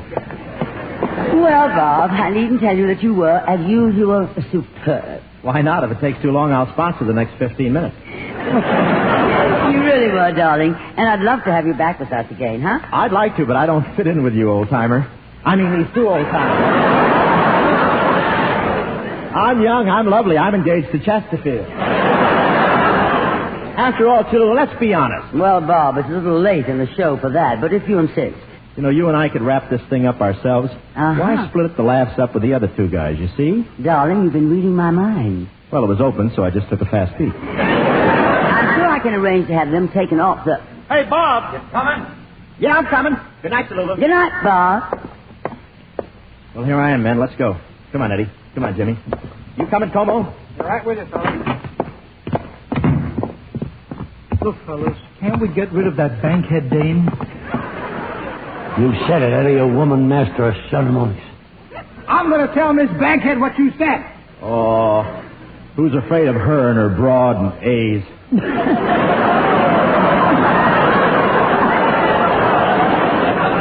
Darling, don't pay any attention to them. They were only joking, I hope.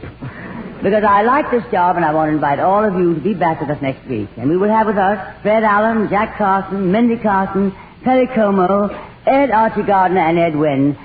And now the rest of the company joins me in hoping that until then, may the good Lord bless and keep you, whether near or far away. Mindie? May you find that long-awaited golden day today. Bob? May your troubles all be small ones, and your fortune 10 times 10. Jimmy?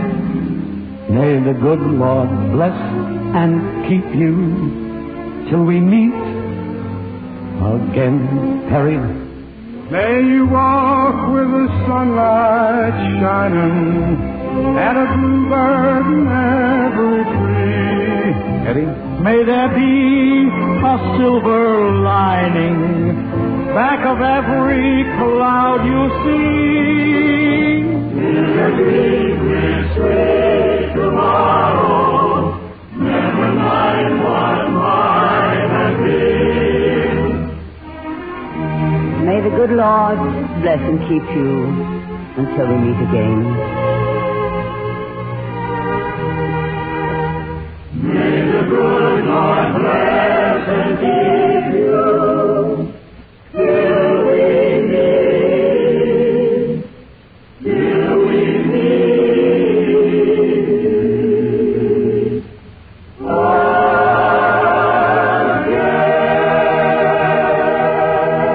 Good night, darlings, and a happy Thanksgiving.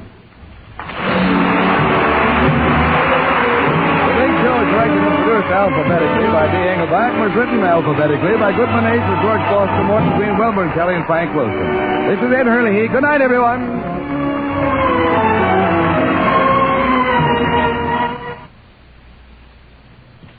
Listen to Phil Harris, then Hedda Hopper Show on NBC.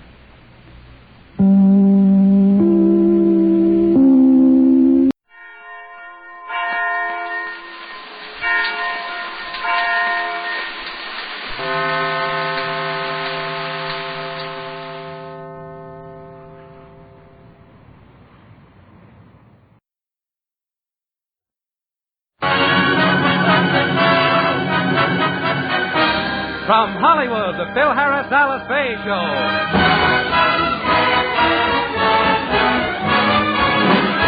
For your enjoyment, here is the Phil Harris Alice Faye Show. Written by Ray Singer and Dick Chevrolet, with Elliot Lewis, Walter Tetley, Robert North, Janine Roos, Ann Whitfield, Walter Sharp and his music, yours truly, Bill Foreman, and starring Alice Faye and Phil Harris.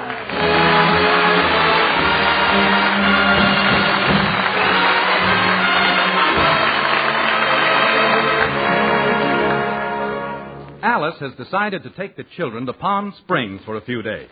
Phil is unable to go, so her brother William is driving them down. As we look in, Alice is saying goodbye to Phil. I hate to leave you home all alone, Phil. Just think, I'm going to be gone for 3 whole days. Yeah, goodbye. Bye. Stop pushing. Phil, you don't sound like you're going to miss me. Oh, honey. How can you say that? With you away, this house will be an empty shell. Every place I look, I'll see you. The memory of your face and the echo of your voice will linger in every nook and cranny. And I promise... for heaven's sake, Philip, stop being so corny. You're such a square. Shake hands with Alice and tell her goodbye. What do you mean, shake hands? I'm going to kiss her goodbye. Oh, I wish you wouldn't. Every time you do that to my poor sister, it makes me sick to my stomach. Stop it, Willie. Phil, are you sure you're going to miss me? Oh, what a silly question. Of course I am. While you're gone, I won't know how to spend the weekend. I'll be lost. Oh, Willie, did you hear what Phil said? Yes, he said he's planning on spending a lost weekend. Willie, you're being a nasty little man. One more crack like that and I shall retaliate. You won't dare strike me. I'll do worse than that. The next time you have an angel food cake in the oven, I'll stomp on the kitchen floor. Look, don't worry about me, Alice. I'm going to be working over the weekend anyway. In fact, I'm having the band over tonight to rehearse some classical numbers. Classical numbers? Yeah, you know, stuff like Beethoven's Fifth and Schubert's Moonshine Sonata. Oh, well, as long as the boys are just coming over here to work and not to play poker all night, okay. Oh, you know we wouldn't do that. We would... Uh-oh. Come in. Alice, I assure you that the boys are just coming over to work. Mr. Harris, I got the stuff you ordered for tonight. What stuff? Carton of ice cubes, 4 fresh stacks, 2 cases... Wrong house! Get out! Get away! Come back later. So you and the boys are going to work tonight, huh? Yes. And what are the cards for? Oh, the cards. Oh, yeah, the cards. Well, they're card stunts like they have at a football game. You see, the musicians will hold the cards up in front of them, and it will form a full head of Petrillo. With teeth. Oh, I see. I wish my old lady was that gullible. Now, Phil, the card stunts might make sense, but do me a favor. Explain the ice cubes. Yeah, go ahead. I'm anxious to hear this one myself. We use the ice cubes for sound effects. Oh, I see. I don't. Explain it, Bud. Explain it. All right. We just happen to be going to rehearse first the waters of the Minnetonka. And in order to get the proper effect, we have Remley breathe on the cubes, and when they melt, we get a dripping sound. Phil, I have to hand it to you. That's not bad. It ain't good. Just one more thing, darling. What's in those 2 cases? The case. The one on the left is a case of clarinet reeds for the woodwind section. Since when do reeds come in bottles? Oh, honey, don't be silly. It's the newest thing. It keeps them airtight and fresh. Isn't that right, mister? Oh, yeah. You see what it says on the bottle, lady? Lager Reeds. The reeds that made Milwaukee famous. Mister, I appreciate it. Yeah, don't mention it. Yeah, I got a nosy wife. Phil, that's a case of beer, and I doubt if you can explain that. I bet I can. I'll bet you can't. I'll take part of that bet, lady. This guy is pretty good. I guarantee I can explain the beer. And I say now, the beer. Well, that's for the woodwind section. They dip their reeds in to soften them up. And now tell me, what's in the other case? That's something to soften up the brass section. Now, are there any other questions? Yeah. What do you want me to do with the 6 dames I got in the truck?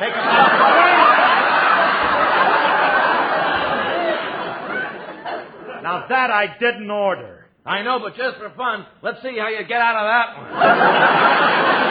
You like that for my old lady? Will you get out of here?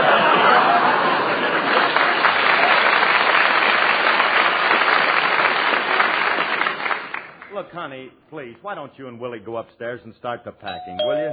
Go ahead, I'll answer that door. Hey, hiya, Frankie. Hey, Curly, I'm raffling off a turkey for Thanksgiving. Can I put you down for 10 tickets at $1 apiece? Well, I don't know. That's a little high for a turkey raffle. Well, seeing you're my best friend, I'll tell you what. I'll sell them to you at half price, 50 cents apiece. Okay. Here's the tickets. Here's the money. Thanks. Too bad you didn't win.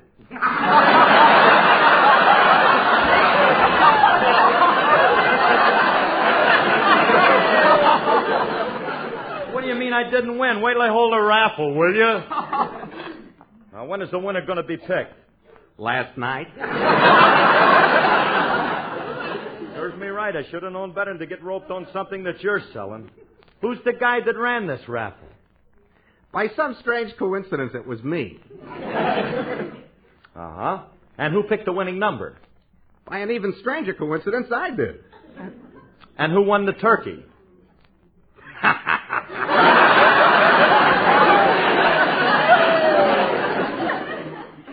Any more stupid questions? Look. understand you, Remley. How can you do a thing like that? I didn't do it for me. I did it for you and Alice. You've been inviting me over for Thanksgiving dinner every year, so this year I'm going to supply the turkey. That's very nice of you, Frankie, but Alice already bought a turkey for Thanksgiving, and we've already got it. It's in the freezer. All right, we'll save that one for Christmas.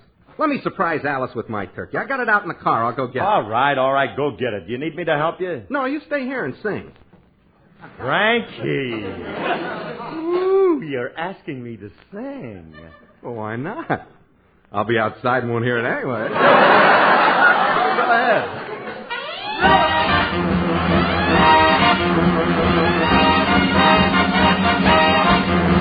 Let's choo-choo to Idaho. Come on, let's go.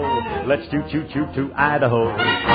Oh, Mr. Engineer, let's hear that whistle blow to let 'em know we're on our way to Idaho. Hey there, fella, soon we'll be in Pocatello and then Sun Valley.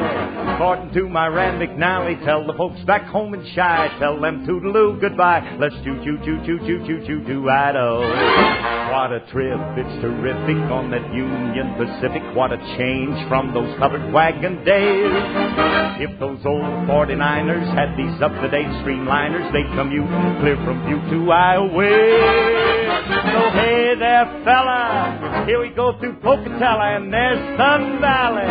According to my Rand McNally, tell the folks back home in Shy, tell them toodaloo goodbye. Let's choo-choo to Idaho. Well, pardon me, folks, but if you ain't observed, I'd like to announce that our dinner's served, and glancing at the menu, I am proud to say the chef is really cooking up a mess today.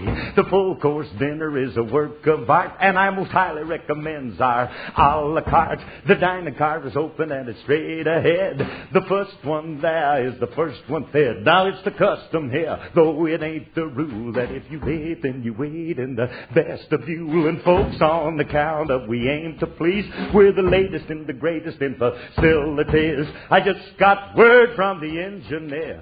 The green light is shining and the track is clear.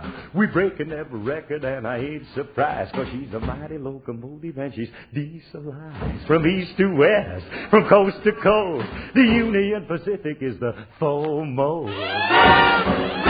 So hey there, porter, when we pass Nebraska's border, get my suits out, lay my shirts and western boots out. If I'm going west today, might as well go all the way. Yippee-i-o, let's choo-choo to Idaho. Come on, let's go. Let's choo-choo to Idaho. Come on, let's go. Let's choo-choo to Idaho.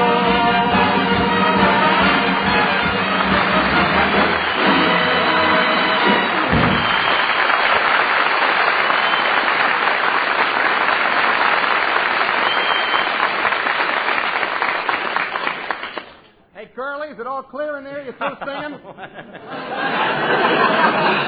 Yeah, just finished. You can come on in. Well, here she is. How do you like her?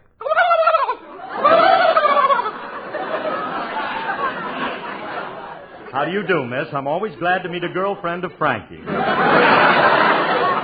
Now then, where's the turkey? Don't be a wise guy. This is the turkey. Oh. With your girlfriends, it's kind of hard to tell. The last one you had looked like a unicorn. She did not look like a unicorn. Just seemed that way because her head came to a point. All right, Remley, look, will you listen to that? We can't keep a live turkey in the house. Get old Tom out of here. Curly, please, don't call her old Tom. Charmaine happens to be a lady.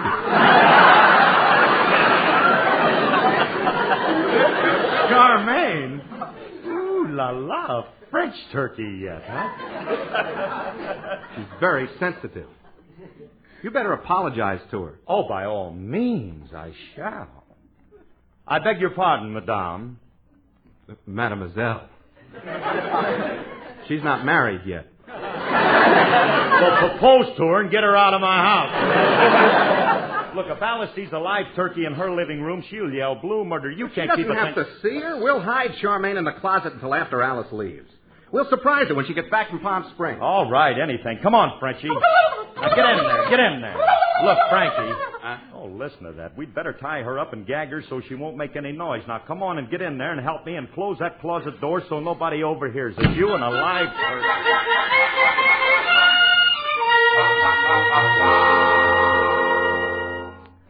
Well, Willie, I guess I'm all packed. Will you ask Phil to help carry the suitcases to the car? Very well, Alice. I'll get him. If I were Alice, I wouldn't trust Philip home alone.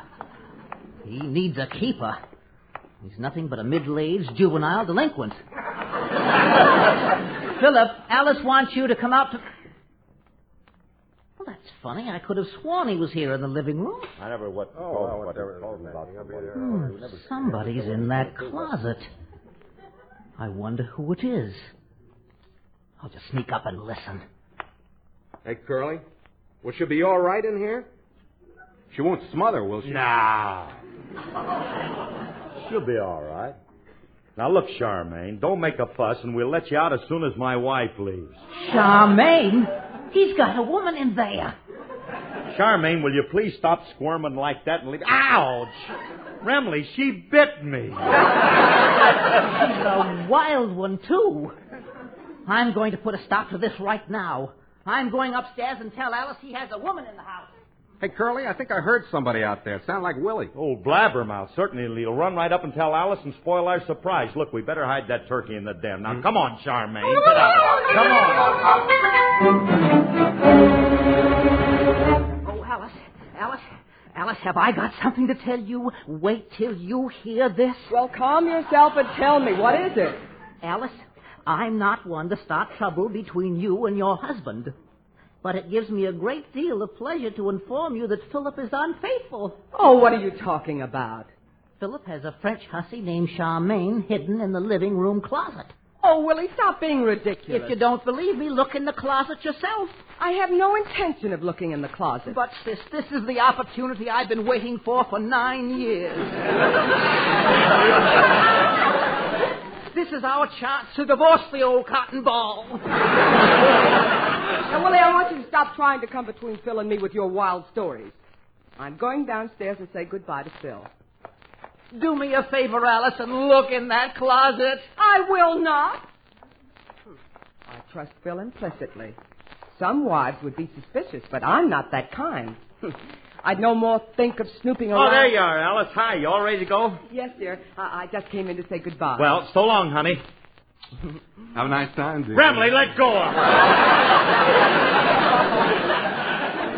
Take care of yourself, dear. Goodbye. Goodbye. Bye. Bye now. Now, how did I ever happen to walk into this closet? It's a natural mistake. You've only been living here 9 years. How should you know where the front door is? Well, so long, fellas. Yeah, so long. Bye.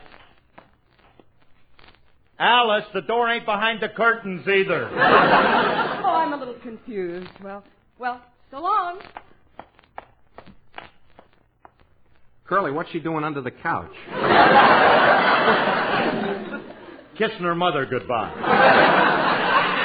Short change. Hey, Alice, what are you looking under that couch for? Oh, is this the couch? I guess I'm getting nearsighted. Well, bye. Goodbye. Bye. Yeah, goodbye. Hey, she finally found the door. Yeah, this kid knows what she's doing every minute. Oh, what now? What's in it? All right, come in. Hi, Mr. Harris. My name is Homer Feinschreiber, and I just flew all the way out here from Altoona, Pennsylvania. I run a pool room back there. I'm a nice guy. I mind my own business. I'm a member of the Chamber of Commerce. But the last few days, my wife has been driving me crazy. She's hysterical. Well, I can't. She just lays there in bed and screams at me. She won't get up and cook my meal. She won't iron my shirt. I've got my The own. other morning, she leaned down and kicked my youngest son, Wilbur. Well, that's going too far. I don't know. But it's all on account of you. Well, I can't. Oh, I really don't know me. I have no right to come breaking into your beautiful home like this, but you've got to tell me something so I can go back and tell my wife, Mr. Harris, what is the thing?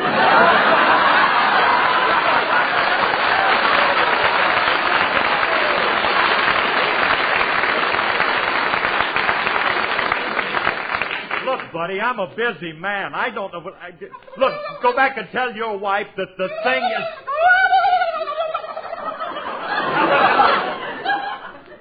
Mr. Harris, I'm sorry. I didn't realize your wife was rehearsing her song.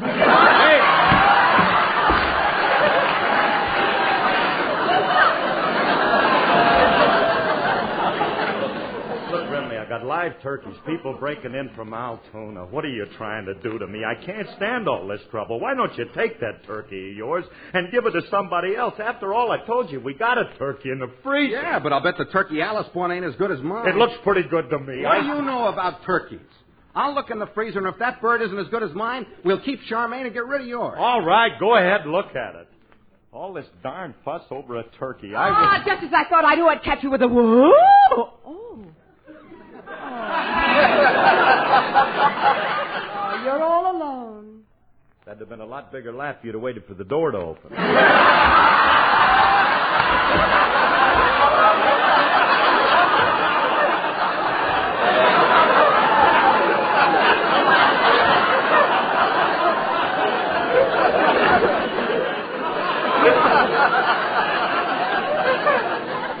But as long as you're here, what now? Well, before I go, dear, there's something I want to say. Well, say it, will you? What are you waiting for? For the band to pick up their instruments. Oh.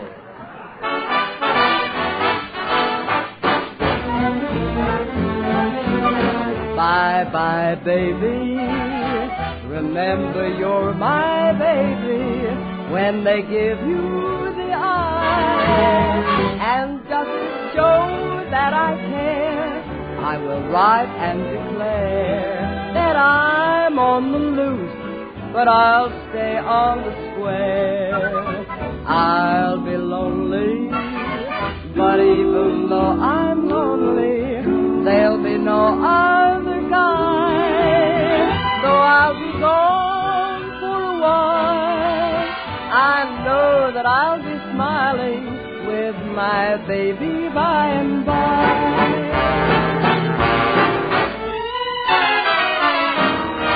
Bye-bye, baby. Remember you're my baby when they give you the eye. Although I know that you care, won't you write and declare that though on the loose, you are still on the square? I'll be lonely, but send that rainbow to me, then my shadows will fly. Though I'll be gone for a while, I know that I'll be smiling with my baby by and by.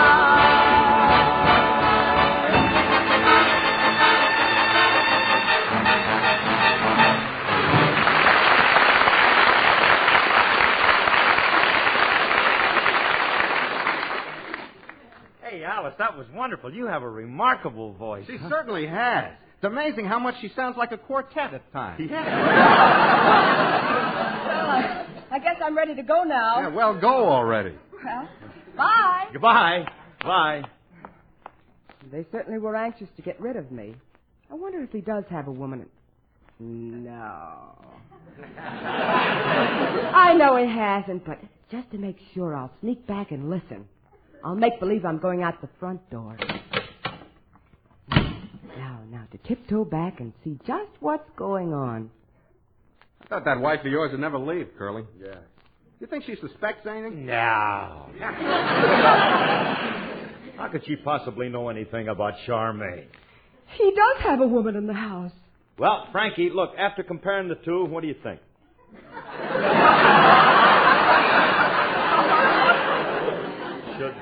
Should I keep Charmaine? Naturally. There's no comparison between Charmaine and that old hen you got. Old hen? I'm only 29 and a half. Besides, Charmaine is nice and plump. The old hen I got's pretty fat, too. I put on a half a pound and right away I'm a tub. Look, Frankie, maybe I ought to keep the one I got. Oh, don't be ridiculous. Charmaine is young. That one you got has seen better days. True.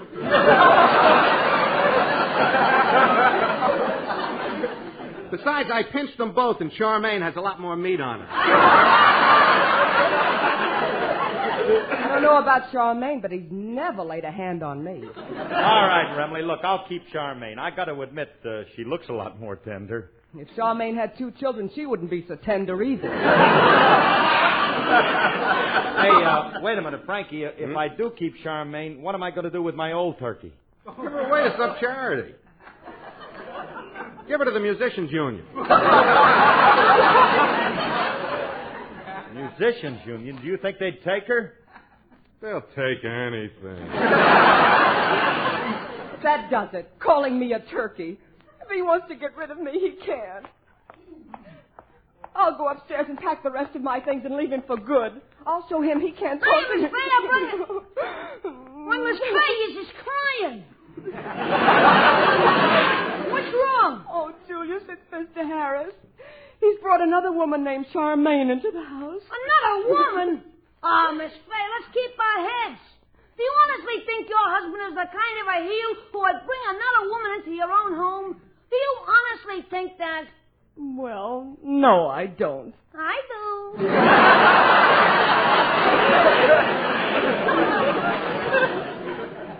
Have you seen the Charmaine dame? No, I haven't, and I don't want to. I heard Frankie and Mr. Harris talking about her, and I'm leaving. Now, wait a minute, Miss Faye. Don't be hasty. This might all be a misunderstanding. Before you decide to leave Mr. Harris, you should take a lot of time to think this over. Well, maybe Time's up! Go upstairs and start packing. On your way before you change your mind. I'm going upstairs and start packing right now. I heard him planning to get rid of me. Ooh, that beast. I wonder how he's planning on getting rid of Miss Faye. Is he going to divorce her or just throw her out in the street? I don't know why I ever got a thing in the Uh-oh, first place. here he comes. I'm just ducked behind here, and maybe I can overhear his plans.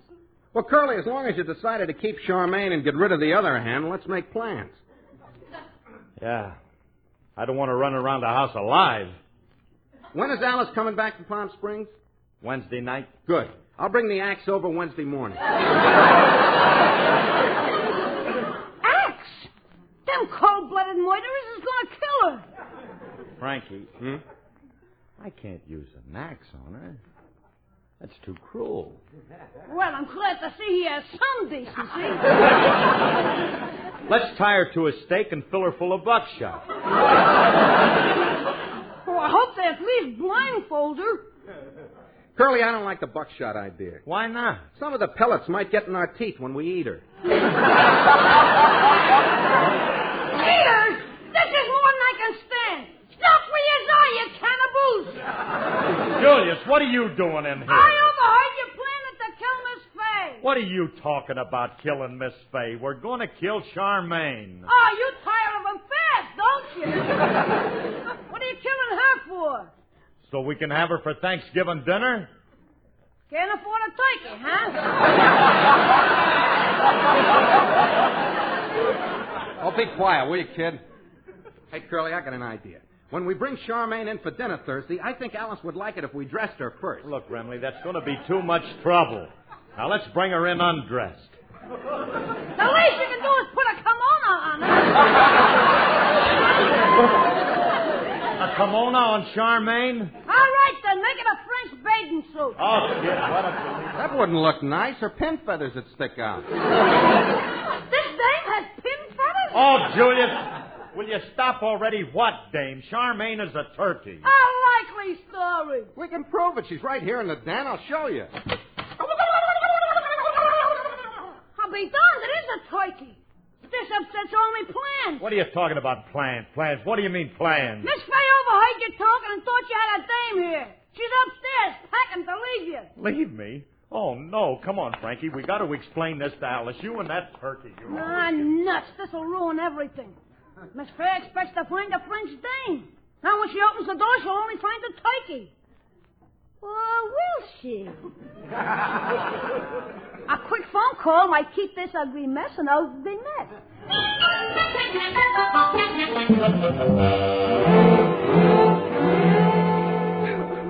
Alice, will you please believe me? For the 10th time, I tell you Charmaine is a turkey. How do I know you're telling me the truth? I'll open the door to the den and you'll see that it's a turkey.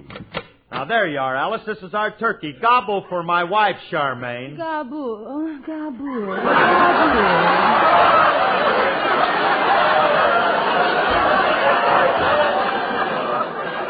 Help! Frame up! I demand a recount. Oh, no. Wow.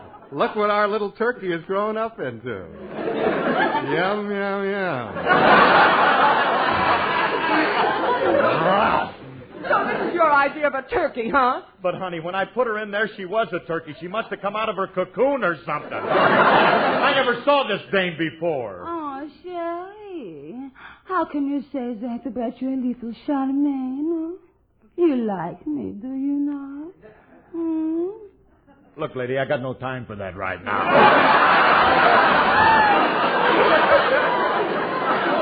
How'd you get in here? Who put you in this room? Oh, Julius, grab him, Frankie. We'll have him for Thanksgiving dinner. Okay, you tear his drumsticks off and I'll stuff him.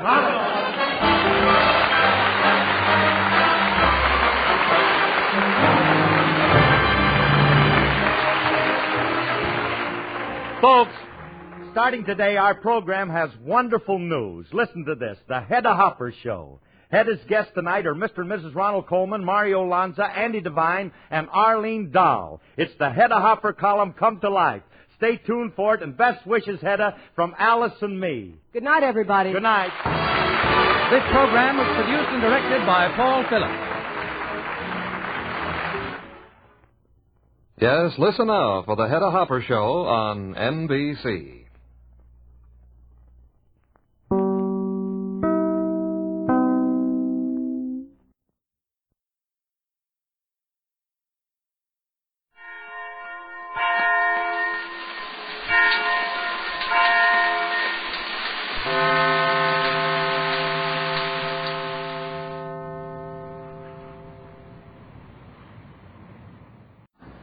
From Hollywood, NBC brings you Hedda Hopper.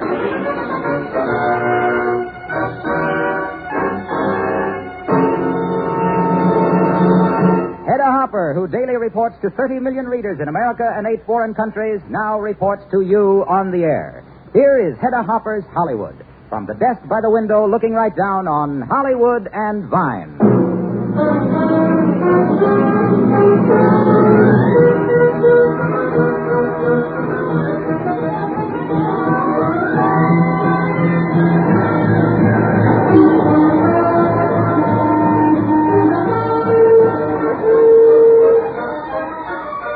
And here she is, Hedda Hopper.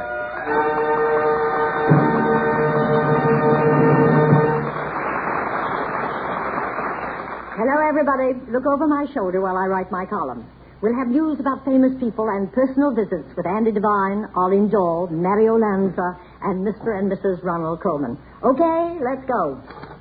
The California Democrats are united at last and have chosen as their theme song, Jimmy Doesn't Live Here Anymore. Tallulah Bankhead telephoned me from New York yesterday to ask where she should send me a letter. Just address me Hollywood, I replied. Oh, she exclaimed. Tallulah Bankhead America gets me. Deborah Carr, after spending 7 months in Rome making Quo Vadis and 4 in Africa with thrilling King Solomon's Mines, arrives in New York on Tuesday. She'll be home for Thanksgiving. Mrs. Bob Hope and Mrs. John Wayne's former wife, flew to Rome today for a Holy Year visit and an audience with the Pope. Betty Grable in the next picture will dance with 15 men, all over 50. All ex-vaudeville hoofers. Contrary to reports, Seal Chapman and Tom Rogers will not be married this weekend. They say it's news when dog bites man. Well, I ran into just such a reversal of events when I went out to see the beautiful Arlene Dahl. And before I could open my mouth, she said, Hedda, got any news you could give me? Now, this calls for a statement. And believe you me, I didn't waste any time putting the bite on her for it. Well, Hedda, I'm a columnist, too. I'm writing a beauty column for the Chicago Tribune, and I've got to have news. Not for me, honey, you don't. You know, when a girl is lucky enough to be halfway good-looking, some people think she can't even read, let alone write. But I'm trying to prove differently. You know, we all want to be beautiful, and an actress really has a break. She's had to make a business out of her looks. So, why not share some of the tricks of the trade that she's learned? And there are plenty of secrets, Hedda. Every star I've talked to is letting me pass on her personal beauty tips. So here I go. Oh, and by the way, Hedda, come next spring, you're going to be my authority on how to choose an Easter hat. I am? I am? Well, at least I got a snip of news out of you.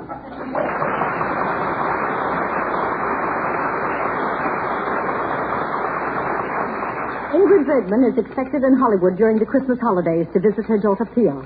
Also, to test the public's reaction to her being here. If it's good, she'll stay and make another picture for Howard Hughes. Rossellini is not expected to travel with her. Charleston Heston, whom Hal Wallace discovered and put into the Dark City, tells me that his wife, Lydia Clark, is giving up her acting career to join him here. And it's about time. In 7 years, they've been together 11 consecutive days. In spite of all criticism, it's true that Hollywood has made better pictures during the past 20 years. Our techniques have improved, so has the training of our actors. But seeing a movie on television has suddenly hit me like a blow. That there's one branch of Hollywood that's remained with its feet stuck in the mud for longer than 20 years. I'm referring to Westerns. The center of this kind of movie making has always been the San Fernando Valley. And so I asked the mayor of Van Nuys down to my office to defend his local business. Oh, Patsy, has his honor arrived yet? He's right here, Miss Hopper. You bet I am, Hedda, with bells on. Andy Devine.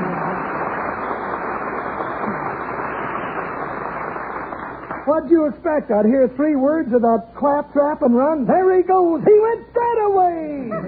Now, Andy, I'm not attacking you. No. I'm just here to defend myself, Hedda. You know, I heard about this stunt of yours getting somebody down here to argue with. Sure, share the soapbox. Andy, go on. Give me an argument. Oh, it's wonderful. You know, I love to argue, particularly when you're so wrong. Well, I say Westerns haven't changed one iota. They still give us the same old stories in the same old way. I'll swear that in Westerns I can recognize the same wheel coming off the same stagecoach at the same spot, in the same mountain pass, and rolling up against the same pine tree. Well, it's a pretty dangerous piece of road there.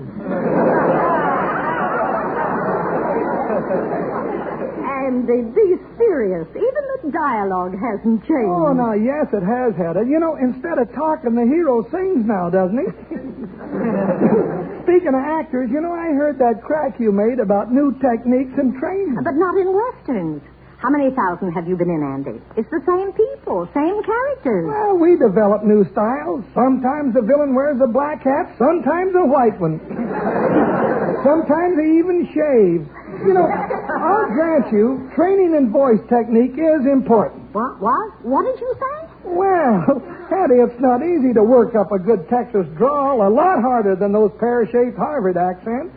But at least the people who play in other type films pay attention to... Well, I don't want to be personal, Andy, but... oh, no, I don't mind. My voice is the smallest part of me. You can say that.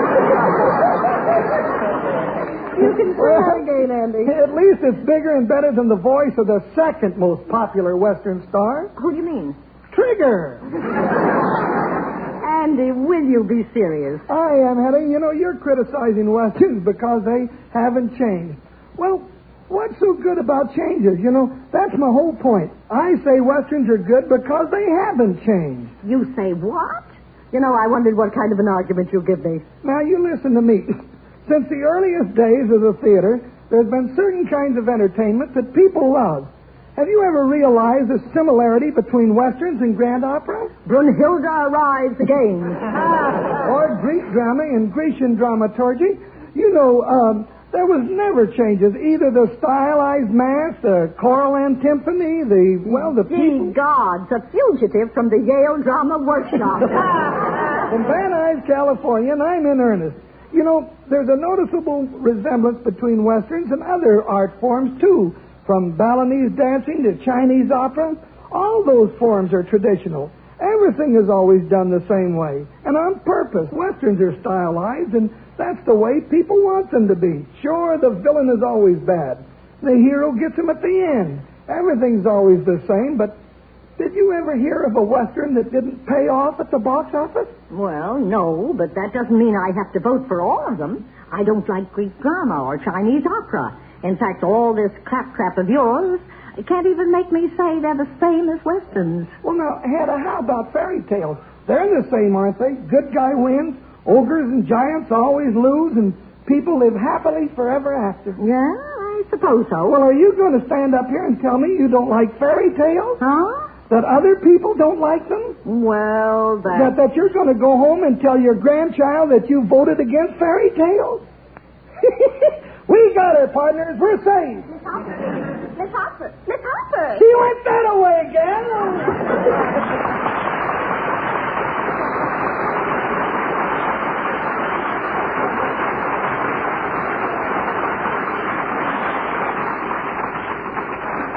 Patsy, remind me that in Westerns, the woman never wins. The hero always kisses his horse. Carl Brisson, who has the Macombo customers hanging from the rafters, will be with us next Sunday. Walt Disney's two daughters will make their television debut with their father on Christmas Day. I caught Walt on the set, and he said, "You're now looking at a real ham in Wonderland." Hedda Lamar, traveling under an assumed name, arrived at the New York airport wearing dark glasses at 11 p.m. 1,000 people were waiting, but they were members of Dick Cantino's fan club. They'd come to meet him, not her. 7 years ago, walking up a driveway to a party, I heard a glorious, brilliant voice. Well, I just took it for granted that what I heard was a phonograph record, because a voice like that could only belong to one person, an immortal tenor who'd been dead for years. So you can imagine my surprise when I found I was wrong, that the singer was very much alive, young and completely unknown. I stayed there until 6 a.m. just listening to him sing. Yes, it was the greatest thrill of discovery I've ever had in Hollywood. I had the same thrill all over again just the other day while visiting on an... The same young man was singing the same song, but this time as the highlight of a picture in which he was starred, a picture Hollywood had never been able to make before because there was no one who could play or sing the role of that immortal tenor. And I do mean Enrico Caruso. And the young man with looks, heart, and voice to do the great Caruso is Mario Lanza.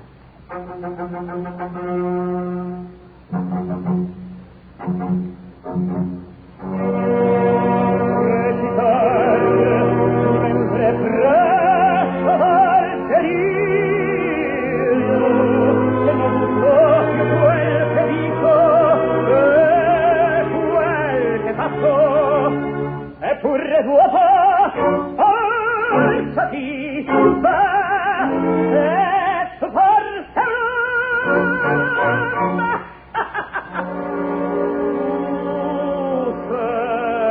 pagliaccio.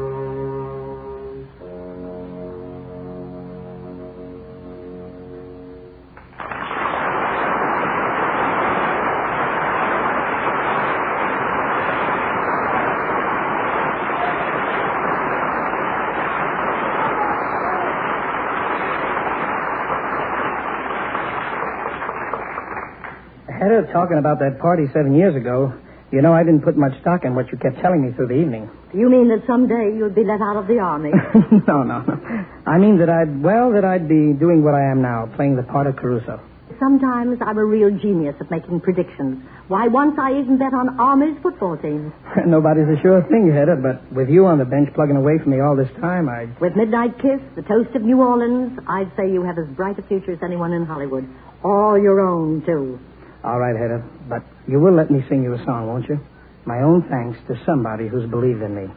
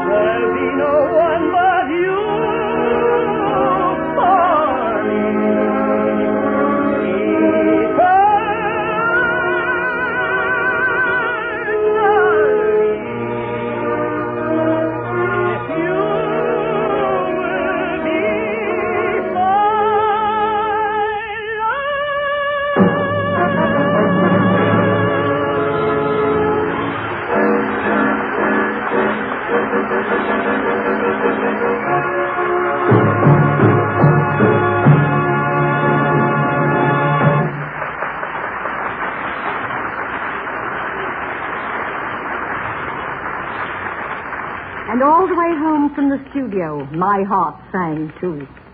A success story like Mario Lanza's couldn't happen to a nicer man. But a voice like his happens only once in a lifetime. After I wrote that Clifton Webb was unhappy when not working, his boss, Darrell Zanuck, took me literally and sent him to England so he wouldn't be bored. Now Mr. Belvedere would like to continue his vacation perpetually on pay. When Paramount learned Road to Paris couldn't be used as the title of the next Bing and Bob's film, it was changed to Road to Hollywood. I suggested Road to Ruin, and they almost threw me out of the studio. Teddy Gwynn, the famous Santa Claus of Miracle on 34th Street, will ride with me in the parade that turns Hollywood Boulevard into Santa Claus Lane on Thanksgiving Eve. Sooner or later, everybody in Hollywood takes a crack at Shakespeare. They gird up their loins and have a go at the bard. Sometimes the results astonish me, and I sure was as I walked down the hallway at NBC, and the voice of Juliet came floating through an open door. Romeo, Romeo, where art thou, Romeo? Oi, Ronnie, wake up. Come back, where are you? I'm bound to find nobody. Somewhere in the cellar. Oh. What on earth is going on? Well, I'll just sneak into this control booth. That's deep enough for you, Nat? It's deeper than you think. That's a joke, darling. Should we bury it? Hello, Hedda. Pardon me just a second. Ronnie, the echo seems to all be all right there, but Wayne... Out in the studio, beyond the control room, I just walked into were Ronnie and Benita Coleman, one of our most charming couples with one of the most delightful radio shows on the air. A show that's been nominated for the Peabody Award as the best of the year. And yet, instead of rehearsing as the Hall... Would anyone like to hear the shooting of Dan McGrew? Well, say something, Nat. I can't see you in there. Nat Wolf, for heaven's sake, would you please tell me... Sit down, Hedda, sit down. I'm only the director. This is a quiet rehearsal. Now, as soon as the orchestra... Dad, if you're so keen on that echo effect, why don't we do the scene in the tomb, with Friar Lawrence? Yes, so how about the Indian love call? That's got a fine echo. I'll be calling you... No. Now, that does it. That's enough. Cut it out. Back to work. You're the Halls of Ivy now. Oh, them. Well, put on your cap and gown, darling. But doing Shakespeare, a college president and his wife... Oh, Nat, please, before you begin... Play within a play within a play. It's nothing so complicated, Hedda. It's when they were younger, that's all. The Hall? Of course. Ready, music? When they were young? Well, it's how they became the Halls, practically. It's a little flashback scene we've used to explain it. Something they remember long before they were married. Victoria, I've always detested make-believe. Oh, wait a minute, Don, wait a minute. Didn't give us the cue. Oh, that's my fault, Nat. I kept you talking. I say, just suppose one of those blonde actresses has him cornered up there in the control booth. Need any help, Nat? Don't tell them it's me. Besides, I'm so flattered. And I want to hear this. Now, look, these are the Halls of Ivy, children. Consider yourself cued with malice. And now please cover yourselves again with ivy. It's a poisonous remark. All right, let's go. First cue to the music. Second to you, Ronnie. Victoria, I've always detested make-believe, haven't you? Oh, darling, you're asking someone who was once an actress. And you haven't always detested it. I can remember at least one instance when you enjoyed it immensely. At any rate, you seemed to. When was that? Oh, backstage one night in London. Soon after we met. Well, of course, I remember. It was in your dressing room. I happened to mention that I'd never been behind the footlights, and you took me onto the stage. I stumbled over a prop on the way. There was a bench from the garden scene. And then you turned on the moon. That was an inspiration. And we even had music. There was a street musician playing somewhere. You know, I can still hear the tune. Fancy you remembering. I didn't know you'd even heard it. It came through so faint.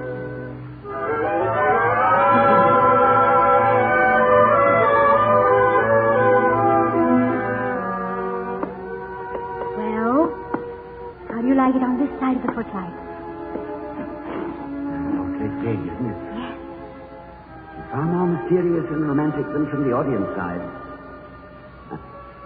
Think of all the fun and the fine words. The music and the beauty that have been carried across those footlights. Yes, and the hard work and the heartache that don't get across.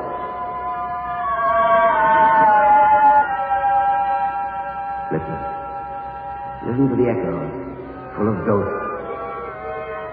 Heavens, Dickie, what power, what opportunity is given to the people of the stage. You must have a touch of the hand in you. Oh, I have. In the privacy of my room, I played most of the roles created by Mr. Shakespeare. If I say so myself, my Hamlet leaves nothing more to be done in that direction. And my Romeo is good for a dozen curtain calls at every performance. What's in a name?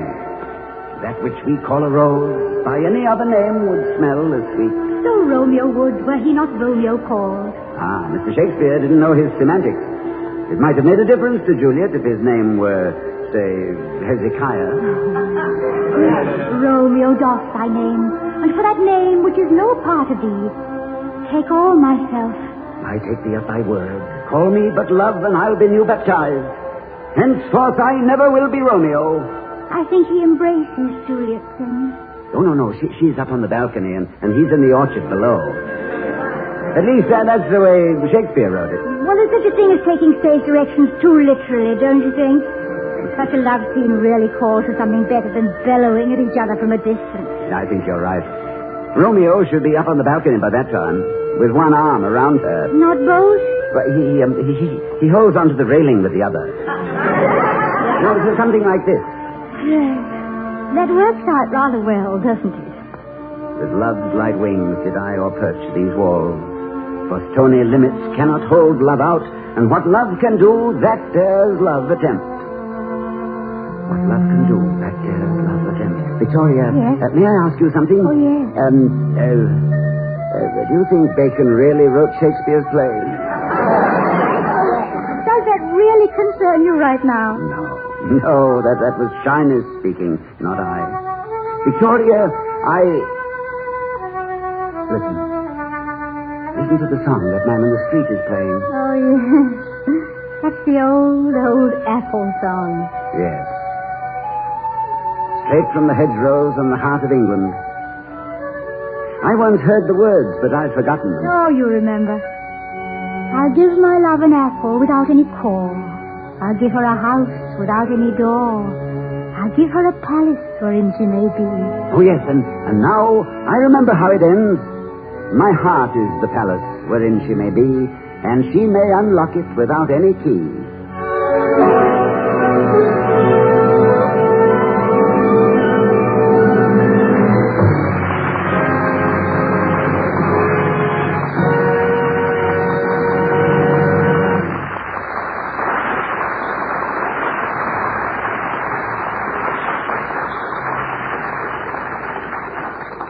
Yes, those were the halls of ivy. I left without saying hello to Ronnie and Benita. I knew they could play Shakespeare any time they want or anything else. And they have and they will, as the Colemans. Are you surprised that such talented people as President and Mrs. Hall of Ivy College haven't been starred in a movie? Well, I'll let you in on a little secret. There are several studios nibbling at them right now. And as I left the halls of ivy, I thought that yearly hundreds of thousands of youth are afforded the privilege man has fought for, the right to learn, the right to think. And what's happening? Is the youth of the land being told why and how they have such facilities? Are the youngsters being taught to revere and guard these precious privileges? Sometimes we wonder, especially when men of learning, teachers, refuse to raise their right hands and take a simple oath of loyalty to the nation which provides them with the opportunity to teach. Has academic freedom become the right to teach hatred of our way of life? Does academic freedom mean the right to teach an ideology foreign to us? It does not. In communism, there is no education as we know it. In communism, men do not think. The state thinks for them. Let's make certain that the misuse of this term, academic freedom, doesn't lead us down a cockeyed alley from which there's no return. The alley to Moscow.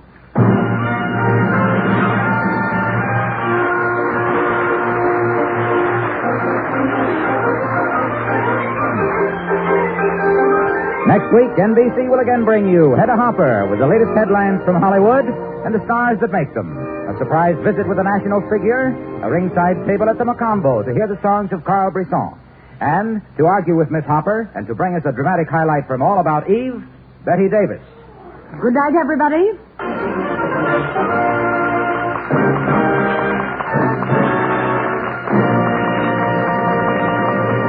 Make a date for next Sunday for Hedda Hopper's Hollywood. From the ringside seat, the desk by the window looking right down on Hollywood and Vine. The Hedda Hopper Show is an FMB production directed by Gil Faust with music by Frank Worth. This is Harlow Wilcox bidding you good night.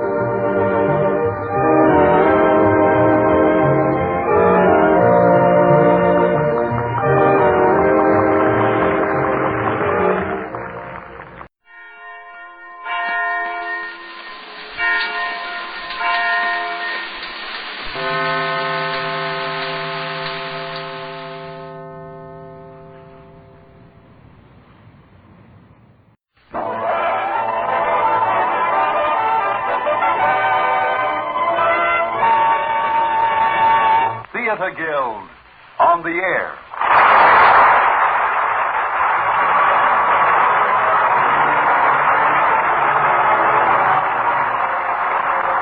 Every day, everywhere, every life is introduced to drama. Some of it we experience personally.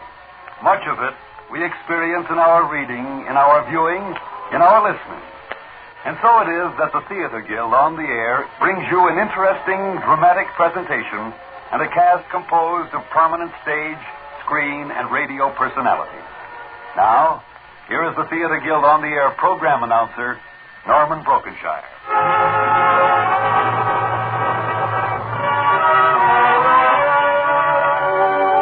And now, as the lights go down at the Belasco Theater in New York, here, speaking for the Theater Guild, one of America's foremost theatrical producers, is Roger Pryor, with a word about our play and players. Tonight, our Theater Guild on the Air presentation is an outstanding event in radio entertainment. With Frederick March, Barbara Bell Geddes, and Hugh Williams as our stars, we bring you one of the true masterpieces of the creative imagination, The Strange Case of Dr. Jekyll and Mr. Hyde by Robert Louis Stevenson. You'll hear Frederick March recreate the characterization that made his screen performance of Dr. Jekyll and Mr. Hyde one of the unforgettable triumphs of motion picture history. Barbara Bell Geddes plays Elizabeth Carey, and Hugh Williams is John Utterson, who tells us the story. We raise the curtain now on Dr. Jekyll and Mr. Hyde, adapted for radio by Leslie Reed and directed by Homer Ficken.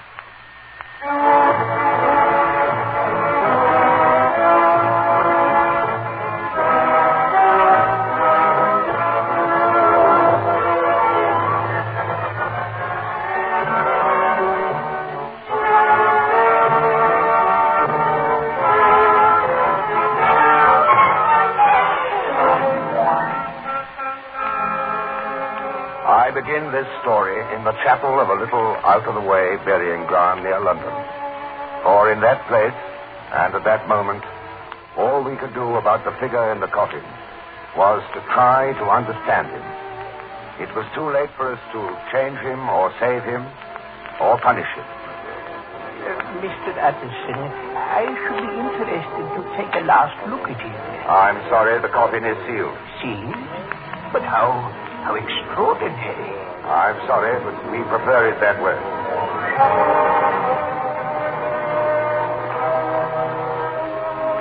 I said prefer, but we had no choice. For the man we were lowering to rest that day had died in another man's body. The time was the later years of the reign of Queen Victoria, and Dr. Henry Jekyll was one of the most brilliant men of our generation. Yet somehow we never felt quite that Henry Jekyll was one of us. I, John Utterson, was his close friend and legal advisor. But when I tell his story, it seems to belong to some alien future. I feel that I'm speaking to generations yet unborn, just as I think Jekyll was, for example, in his famous address to the Royal Society in 1885.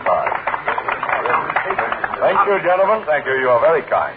Jekyll, do you have a moment? Oh, Lanyon, my friend. I didn't think you would deign to come and listen. Your theories are always challenging. But this one, really, Jekyll, I must say... Well, come and say it in the anteroom. Elizabeth is meeting me there. I trust your fiancée as well. Yes, Jekyll. thank you. Now, Jekyll, I'm speaking as a friend. What was the purpose of your elaborate joke? Joke, Lanyon? Your paper man, you, solemn as a judge, telling the collected scientific brains of the kingdom that Faust and such like legends may be literally true. I repeat, Lanyon, it is not legend, but science. Man is not truly one, but truly two. I firmly believe that we shall one day split the atom. So why not my theory? Divide the human body? Let's say, transform it. Balderdash, Jekyll. Unscientific balderdash, I tell you. Oh, Elizabeth, my dear. Henry, you were wonderful. Thank you, dear. How are you, Miss Carey? At the moment, very proud, Dr. Lanyon. But our friend thinks I was joking, Elizabeth. Miss Carey, has he converted you? Do you believe that every man and every woman is a battleground where two natures contend for supremacy? It's for scientific men to follow him, Dr. Lanyon. All I can do is help, Dr. Lanyon. Can't you see, Lanyon? If my theory is true, life would be relieved of all that makes it unbearable. Everything that leads us to disgrace and remorse set free. Relief. An end to the torments within us. Transcendental medicine. Bosh. I tell you, Lanyon, man at the end of this 19th century stands on the threshold of vast new discoveries in science. Yes, science, but not fantasies of the imagination. I warn you, Jekyll. You are playing with fire. Beware of letting loose something you may not be able to control.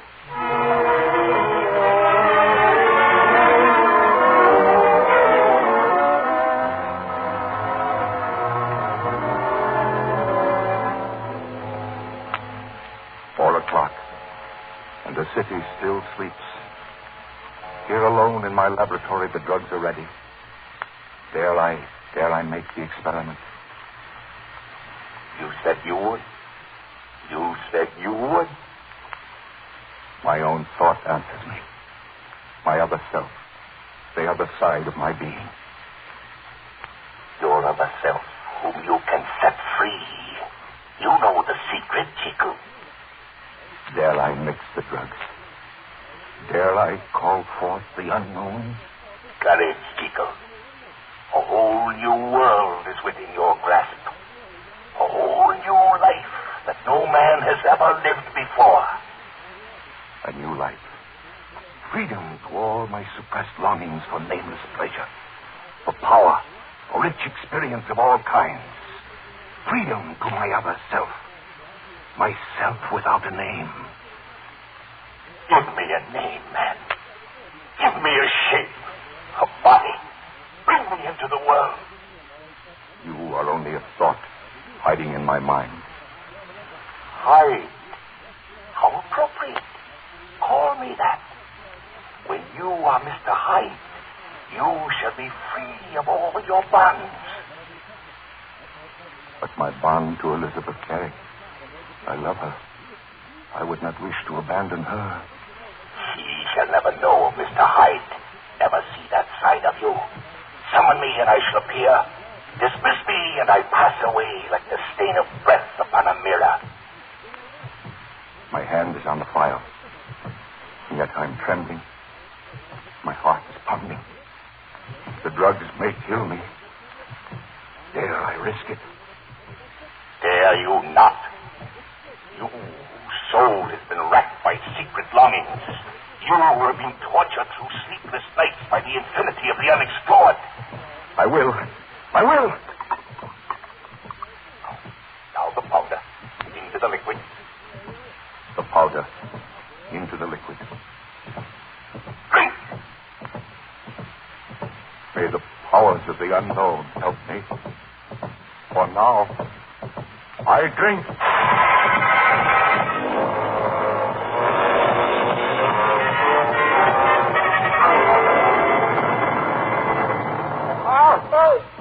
Oh, it's pain!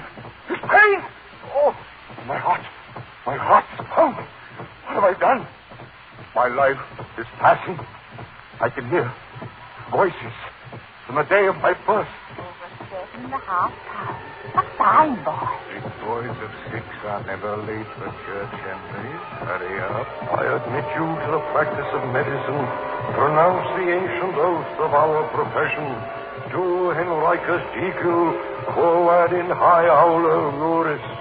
Well done, people. Going up in the world. Respectability, my boy. A doctor can't be seen there. Your reputation, Dr. Jekyl. Reputation. Respectability.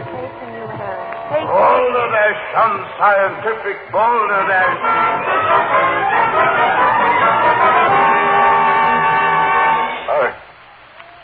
I am gone. I am lost.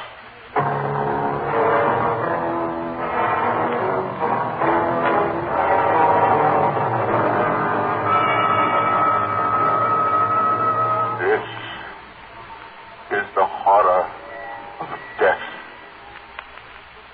On the contrary, Dr. Jekyl. This is but the pangs of birth. Hyde. You are Hyde. Yes, my friend. It is I, in the flesh and at your service. Thank you very much, my dear doctor. Before, Hyde was but a thought in the mind of Jekyl. Now Jekyl is but a thought in the mind of Hyde.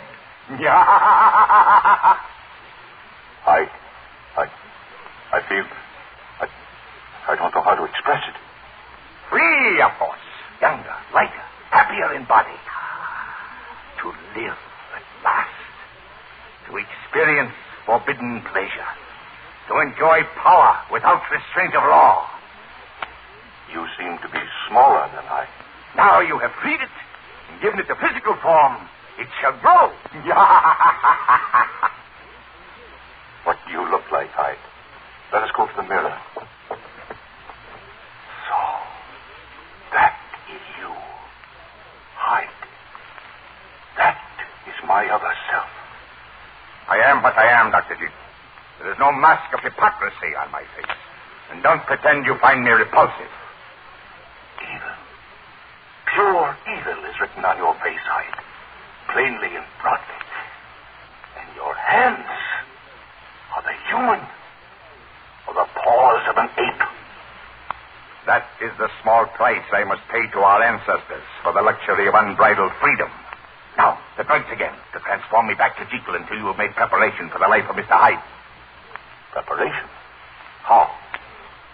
You must order clothes smaller than your own to fit the body of Hyde. A lodging, money, the freedom of your own house. After that, Jekyll, you may summon me forth whenever the fancy seizes you. Now it's nearly dawn. The potion must be mixed. Will it succeed in reverse? Will it? Or is my identity as Henry Jekyll lost beyond redemption? I think.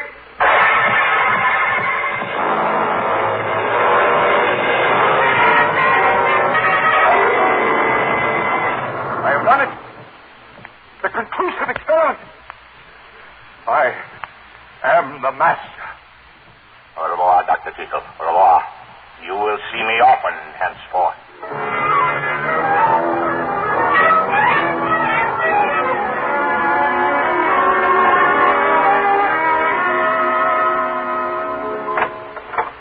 Come in, Poole. You rang, sir? Yes, Poole.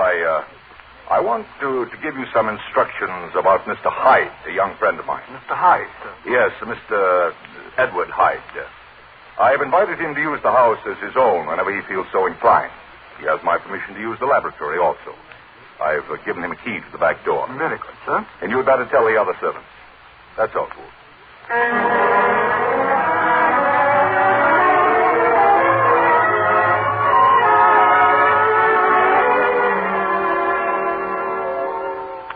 You look so tired, Henry.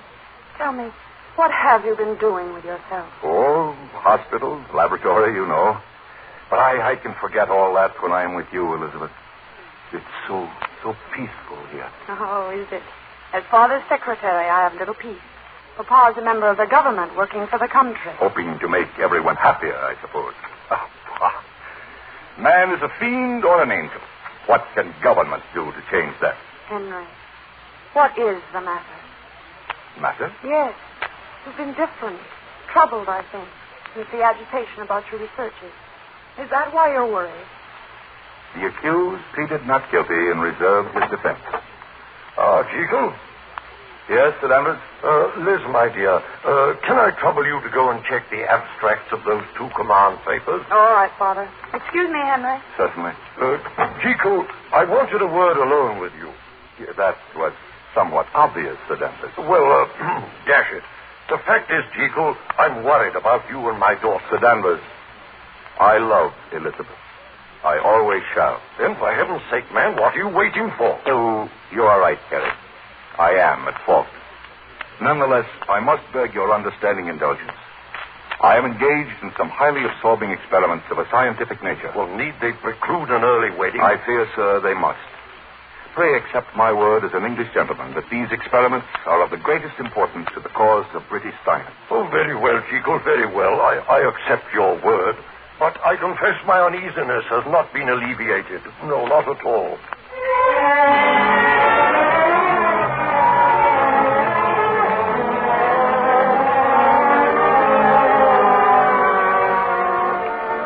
It was to me, John Utterson, that Jekyll came to make legal provision for the being called Edward Hyde. It was in the form of a last will and testament written in Jekyll's own hand. I read it with surprise and disbelief. My dear Utterson, the man can dispose of his property as he pleases. Have you considered how this will affect your fiancée, Elizabeth Carey? Elizabeth has nothing to do with young Mr. Hyde. But who is he, Jekyll? That you calmly propose to leave him nearly £500,000? Utterson, confess. Are you not convinced Edward Hyde is my son as well as my heir? I don't know what he is. I know this is madness. Excuse me interrupting, Mr. Utterson, but would you sign this bill of costs? In a moment. No, Utterson. I've already taken too much of your time. Be good enough to put my will in your safe, anyhow. You notice it's been signed and properly witnessed. Very well, Jekyll. Good afternoon, Mr. Guest. Do not trouble to show me out. Good afternoon, Dr. Jekyll. Wait a moment, guest. Close the door. Yes, sir. Madness. Guest, have you ever met a friend of Dr. Jekyll's called Hyde? Mr. Edward Hyde? No, sir, I never have. Well, look at this. Dr. Jekyll has made him his sole heir. Really, sir? And more than that, look. In the event of Jekyll's unexplained absence for more than 3 months, Hyde is to step into his shoe. I've never heard of such a thing, sir. No, more have I guessed. And I propose to find out something about this fortunate young gentleman. If he be Mr. Hyde, I shall be Mr. Seek.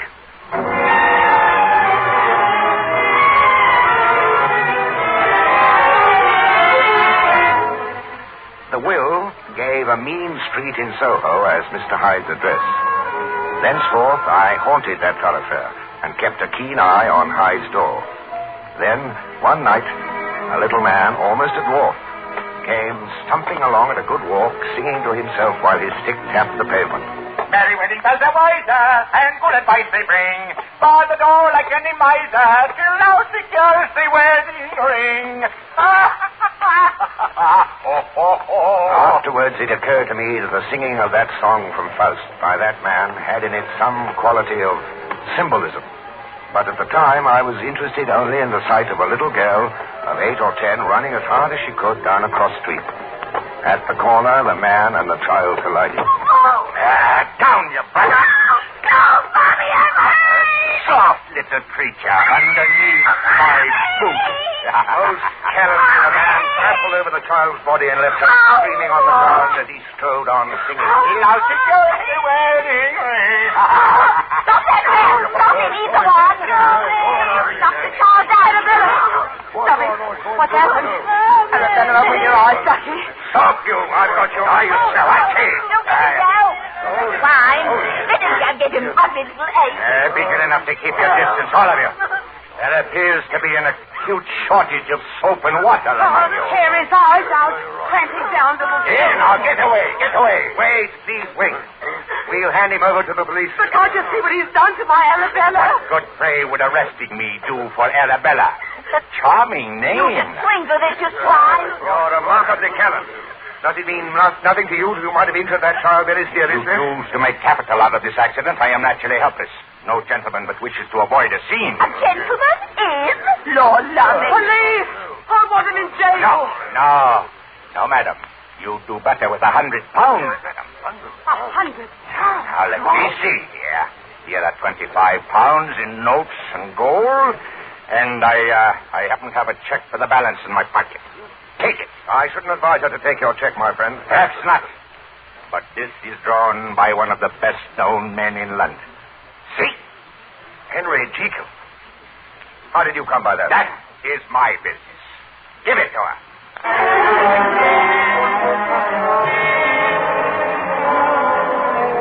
The crowd dispersed then, and I stood alone with the creature. I have had an unnerving experience, Mr. Utterson. I propose to retire.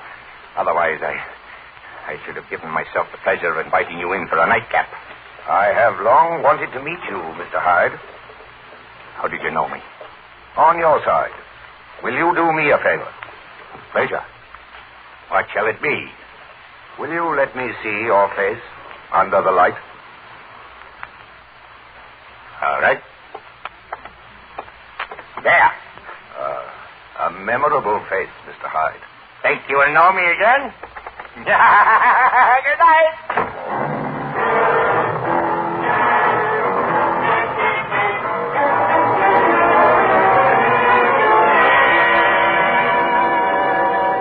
And that is what happened last night, Jekyll.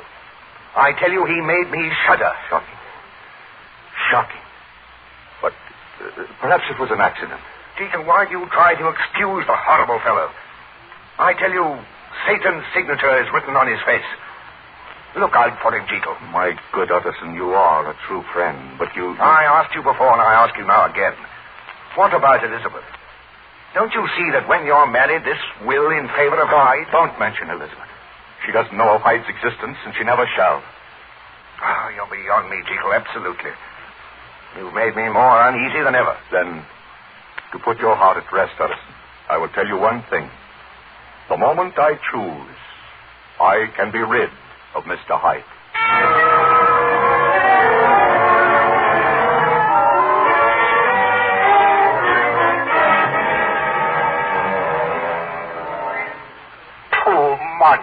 Jekyll.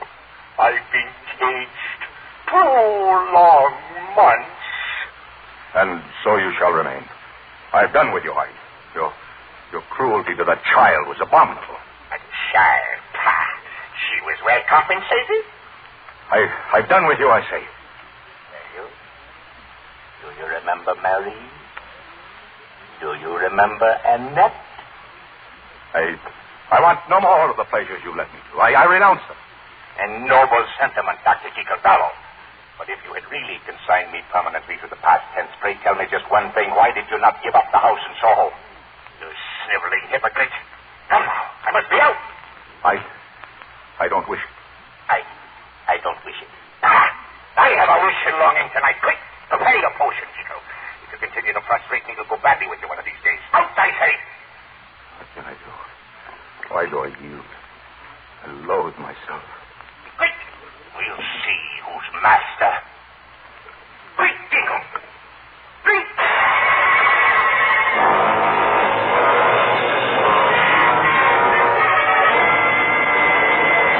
Jekyl, you insufferable, shilly-shallying, hair-splitting poltroon, you've made me late. And I must still prepare myself for the street. Tonight! And I shall smash anything in my way.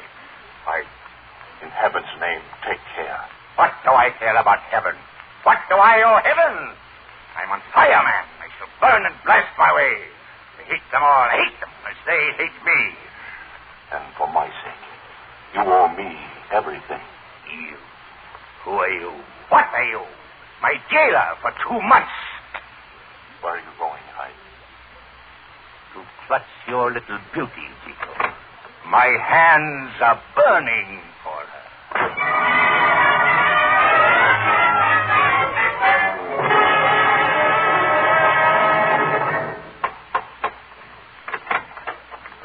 Yes, sir. What do you desire? What is the world coming to? Sir Danvers Carey opens his own front door. No footman, no butler's Carey, dear me. Out of my way, man. Wait, who are you, sir? Hyde's my name. And I wish to speak to your charming daughter, Sir Danvers. What? I have a burning desire to see that fairest of ladies. Sir, Let me pass. Stay where you are, sir. Stop. Out of my way. Stop. Oh. Take that. Oh. And that. I'll smash this stick over you. Oh. The great Sir Danvers is brought low by Hyde. Let us feel his pulse. Would you believe it? No pulse. Better postpone our call on Miss Elizabeth. Discretion is the better part of dalliance, eh? So, Sir Danvers takes sudden leave of his senses, and Mr. Hyde of Sir Danvers. Father? Father, did you call? Father? Oh, merciful God!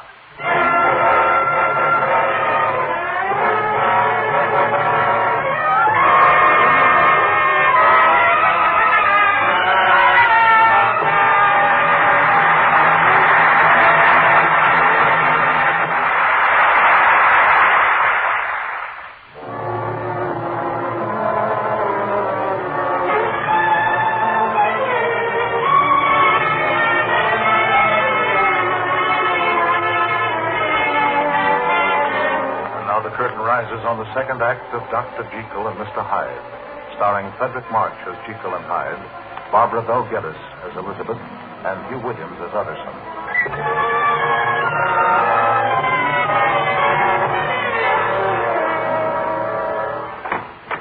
Home. Home and safe in the laboratory. Mother, wedding. Now mix the potion, and we summon back our noble Dr. Henry Jekyll. But let us drink a toast to the late Sir Danvers Carey and the drug itself.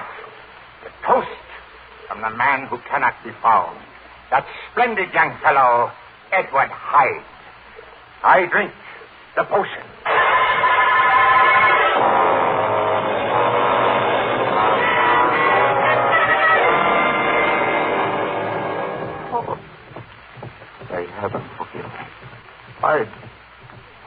You beast!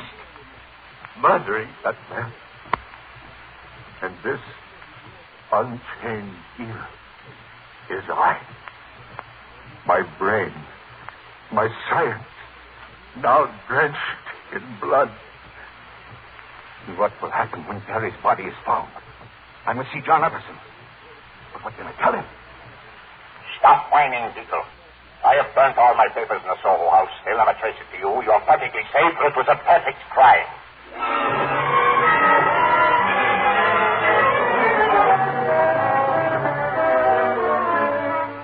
I was not only Harry Jekyll's lawyer, I was also the family solicitor for Sir Danvers Carey, and I was summoned to the house. Elizabeth had also sent for Jekyll, but it had been too early to reach him. Meantime, Inspector Newcomb of Scotland Yard gave me some information. Mr. Utterson, we have an identification, a clue to the murder. A clue? By great good chance, a maid in the house opposite was looking out of a window during a short lift in the fog. She saw the two men on Sir Danvers' doorstep, and she heard one of them give his name as Hyde. Hyde? What was he like, Inspector? Particularly small and particularly wicked-looking is what the maid called him. Yes, it must be. I think I can take you to his house, Inspector.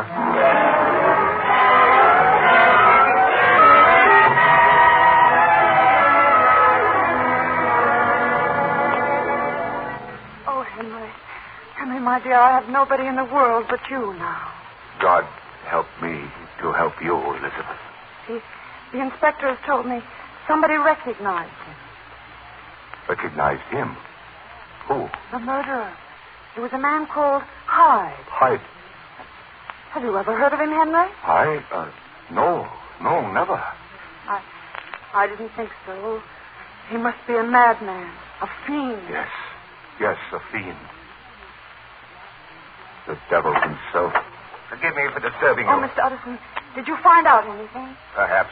May I speak to Jekyll? It's very urgent. I understand. I shall go upstairs. If you need me, Elizabeth, I Here, shall. hang on. Thank you. Jekyll, have you heard? The police know the identity of the murderer. Elizabeth herself. She told me. Utterson, I swear to you I will never set eyes on him again. I must tell you, Jekyll, I went with the police when they searched Hyde's rooms. He must have lost his head completely. He left a broken end of the stick with which he killed Carey. It was the stick I gave you, Jekyll, 20 years ago. Surely you didn't tell the police that? No, I didn't feel bound to. It makes no difference. They also found part of Hyde's checkbook, which he tried to burn. The man's obviously mad, for money's his life now. He can't escape without money. Unless you, Jekyll, should be foolish enough to answer any appeal. I am done with him in this world. And mark my words, he will never be heard of again. For your sake, I hope you're right. If it came to a trial, your name might appear. Hyde knows he is finished with me. He has returned the key to my back door, which I gave him. Look. How did this come, Jekyll? There was a letter. It came by messenger. And I am at a loss to know whether I should show it to the police. I should like to leave that in your hands, Utterson. Let me see the letter. Now, what it comes to is this. Thank you for 1,000 generosities. Don't worry about my safety. And goodbye forever. Exactly. One more thing. It was Hyde, no doubt, who dictated the terms in your will about your possible disappearance. Yes. I knew it. He meant to murder you.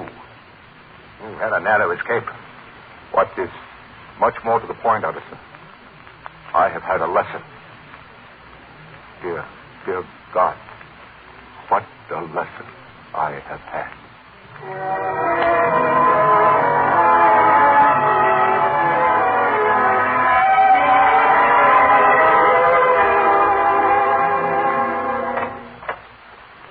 Come in, guest. Good morning. You sent for me, sir? Yes, you're a student of handwriting. What do you make of this? A murderer's autograph from Hyde. A madman? Let me see it, Mr. Utterson. No, sir, not mad. But it is an odd hand. It reminds me of... Mr. Utterson, let me see a specimen of Dr. Jekyll's handwriting. Jekyll? Well, the will's in the document case. Yes. What do you want with it? Why are you comparing them, guest? Well, sir, there's a rather singular resemblance. The two hands are in many points identical, only differently sloped. Remarkable. It might be the same hand.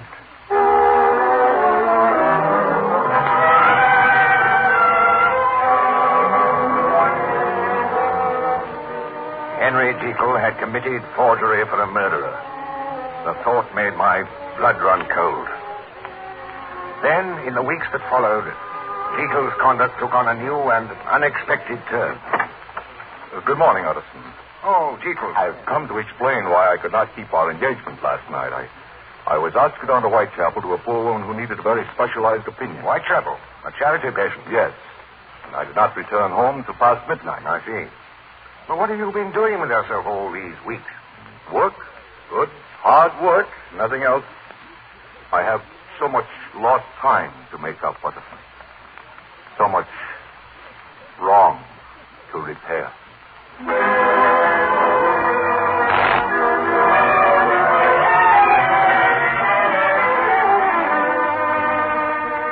The seriousness of his manner was a contrast to his usual self. It was as if a man were doing penance. Then one day Elizabeth Carey came to my office. With her was our friend, Dr. Lanyon. Utterson, Miss Carey and I have some disturbing intelligence. We're very puzzled. Dr. Lanyon and I have had the same odd experience with Henry. Oh, I haven't seen him lately. Well, that's the trouble. Neither have I. Nor have I. Well, Lanyon, you know that Jekyll's been working hard. Yeah. Well, you tell him, Miss Carey. Well, I haven't seen him for more than a week, so I went there yesterday.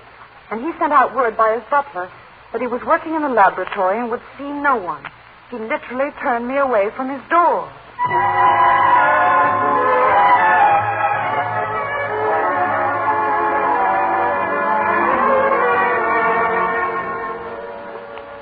When I went to the house, I met the same mystifying reception. Henry Jekyl was no longer seen in the hospital. He had disappeared into the complete seclusion of his laboratory. But there, unknown to us, he was writing the letter that finally bared his heart, his terror, and his tragedy. If I am the chief of sinners, Utterson, I am also the chief of sufferers.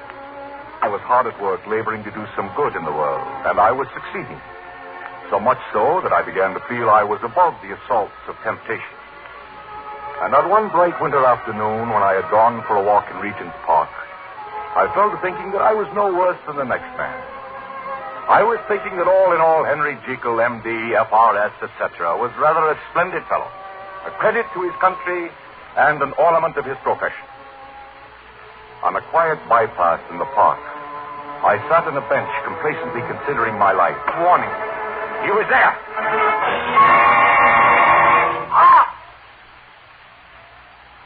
Took you unawares, Dr. Jekyl. That is a warning against too much self-satisfaction. Hyde, what have you done? How have you taken possession of me? I did not drink the potion. My dear Henry Jekyl, M.D., F.R.S., etc., splendid fellow that you admit yourself to be, have you overlooked the interesting fact that I am now so strong, thanks to your former invitations to me to appear, that I can arrive without your always troubling to drink the potion? Man, have you forgotten? You're wanted for murder, Hyde. The police have been looking for you in every corner of the land for months. Police? Ruined yourself. The drugs are in the cabinet. You have no key to get them. If you knock at the front door, my servants themselves would turn you over to the hangman. You trapped yourself, Hyde. Quiet, you sniveling coward. Let me think. Some way out. I know. I have it.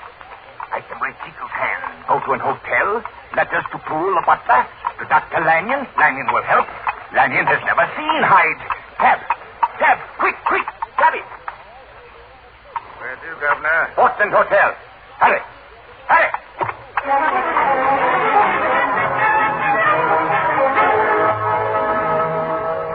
What a strange request for Dr. Jekyl to make. They will call here at your house at midnight. And these are the drugs I'm to turn over to him? Yes, sir. Very curious. Yes, sir. I was thinking that if Dr. Jekyl doesn't return by morning, I should notify the police. Yes, that might be valuable. And you'd best return home now. Very good, sir. And good night, Dr. Lanyon. Yeah, good night, Paul. Poor Jekyl.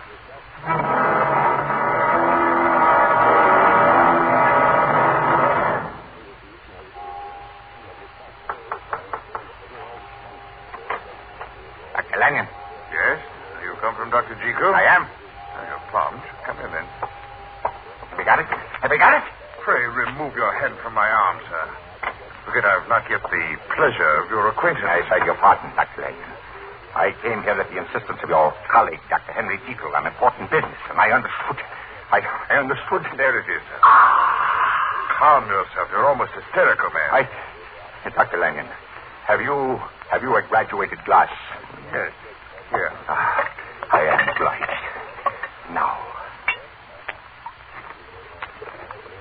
Would you consider me presumptuous in my own house if I asked you, sir, what that mixture represents? A scientific achievement, Dr. Lanyon, which you would not understand. I resent your tone, sir. Listen.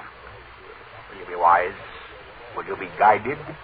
Will you let me take this glass in my hand and go without another word? Or has your curiosity too strong a command over you? Think before you answer. As you decide, Dr. Lanyon, you should be left as you were, neither richer nor wiser. Or, if you prefer, a new province of knowledge has been laid open to you here in this room now. Oh, talk in pretentious riddles, sir. I have my doubts of you, but... No, I've gone too far now. I prefer to see the end. Well, Lanyon, you remember your vows. What follows is under the seal of your profession. And now, you who have so long been bound to the narrow and material views, you who have denied the virtues of transcendental medicine, you who have derided your superiors, behold!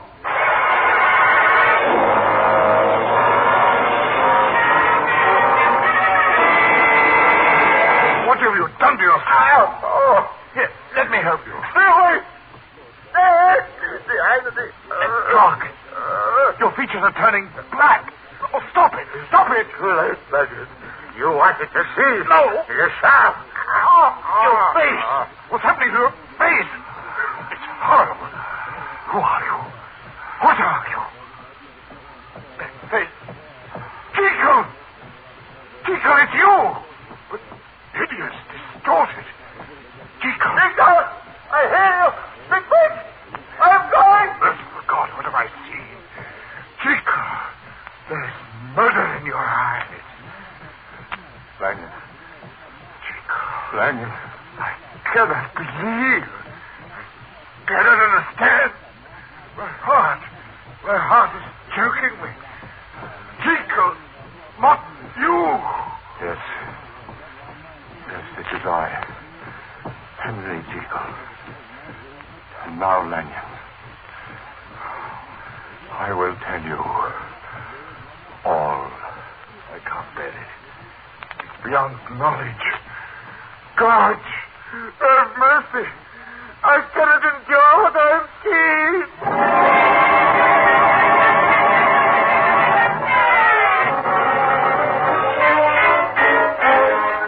The appalling sight Lanyon witnessed gave him a shock from which he did not recover. In something less than a fortnight, he was dead. It was then that Jekyll ceased all communications with his friends. Then that he refused admittance to Elizabeth, to me, to everyone. Elizabeth returned again and again. She was there one day with Poole, the butler, when Jekyll suddenly unlocked the laboratory's door. Henry. Elizabeth, I've said I don't want you here. But I must talk to you, my dear. I know you're in trouble. Come in, then, Elizabeth. Poole, I want you to go out at once to Mrs. Moore for that sodium concentrate. But the other servants are out, sir. You'll be alone in the house. No matter. Do what I say, ma'am, at once. Henry, darling, why must we stay in the laboratory? Please, Elizabeth, do not question me. Oh, my poor dear, you look so ill. What have you been doing? It is my own fault, dear. I made the greatest discovery of the age, but I approached it basely. Henry, dear, I do not understand. Elizabeth, I have done evil. Now I am damned. Oh, no, my beloved. Of one thing I am sure. You have never been deliberately cruel or brutal. Never.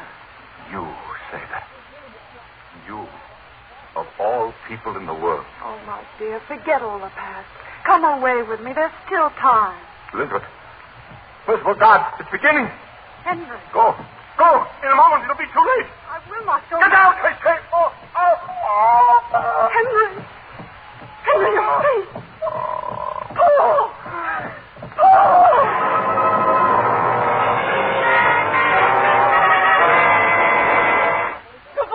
Be quiet. We are alone in the house now. Just you and I. Go away. Stay there. Who are you? Where did you come from? Oh, your hands. They are very strong hands, my dear. Let me out at once. Certainly. Here is the key. Come and get it, dear lady. Just reach for it. Oh, don't. Don't touch me. Henry! Henry, save me! Darling, you should have known me. I am Henry. Come and kiss me. Oh! The lady has swooned. Overcome with emotion.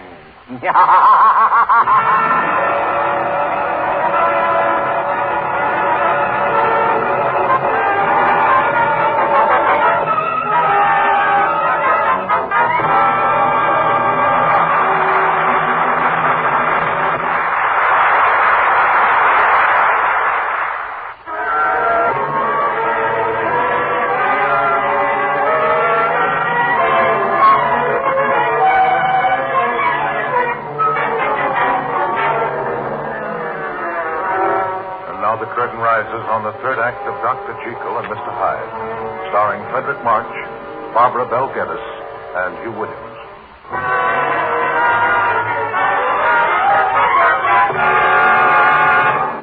Hyde, let her go. Who will know she's in here? If you harm her, they'll break the door down. It'll be the end of you. The lady is still in a faint. Much simpler. Merciful God, do with me as thou wilt hereafter. But for this moment, give me the strength to assume my other form. Give me the power to save this girl who is innocent of my wrongdoing. No! Dear God, I thank thee. Elizabeth, darling, it is I, Henry. Breathe this. Breathe deeply. Henry. Dearest, I am at your side. You fainted, my love. You seem to change, Henry. Your face, your hands. Oh. You must believe your doctor. It was all an hallucination, my dear. You're all right now. You must forget it. Henry, leave this place. I beg you, come away with Darling, I'm finishing a very long letter to Utterson. It's most urgent, and I have not much time. I know you are hiding something. What can I say? Say only that you forgive me for whatever wrong I have done you. Say only that you believe I love you, and that I shall love you to the end. Oh, I do believe you. Now you must go. I shall come back again. God bless you. And you, Elizabeth. Farewell. She did me. That lovely girl. Jekyll, you canting hypocrite. Hyde, I warn you. The police are seeking for you for murder. If you return again, it means the rope for you. I have saved you so far by my power. My power is vanishing, man. It has required a stronger and stronger potion to transform you. Yes, Jekyll, I have grown. I have grown. On that first night, did I not promise you I would? A little more time, and I, Hyde, shall be the master.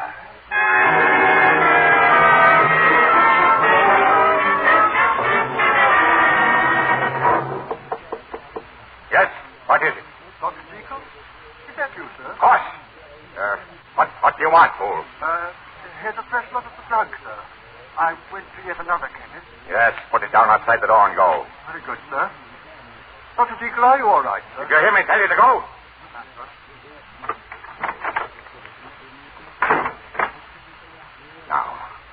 Now to prepare the drug. For once, Jekyll was right. Hyde must vanish, never be seen again. There's no refuge for him. Oh, now may this work. It is ready. May all the powers of darkness restore the potency of this drug and give me safety. Jekyll, I drink. Behold and come forth.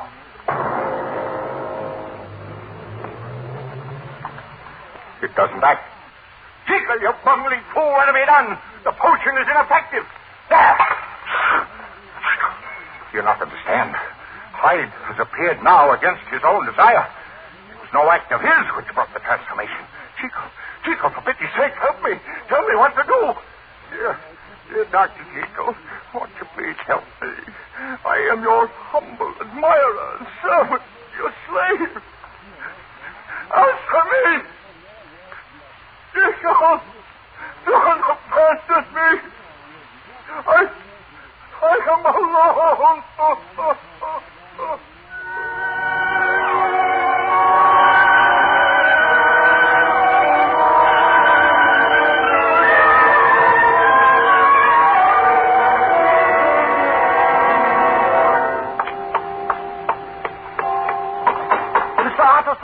Mr. Utterson, sir.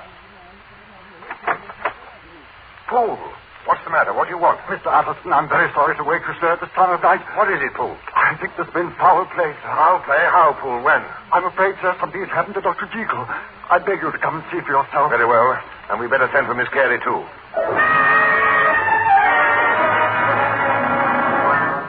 Dr. Jekyll?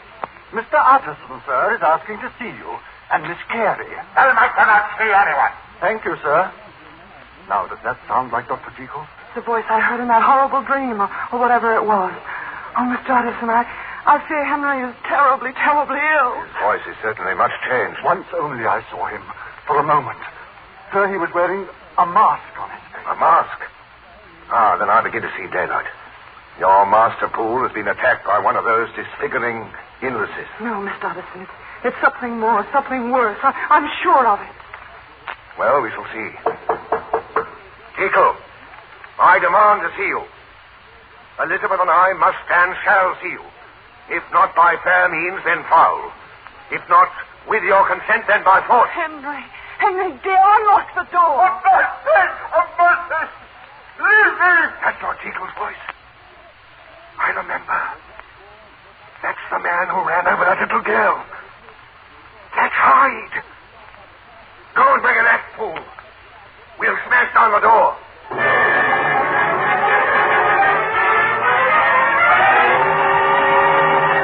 Jekyll, if you break down the door, I beg you, put me away. Jekyll, you who are now only a thought in my mind, let me give you a body. Show me how. So, now you want my shape, Mr. Hyde. Do you remember when you begged me to give you a form? I yielded to temptation. Now, I am helpless. That day in the park, I first became myself, Hyde, without the potion. Why can I not become Jekyll now without it? Transform me. This is the last irony, Hyde. The last irony. All the potions of London town will not transform thee, little man. You jest, curse you. Look at the table, Hyde. There is a tablet of poison. Take it, Hyde, and die. No, I will not. I am still the master, Jekyll. With my last flicker of being, I order you. Die now, Hyde. No, spare me. Spare me. Take the poison. The mind of Jekyll directs the hand of Hyde. Hyde dies, and Jekyll dies with him. Mercy! Mercy! For pity's sake! Mercy, fool! A couple more blows and the door is down. That's done it. Jekyll! Dr. Jekyll! Where is he? Henry? No. Oh, no. Dr. Jekyll is dead.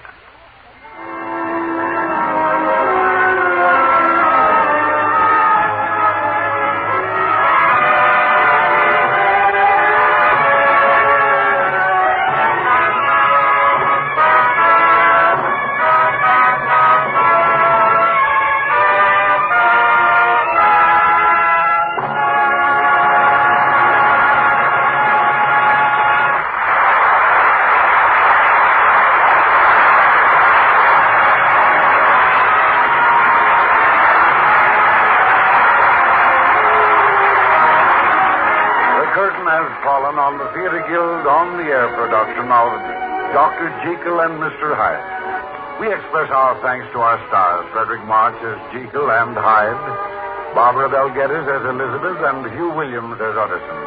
Our thanks also to the other members of our cast whom you heard in these roles.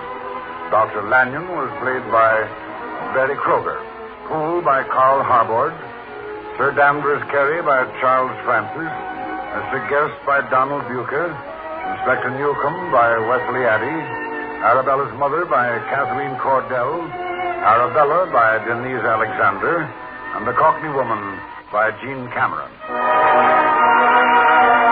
The Theater Guild on the Air is under the supervision of Lawrence Langer and Teresa Helber, and is directed by Homer Pickett with R. Minor Marshall as executive producer. F. Mark Smith is editor, and the music is composed and conducted by Harold Levy.